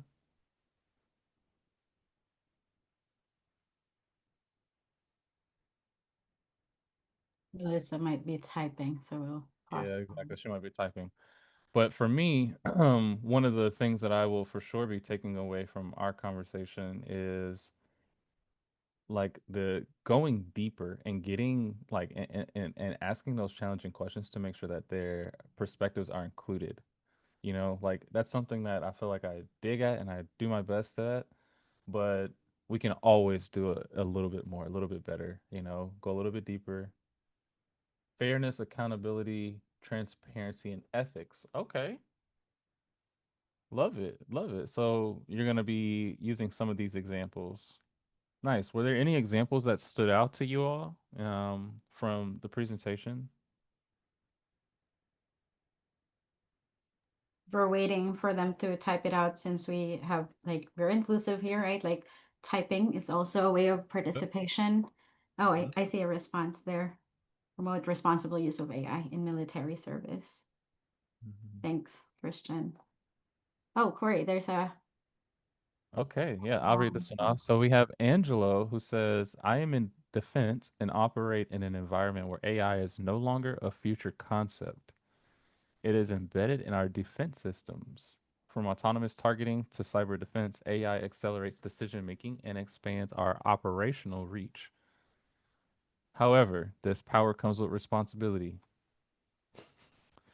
The ethical dimension is critical because the line between offense and defense is increasingly blurred. For example, a preemptive cyberstrike may be framed as defensive, yet it can have offensive consequences that escalate conflicts. Hmm. Any insight on this?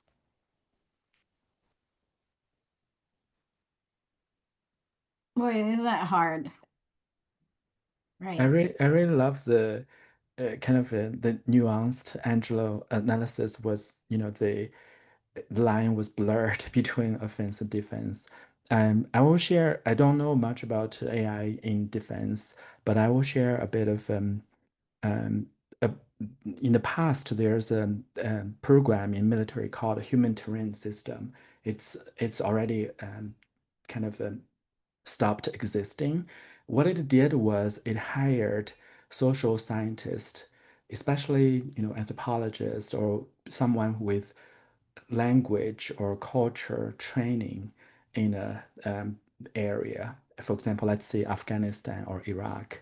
And then like the social scientist was to work for the military, but because they know the local culture, so they're able to interview the locals, understand their family kinship much better. But then they don't wear military clothes, so they just friends, just going in like doing research. Um, but the ethical dilemma is that because the information you gathered as a researcher can be used out of your control, probably similar to the AI case you're mentioning, then who's responsible for what? For example, if you talk to a local friend and then this friend treat you as a friend, and then you have this relationship, you build this rapport, and then what if the information you gathered was about their cousins, like, and then it could and be used to as targeted attack next time, and then their cousin died because of sharing information with you in the first place. So I think this created a dilemma. Then, it's not a research anymore. It becomes you're part of the operation, right? So I think, it depends on, the ethical, like to where like you stop being a research. Because being research, I feel like we do have responsibility to the people we build relationship with. They trust us enough to share their stories, and we bring those stories further to other context. So that's why a lot of academic programs kind of protested this humanitarian system.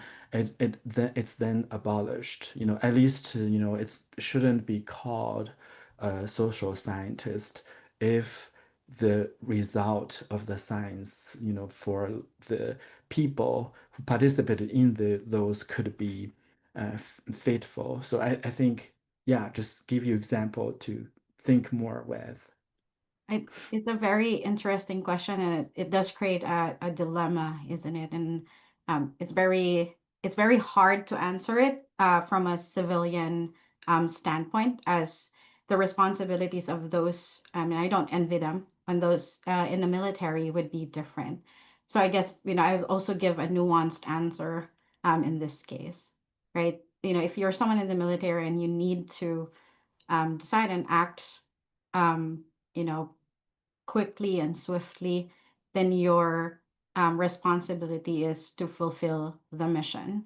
And if you want to lean in on your humanity, in that, the priority is to minimize or eliminate a possible civilian casualty in that process. It's not, when you are in that line of service, it's not in any of our place to judge the morality or ethical aspects of those things. Now, my answer would be different if I'm answering it from like a pure civilian standpoint, right? So, and it's not to say it's not just in the military. We have the same kind of dilemma even when we are in the civilian world and we're doing clinical research, and like in anthropology, as Bo mentioned, clinical research would include the use of animals in animal testing, for example, and that's an ethical dilemma. But then you question yourself, then should we test it on humans without trying to see if it's safe to deploy on humans yet? So it's a very, very interesting question, and I'm very grateful that someone has asked us about that. Yeah, me too. I love the nuance of it because it really highlights how two things can be true at once and how honestly how this stuff can be used in both ways. So thank you so much for Angelo for bringing that up because the nuances of how we are using our research and our information we find is critical. Um, we have a couple more minutes before we transition to the next speaker, but I want to highlight a couple of comments that I see in the chat here from one from Chris that says, I love Jen's discussion of the importance of designing from the margins. As a parent of a young man with cerebral palsy who uses a wheelchair, communication device, and adaptive technologies to navigate the world, this is so incredibly important to make sure people with disabilities are included. I mean, if I could put a heart on that 1,000 times, I would, because you don't really understand, how challenging it is to navigate this world until you can't, you know? And when you watch someone who you love, like, can't struggle to navigate the world, it's such a frustrating thing. So, I'm glad that that resonated with you as well. Faith here mentioned we are the ones thinking, not the AI. AI is using what we give it. So therefore, we are the ones who are responsible. And that was very insightful. Thank you. All right. Well, thank you so much for this talk. This was an incredible conversation. I thought it was very insightful. And sets us up actually really, really perfectly for the next talk. So, in this talk, we explored the ethics, right, and and talked about the implications. And then the next talk with Simon, who I'm going to introduce here in a second, we are going to be talking a little bit more about some practical what is it principles that you can use moving forward. So once again, thank you so much for Dr. Jen, Dr. Bo for speaking. We really enjoyed your presentation. Give them a round of applause, everyone.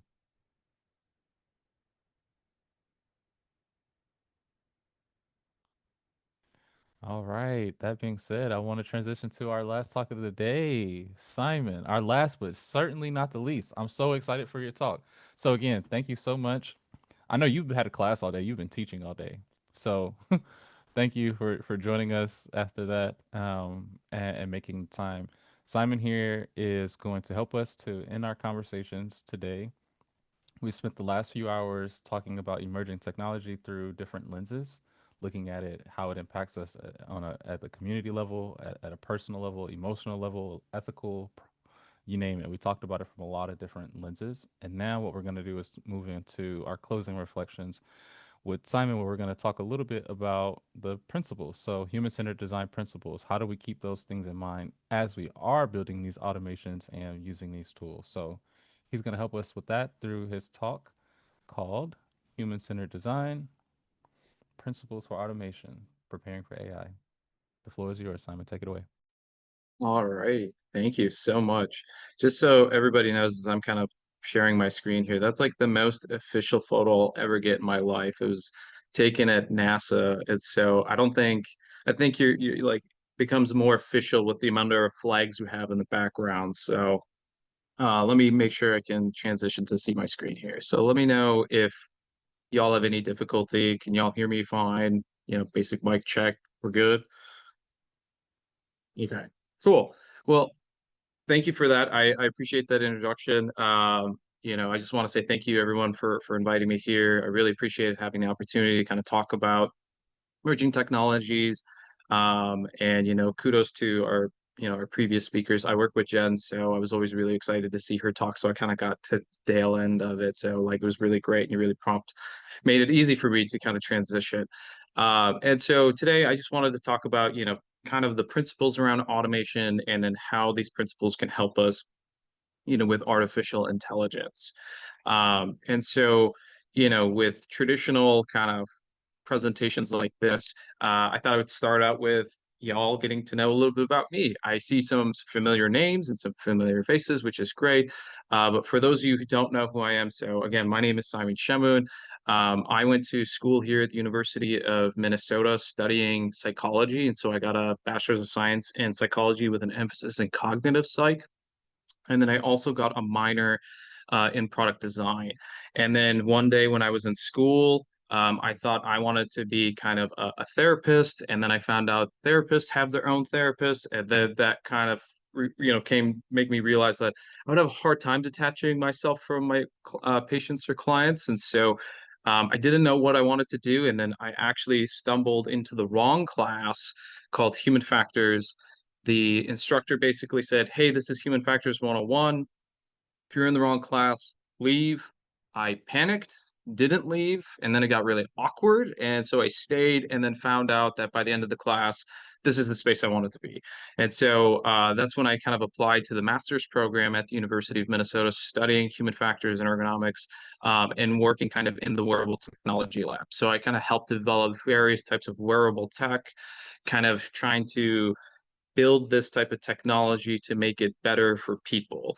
And so we got to work on some really cool projects, from like additive manufacturing techniques all the way to like spacesuit design. And so that was a lot of fun for me. When I transitioned from grad school, I got an opportunity to work at Johnson Space Center. So I got to work down at NASA. And so this is kind of a photo of me working on probably the coolest project I'll ever get to work on, which was a project called HALO. And that stands for the Habitations and Logistics Outpost. And that is like one section of the lunar space station. And so I got a really cool opportunity to work on like the most probably complicated technology on the planet and the harshest environment known to man, with the most extraordinary people, which is, astronauts. And so I got to work and kind of apply human factors and like how we think about, systems. And that's a photo of me kind of working in virtual reality. And what I was trying to simulate and understand is, how do astronauts kind of perform specific tasks within the module? And of course, they work in zero G. So the way we kind of prompted that is that I was leaning completely on my back and kind of pretending to do tasks. And then that little black blurred out thing is actually just like inside the module. So people who are watching me do this task can see what I'm doing. So that was really fun to play astronaut for a while.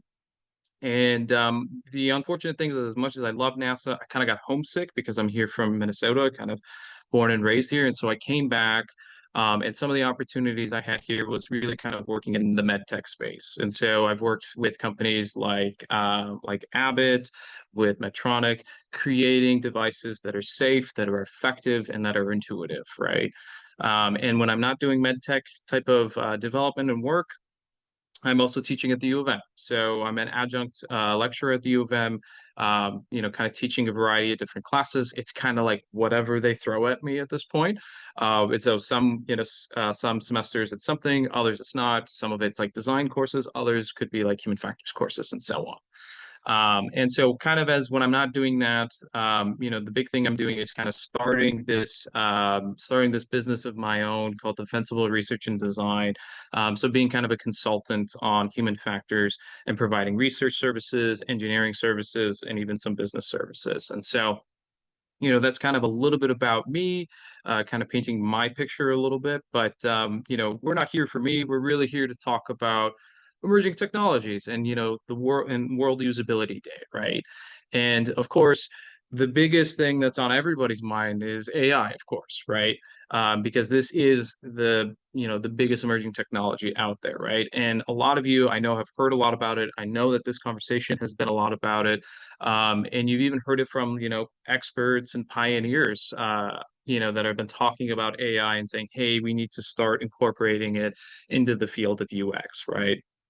And I just wanted to, not only mention this, but validate it for some of you where this isn't just a feeling. There's actually, some numbers about everybody talking about this. Like what I did as kind of an exercise was I went to the UXPA's like national conference and I just tracked back the last 3 years of the various topics and then tried to just basically do a basic count of being like, how many topics in the last 3 years has been about AI?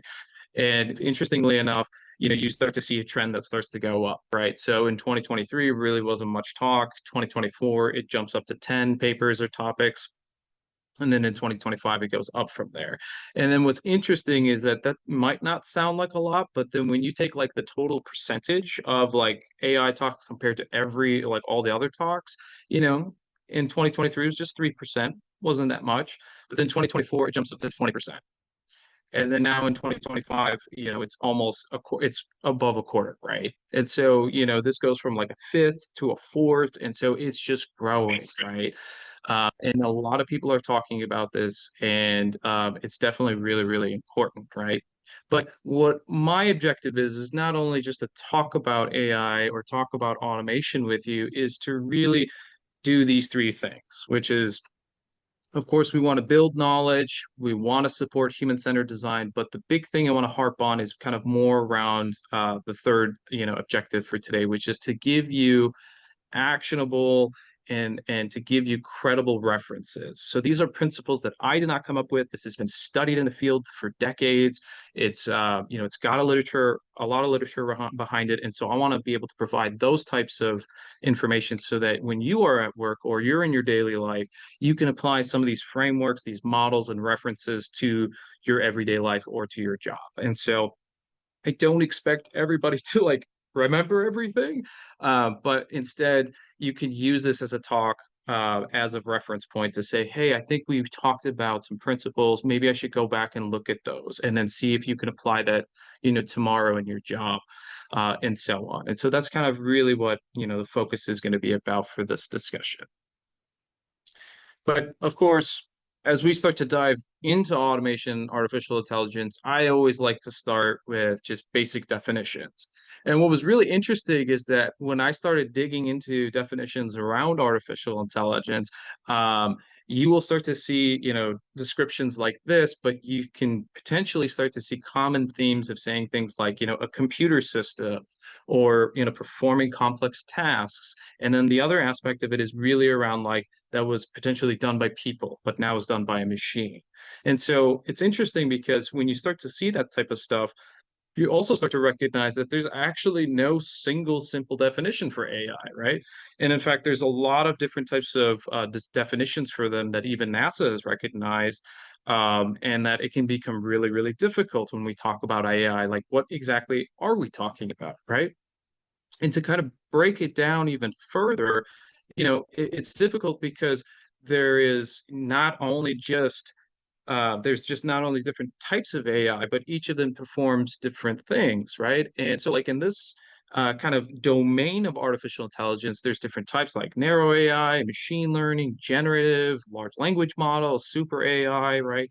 And they all can perform various different types of functions, right? And so, when we talk about this kind of stuff, this is kind of why it becomes so complicated, where it's like when we just say AI, like what exactly does it mean? Well, the sphere is really big, right?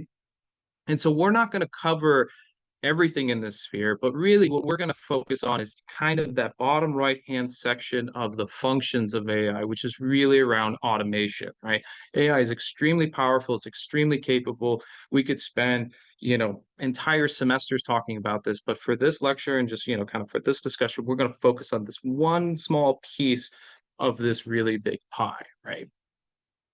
And what's actually interesting is that when I started doing more digging into like the differences between AI and automation and where they overlapped, what you can kind of see is that like some of the definitions out there seem basically similar or overlapping.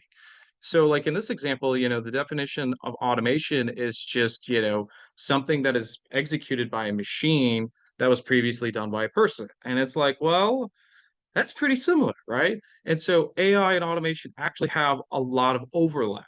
A lot of times they kind of emphasize on replacing human tasks. It is a machine or an agent, something that's not, organic. And there's various types of interactions between these two, right? But what you tend to notice is that the difference tends to be, excuse me, the difference tends to be in its complexity. So artificial intelligence kind of has this learning component to it, that it is evolving and changing and getting better, right? And so AI, in learning tends to be its big distinguisher from automation. Automation tends to be simple. It's like an algorithm that does the thing the same way every single time. And so one way to think about this is that AI can do automation and can consume that type of sphere, but automation can't really, go in the other direction of AI. And so it's kind of an interesting discussion because a lot of times there's a lot of overlap with this, and it's not always very clear exactly what is what, right? And a large part of this is because AI is just changing daily, right? Its capabilities from last year or last month is, very different than what it is today, right? And so this kind of constant evolving and changing is really kind of shaking up, what is the differences between this type of technology and this process and that, right? But even though AI is changing, the good news is that automation has actually been studied for decades. This is a topic area that a lot of people have been very interested in, and it's going to continue the discussion around it. There is people who have dedicated their lives studying automation and kind of how people interact with that, what we do well, what we don't do well, and all of that stuff.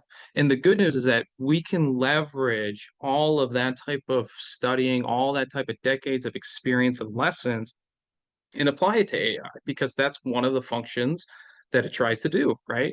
And so this allows us to become better researchers and better designers because we can take these lessons and then apply them today, right? So I'm going to take a quick swig of water. Apologies. So when we think about automation, one question that often comes up is, why do we even automate? What's kind of the purpose of this? And what you really see is basically four general categories of why we automate. We automate it because it's either impossible or really, really dangerous. So like, for example, docking a spacecraft that is trying to dock with a space station is actually all automated. And the reason why is because the space station and the aircraft is traveling at like 11,000 miles per hour. And even just the slightest mistake can cause catastrophic results. And so it's really, really dangerous. And so we trust automation to do it because it can be really, really, really meticulous, right? Another thing is like we kind of automate because it's difficult, it's unpleasant, right? Some of you here are user experience researchers, and it's like you can get data sizes that are like thousands and thousands of pieces of data, right? And like going through every single piece of information can just be so overwhelming and difficult, right? And so a lot of times we come up with code, we come up with ways to automate the process to analyze and to kind of filter through it, right? Another thing of why we automate is basically to extend our capability, right? Humans are really, really good at certain things, and we're going to cover that later on in this discussion. And so we can use this technology to help us, really improve what we do really well, and then make sure that, for the things that as humans we don't do really well, that it can kind of support that. And then the last one is kind of just like because we can do it, right? And it's kind of funny because, that's technically possible to automate is actually sometimes often the reason where we start to experience it in the world of user experience, right? Because that's the space where money kind of becomes a big thing, right? A lot of companies, a lot of stakeholders are interested in automation or in AI because it can automate things and then reduce costs, right? And so a lot of times you might find yourself that the reason why you're even doing this is basically because it's possible or you want to save money, right? In a perfect world, I actually like the other three reasons of why we automate because those are really about making people's lives better, right? It's really about kind of this nice synergy between machines and people. The fourth one, it is important. It's just not as exciting, unfortunately. So those are kind of the four reasons why we automate typically. The other thing is that, so that's kind of how we can think about automation of why we do it, but then there's also different types of automation. And these are kind of categorized into four different stages.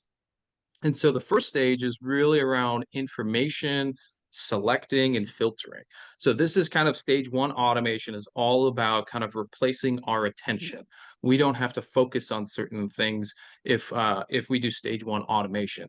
Simple example, happens to me every time is spell check, right? I spell strategy wrong every single time. I don't know why. I can't get it for the life of me. So the fact that there's a little squiggle, it says, hey, you screwed up here is great, right? It has removed my need to pay attention to every single word I'm typing. It says, hey, here, focus here, you made a mistake, right? So that's a good example of stage one automation, right? Stage two automation is really around working memory, really around perception, right? It's information integration. And I don't know how many of you have been following stocks or if you do any kind of trading or anything, but a really good example of, stage two automation is oftentimes when you look at kind of the squiggly line of how, the market is doing, there's kind of this dotted line that goes all the way across and it tells you something of like what was the previous day or the previous month's results, right? So it basically gives you the baseline to say, hey, you're looking at today's data, this is what yesterday's data was, so you don't have to remember it, you don't have to go back, you don't have to check it, we'll just tell you what it is, we'll pull that information automatically and present it there so that you don't have to think about it. So that's kind of like what stage two does, is really kind of around working memory and so that we don't have to think about it, right? Stage three is when we start to kind of go from cognition to more actionable things. And so stage three automation is kind of more around selection and more around choices, right? It's not doing things for you, but it's kind of doing the diagnosis process for you and giving you recommendations, right? And so a really good example for this is if you've ever used Google Maps, right? You plug in a space, you'll say, hey, I want to go, from here, from home to the University of Minnesota. It says, okay, here's the route. It's going to be like 30 minutes because there's a bunch of traffic, right? Well, then what it often does is it suggests an alternative route, right? It says, hey, we know this takes 30 minutes. Why not go this way? And it's 17 minutes, right?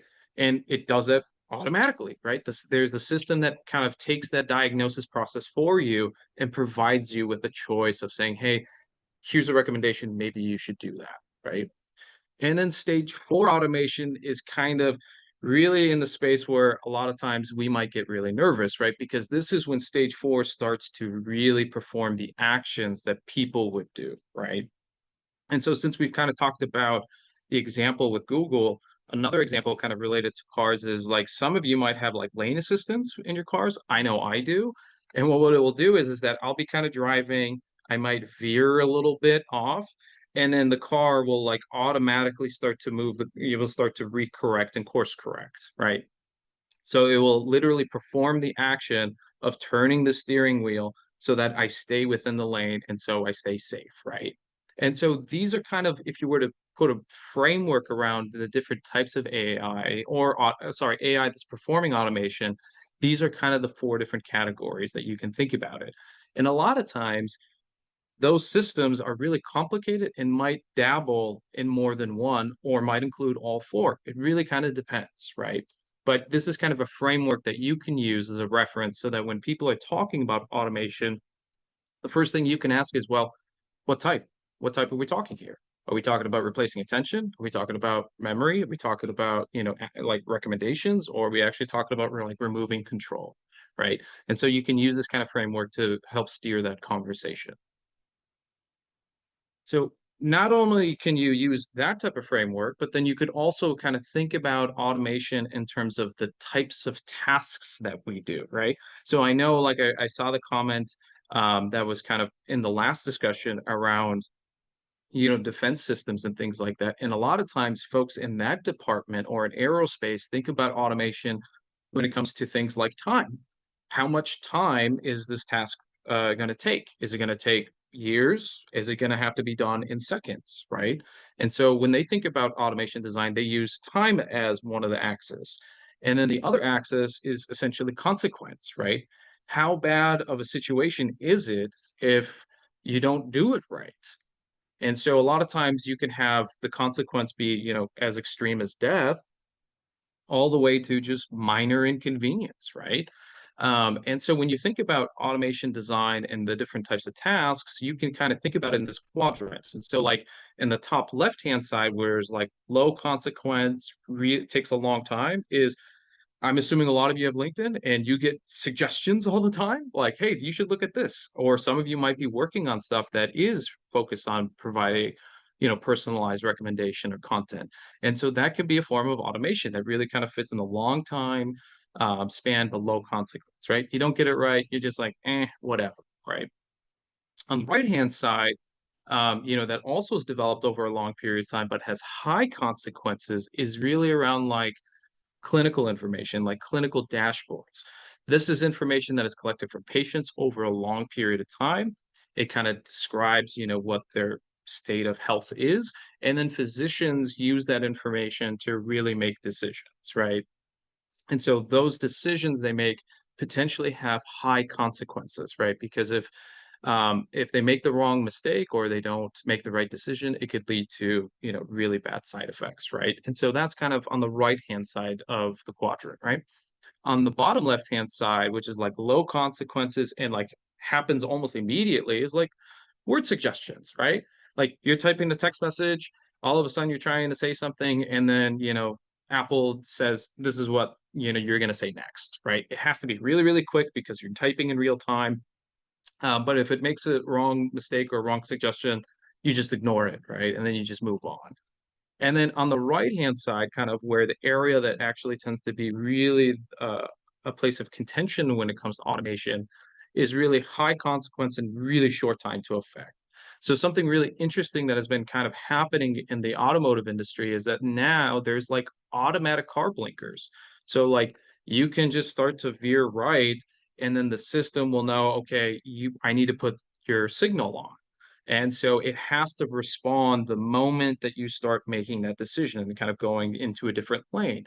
And the thing is that if it doesn't do it right, consequences can be a car accident, which is really, really dangerous, right?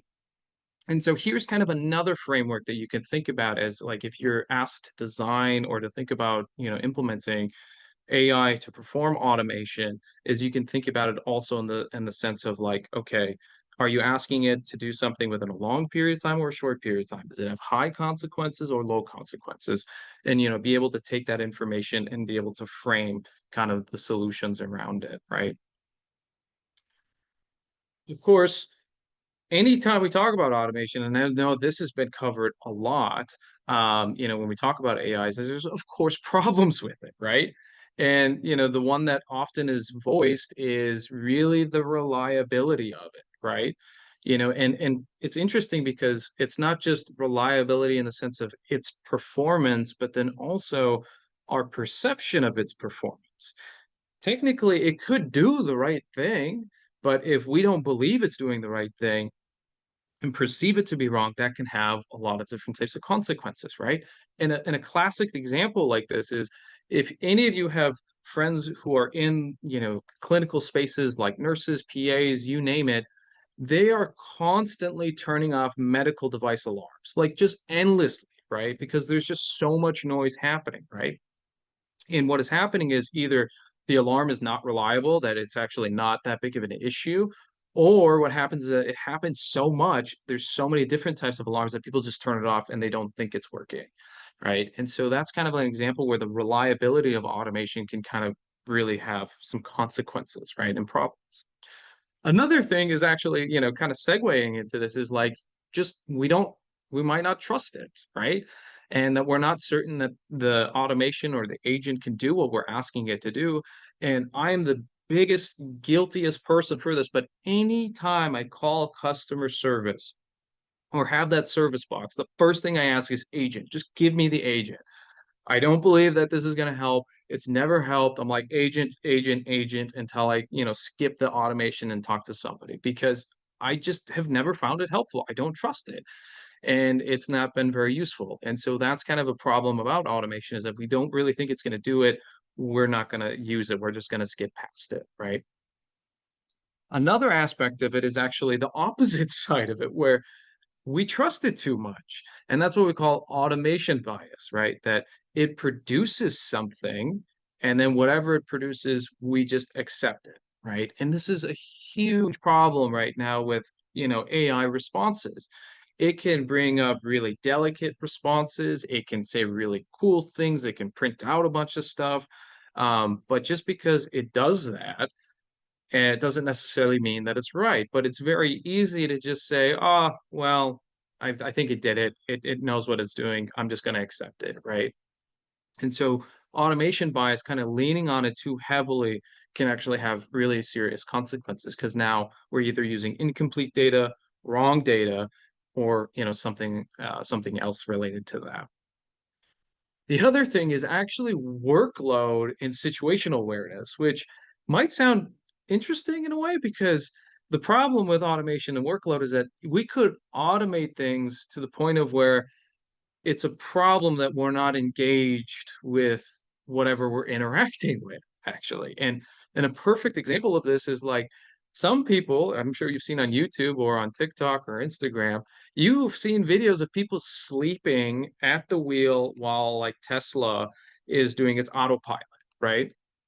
And so these people are just not engaged at all. They're on their phone, they're either sleeping, something is happening. And all of a sudden, because it took the driving away from the person, now it becomes like a hazard or a liability because all of a sudden now there's someone sleeping in a car and it's traveling at 70 miles per hour and it becomes really, really dangerous, right? And so sometimes, as great as automation can be, removing too much of the person can actually have the opposite side. It can cause a lot of different types of problems.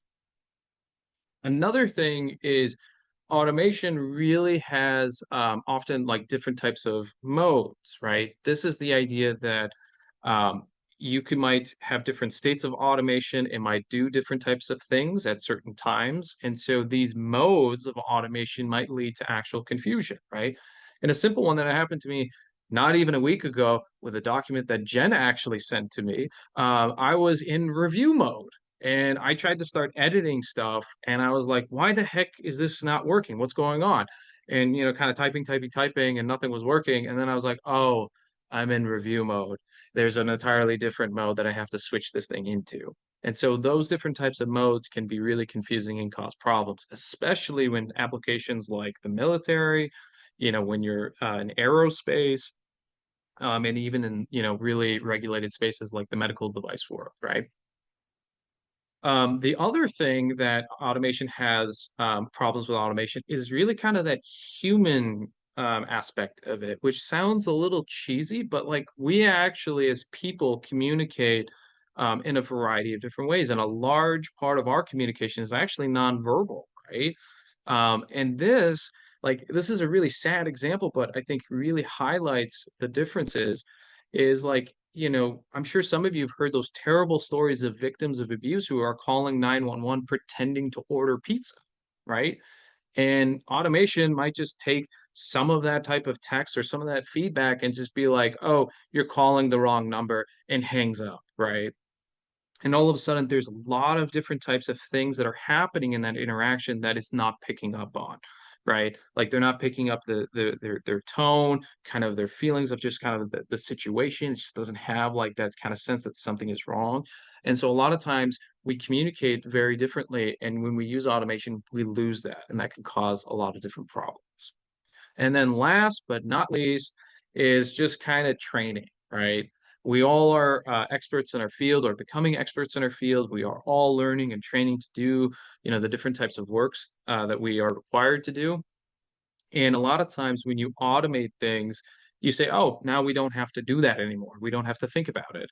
And that might be a good thing, but sometimes it becomes a bad thing because if something happens and we weren't trained for it, we have no idea how to respond to it, right? And so like an alarm could come off on using a device or it could do something. And then all of a sudden now we have no idea what happened, what's going on. And because none of us have the training for it, because they said, it will cover like 99% of the situations. But then this like 1% of the situation, you're like, guys, what do we do? And so then it can become a really, really big problem, right? And so as you guys are kind of building products, as you're kind of thinking about this space, you can really leverage this framework to understand like, hey, are we running into any of these type of issues? Are we creating something that is now just going to create automation bias? How do we make sure that that doesn't happen? Right. And so, you know, you can use this framework to really be able to ask questions and to really analyze the concept even, you know, deeper, the product deeper. So we've talked a lot about like different types of AI, what it does, some of its problems, but one of the biggest things that a lot of people kind of keep talking about is like, okay, what are people good with and what are machines good with, right? And, you know, kind of understanding that relationship. You know, this kind of comes with a caveat, right? That as capabilities keep developing and keep growing, this may change. But you know, the rule of thumb is that, you know, what people are really good at is essentially detecting things like really small changes within our environment.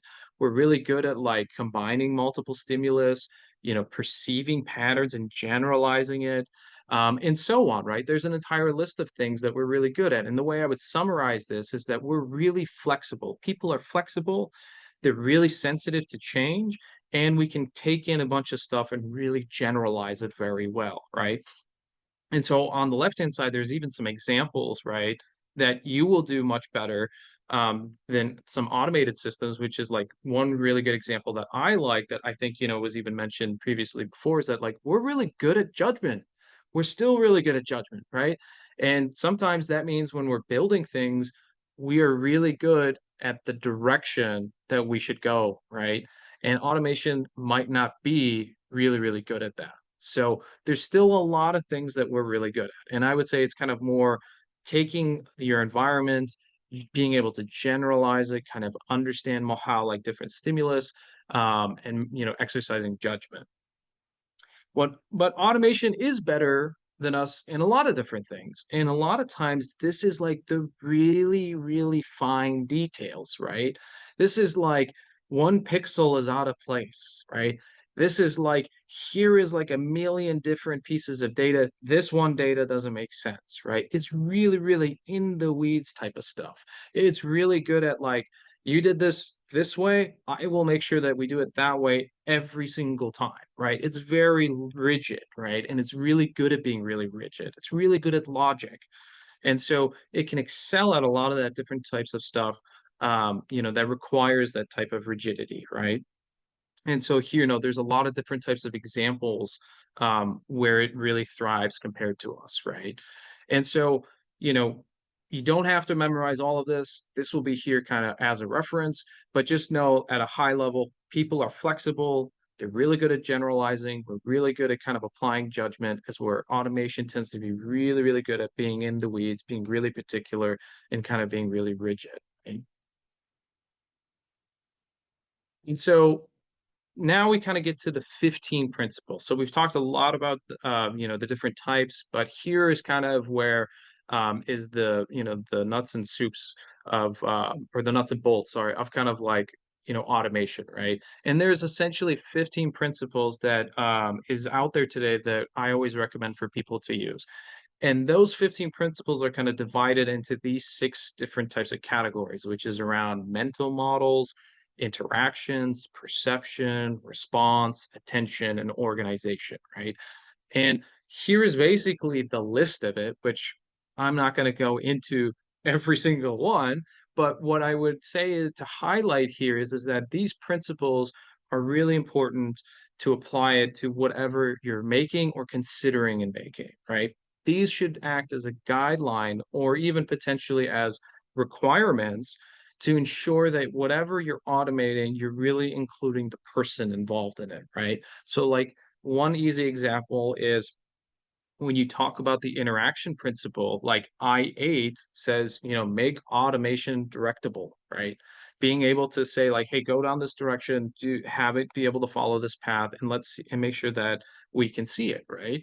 And like, another thing is being able to, for like response, like R12 is like avoid accidental activation or deactivation, right? You don't want to be driving your Tesla car and then automatically like accidentally click autopilot, and then now you have no idea that autopilot happens. Or you don't want the person flying your plane to all of a sudden turn it on and realize by accident that it's turned on, right? And so you can apply these different types of principles to your development cycle, and I highly encourage to do it, right? And the best part about all of this is that if anyone ever asks you, like, where did these even come from? You'd be like, well, there's a giant paper about it. You want to go read it? And then most people are like, I'm okay. And you're like, yeah, well, this is what the literature says. So it makes it really easy to have a very defensible position around why we're doing this, that these principles should be implemented, right? Because sometimes, as we've all experienced, we receive pushback on things that we do.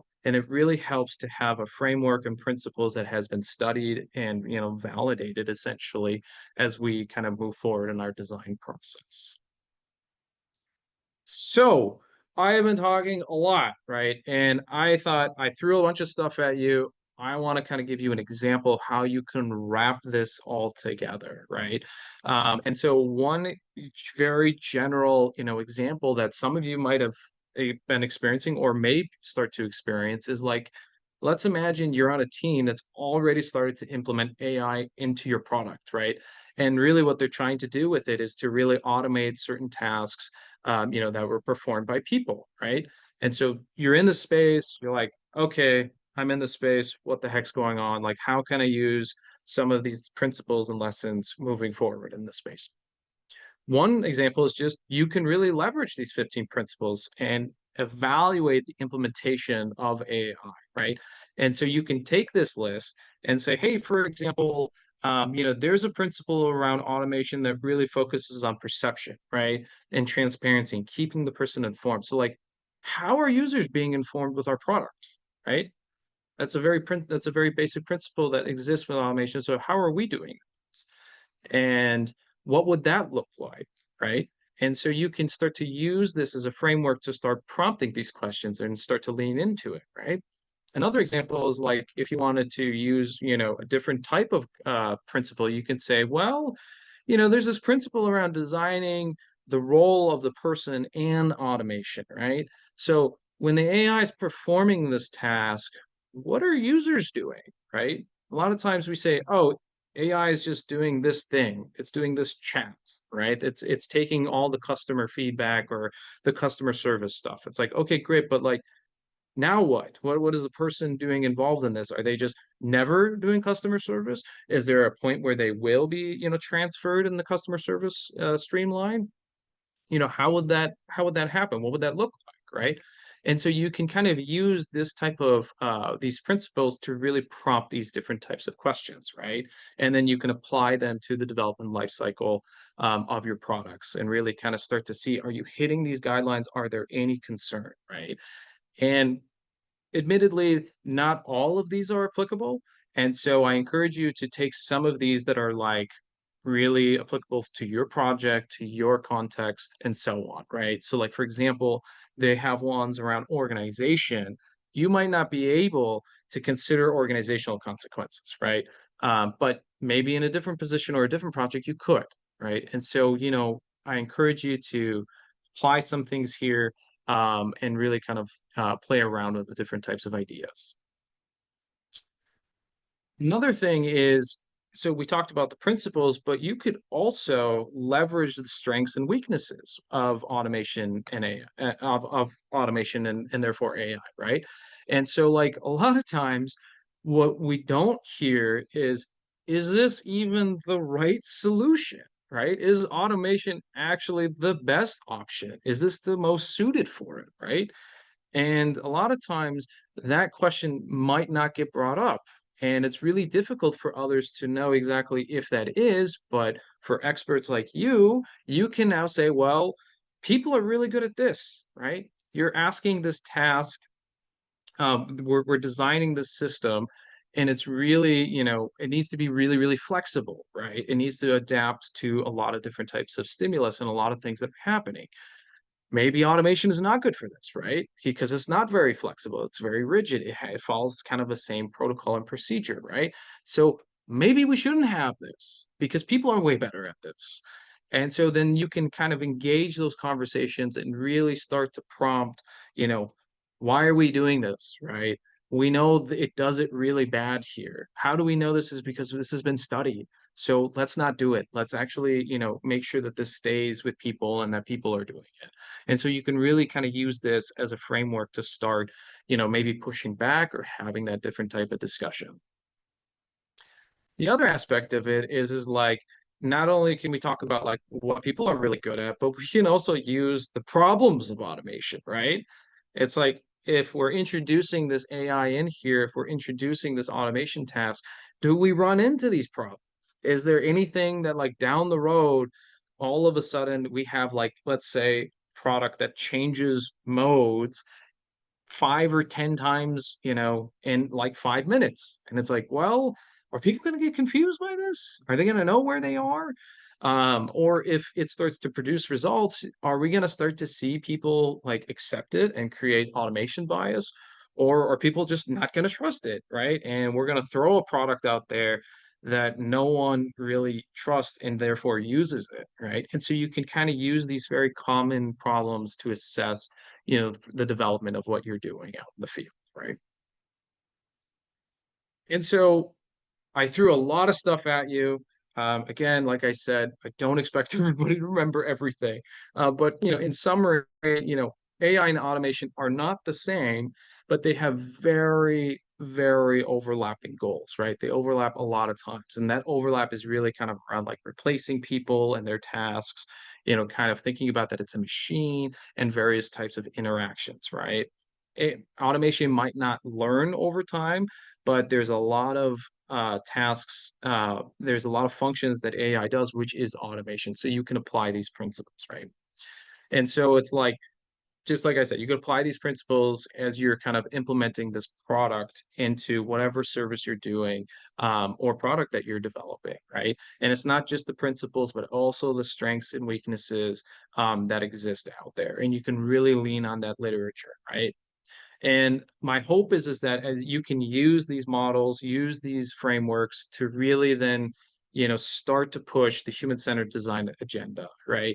A lot of times what I have experiences when you're in the room with engineers and you start quoting literature or really studied different types of topics, people start to get really quiet around you. And that's not a bad thing. It's just, they're not necessarily trained in this space. They may not know, and they might be very curious to learn. And so you can really take these lessons and share it with your coworkers, right? To make sure that you are all building better products and building systems that are for people, right? And so that's kind of the end of my talk. Here is a lot of the different types of references, if you're curious to see them and to learn more about them. Again, my name is Simon, and it was a pleasure kind of talking here. Feel free to, email me if you have questions, add me on LinkedIn, you name it. And, thanks for taking the time and listening to me. So. Awesome. Simon, thank you so much for speaking and for sharing and sharing your expertise with us. That was really, really insightful. I mean, it reminded me a lot of Aaron, some of the things that Aaron was touching on earlier in his talk earlier in the day about like, you know, some of the implications of automating the task, but you provided, I thought, like the how. So like Aaron really prompted us with the like if we should do it, and you really dove deep on the how. So thank you. That was great. We have some time for Q&A for questions. Does anybody in the chat have any questions? Feel free to drop your questions in the chat or come off mute and ask away. I All have a right. quick question. There were those references that you shared at the end. I'm curious if you had a specific starting point that you would suggest for any of us who are interested in learning more about this topic. Yeah, so I kind of come from because I come from the human factors background, there's a lot of uh and it's like it sounds really dry, but it's like there's a lot of textbooks out there that talk about this, and there is one textbook that's really kind of digests this information and kind of spell it out. I will find what that textbook is if that's of interest, but you know, a lot of times that's where I tend to start is like introduction books around like, you know, human capability and limitations, and that typically is in human factors.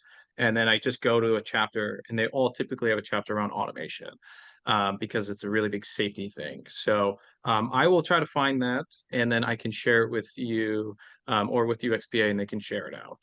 Otherwise, it's kind of like you can definitely look it up in the literature, but doing like a literature review is not the funnest thing on the planet. So I hope that helps. I'll try to find it for you and send it.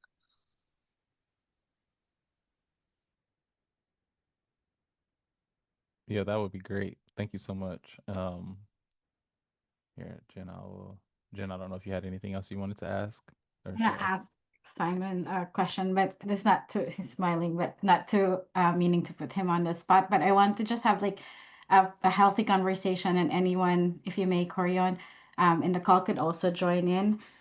So you know, just thinking as Simon was talking through trust in automation, for example, we want to make people trust in automation, especially when the automation is robust. But also, as people start trusting automation, then the level of vigilance and situation awareness of the human operators would also tend to get reduced in that process. Can we have like a conversation on the potential danger of building that trust, especially for quite still immature and non-robust systems such as AI right now?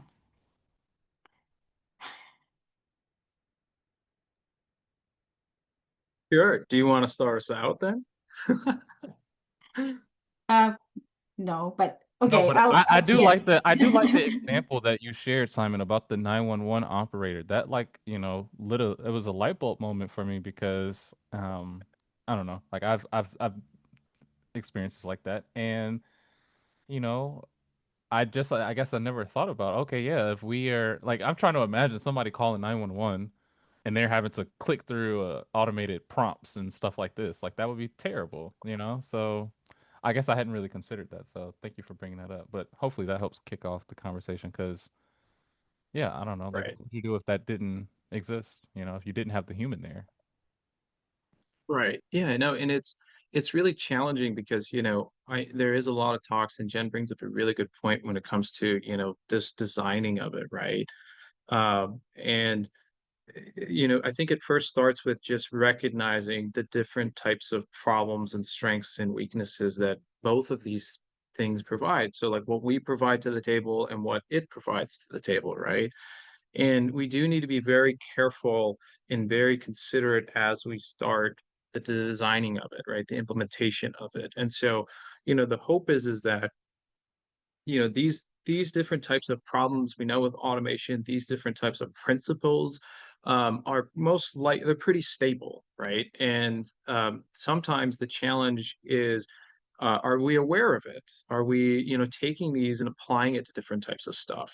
And that can be really challenging because you know, sometimes when you think about artificial intelligence, you do think about automation, but you know, it might not be aware, like people might not be aware that this information does exist, right? And so I think kind of recognizing that and using those foundations can help really drive the conversation. Because when you don't know much about, you know, the different types of issues you could run into, it can become like a really hard discussion because you don't know what you don't know until you see it. And there will always be stuff like that. Don't get me wrong. But we can lean on some of the expertise and the knowledge, you know, that we've seen, right? There's a lot of case studies that are constantly brought up, you know, as we are designing and making these things that, you know, will constantly kind of refine our process and our approach. And so I've always thought that, you know, implementation is probably inevitable, but it should be slow and incremental. And it should just kind of slowly go, you know, through time. Because if we go too fast, you know, it tends to backfire on us very quickly. And then, you know, it becomes really damaging. And then that's when we unfortunately react. But when we take slow incremental steps and we start to, you know, kind of have this discussion, use this, you know, opportunity to learn from as we've kind of gone through, we can make smarter decisions. But we will fail. I mean, that's just part of being human, right? Is to fall short. But we can recognize that limitation within us as we are slowly kind of, you know, moving forward. So.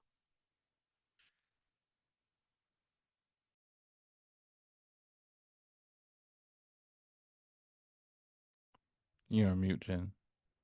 Thank you. Okay, cool. Yeah, no, thank you, Simon. That was excellent.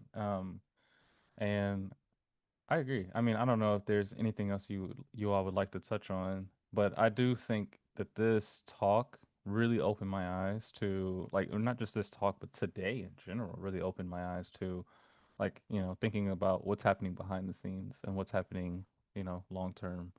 And to your point, you just don't know how it's impacting other pieces until you dig a little deeper and ask those questions and figure it out. Let's see. Looks like we do have one question. All right, cool. From Alvina. Says Simon, thanks for the insightful presentation. One question. Technology is advancing rapidly, especially with AI and automation. Some of the current constraints may become outdated, while new challenges might emerge. How do you personally stay up to date with these rapid developments? Yeah, you know, stuff is evolving rapidly. Absolutely. You know, what's interesting is as technology evolves incredibly quick, what I tend to look at first is really us as the person. Because you know, even though things are happening and growing and changing all the time, we as people are not really changing that much. And you know, that kind of goes to like, you know, basic principles of like, how do we make decisions? How do we, you know, how do emotions impact kind of what we do today? Where do we start to, you know, fall short of?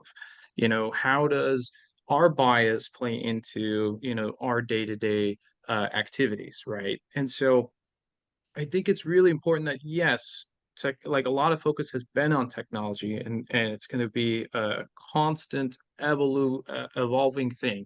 What we learned, you know, a month ago might not be applicable to tomorrow, right? But we all here design for people, right? And it's our jobs to make sure that, you know, as we come to the table, we bring that human element, right? And that is not changing, you know, tomorrow, right? There's, of course, research that is progressing us forward, but we have fundamental understandings and building blocks of how people operate, what is our strengths, what is our weaknesses.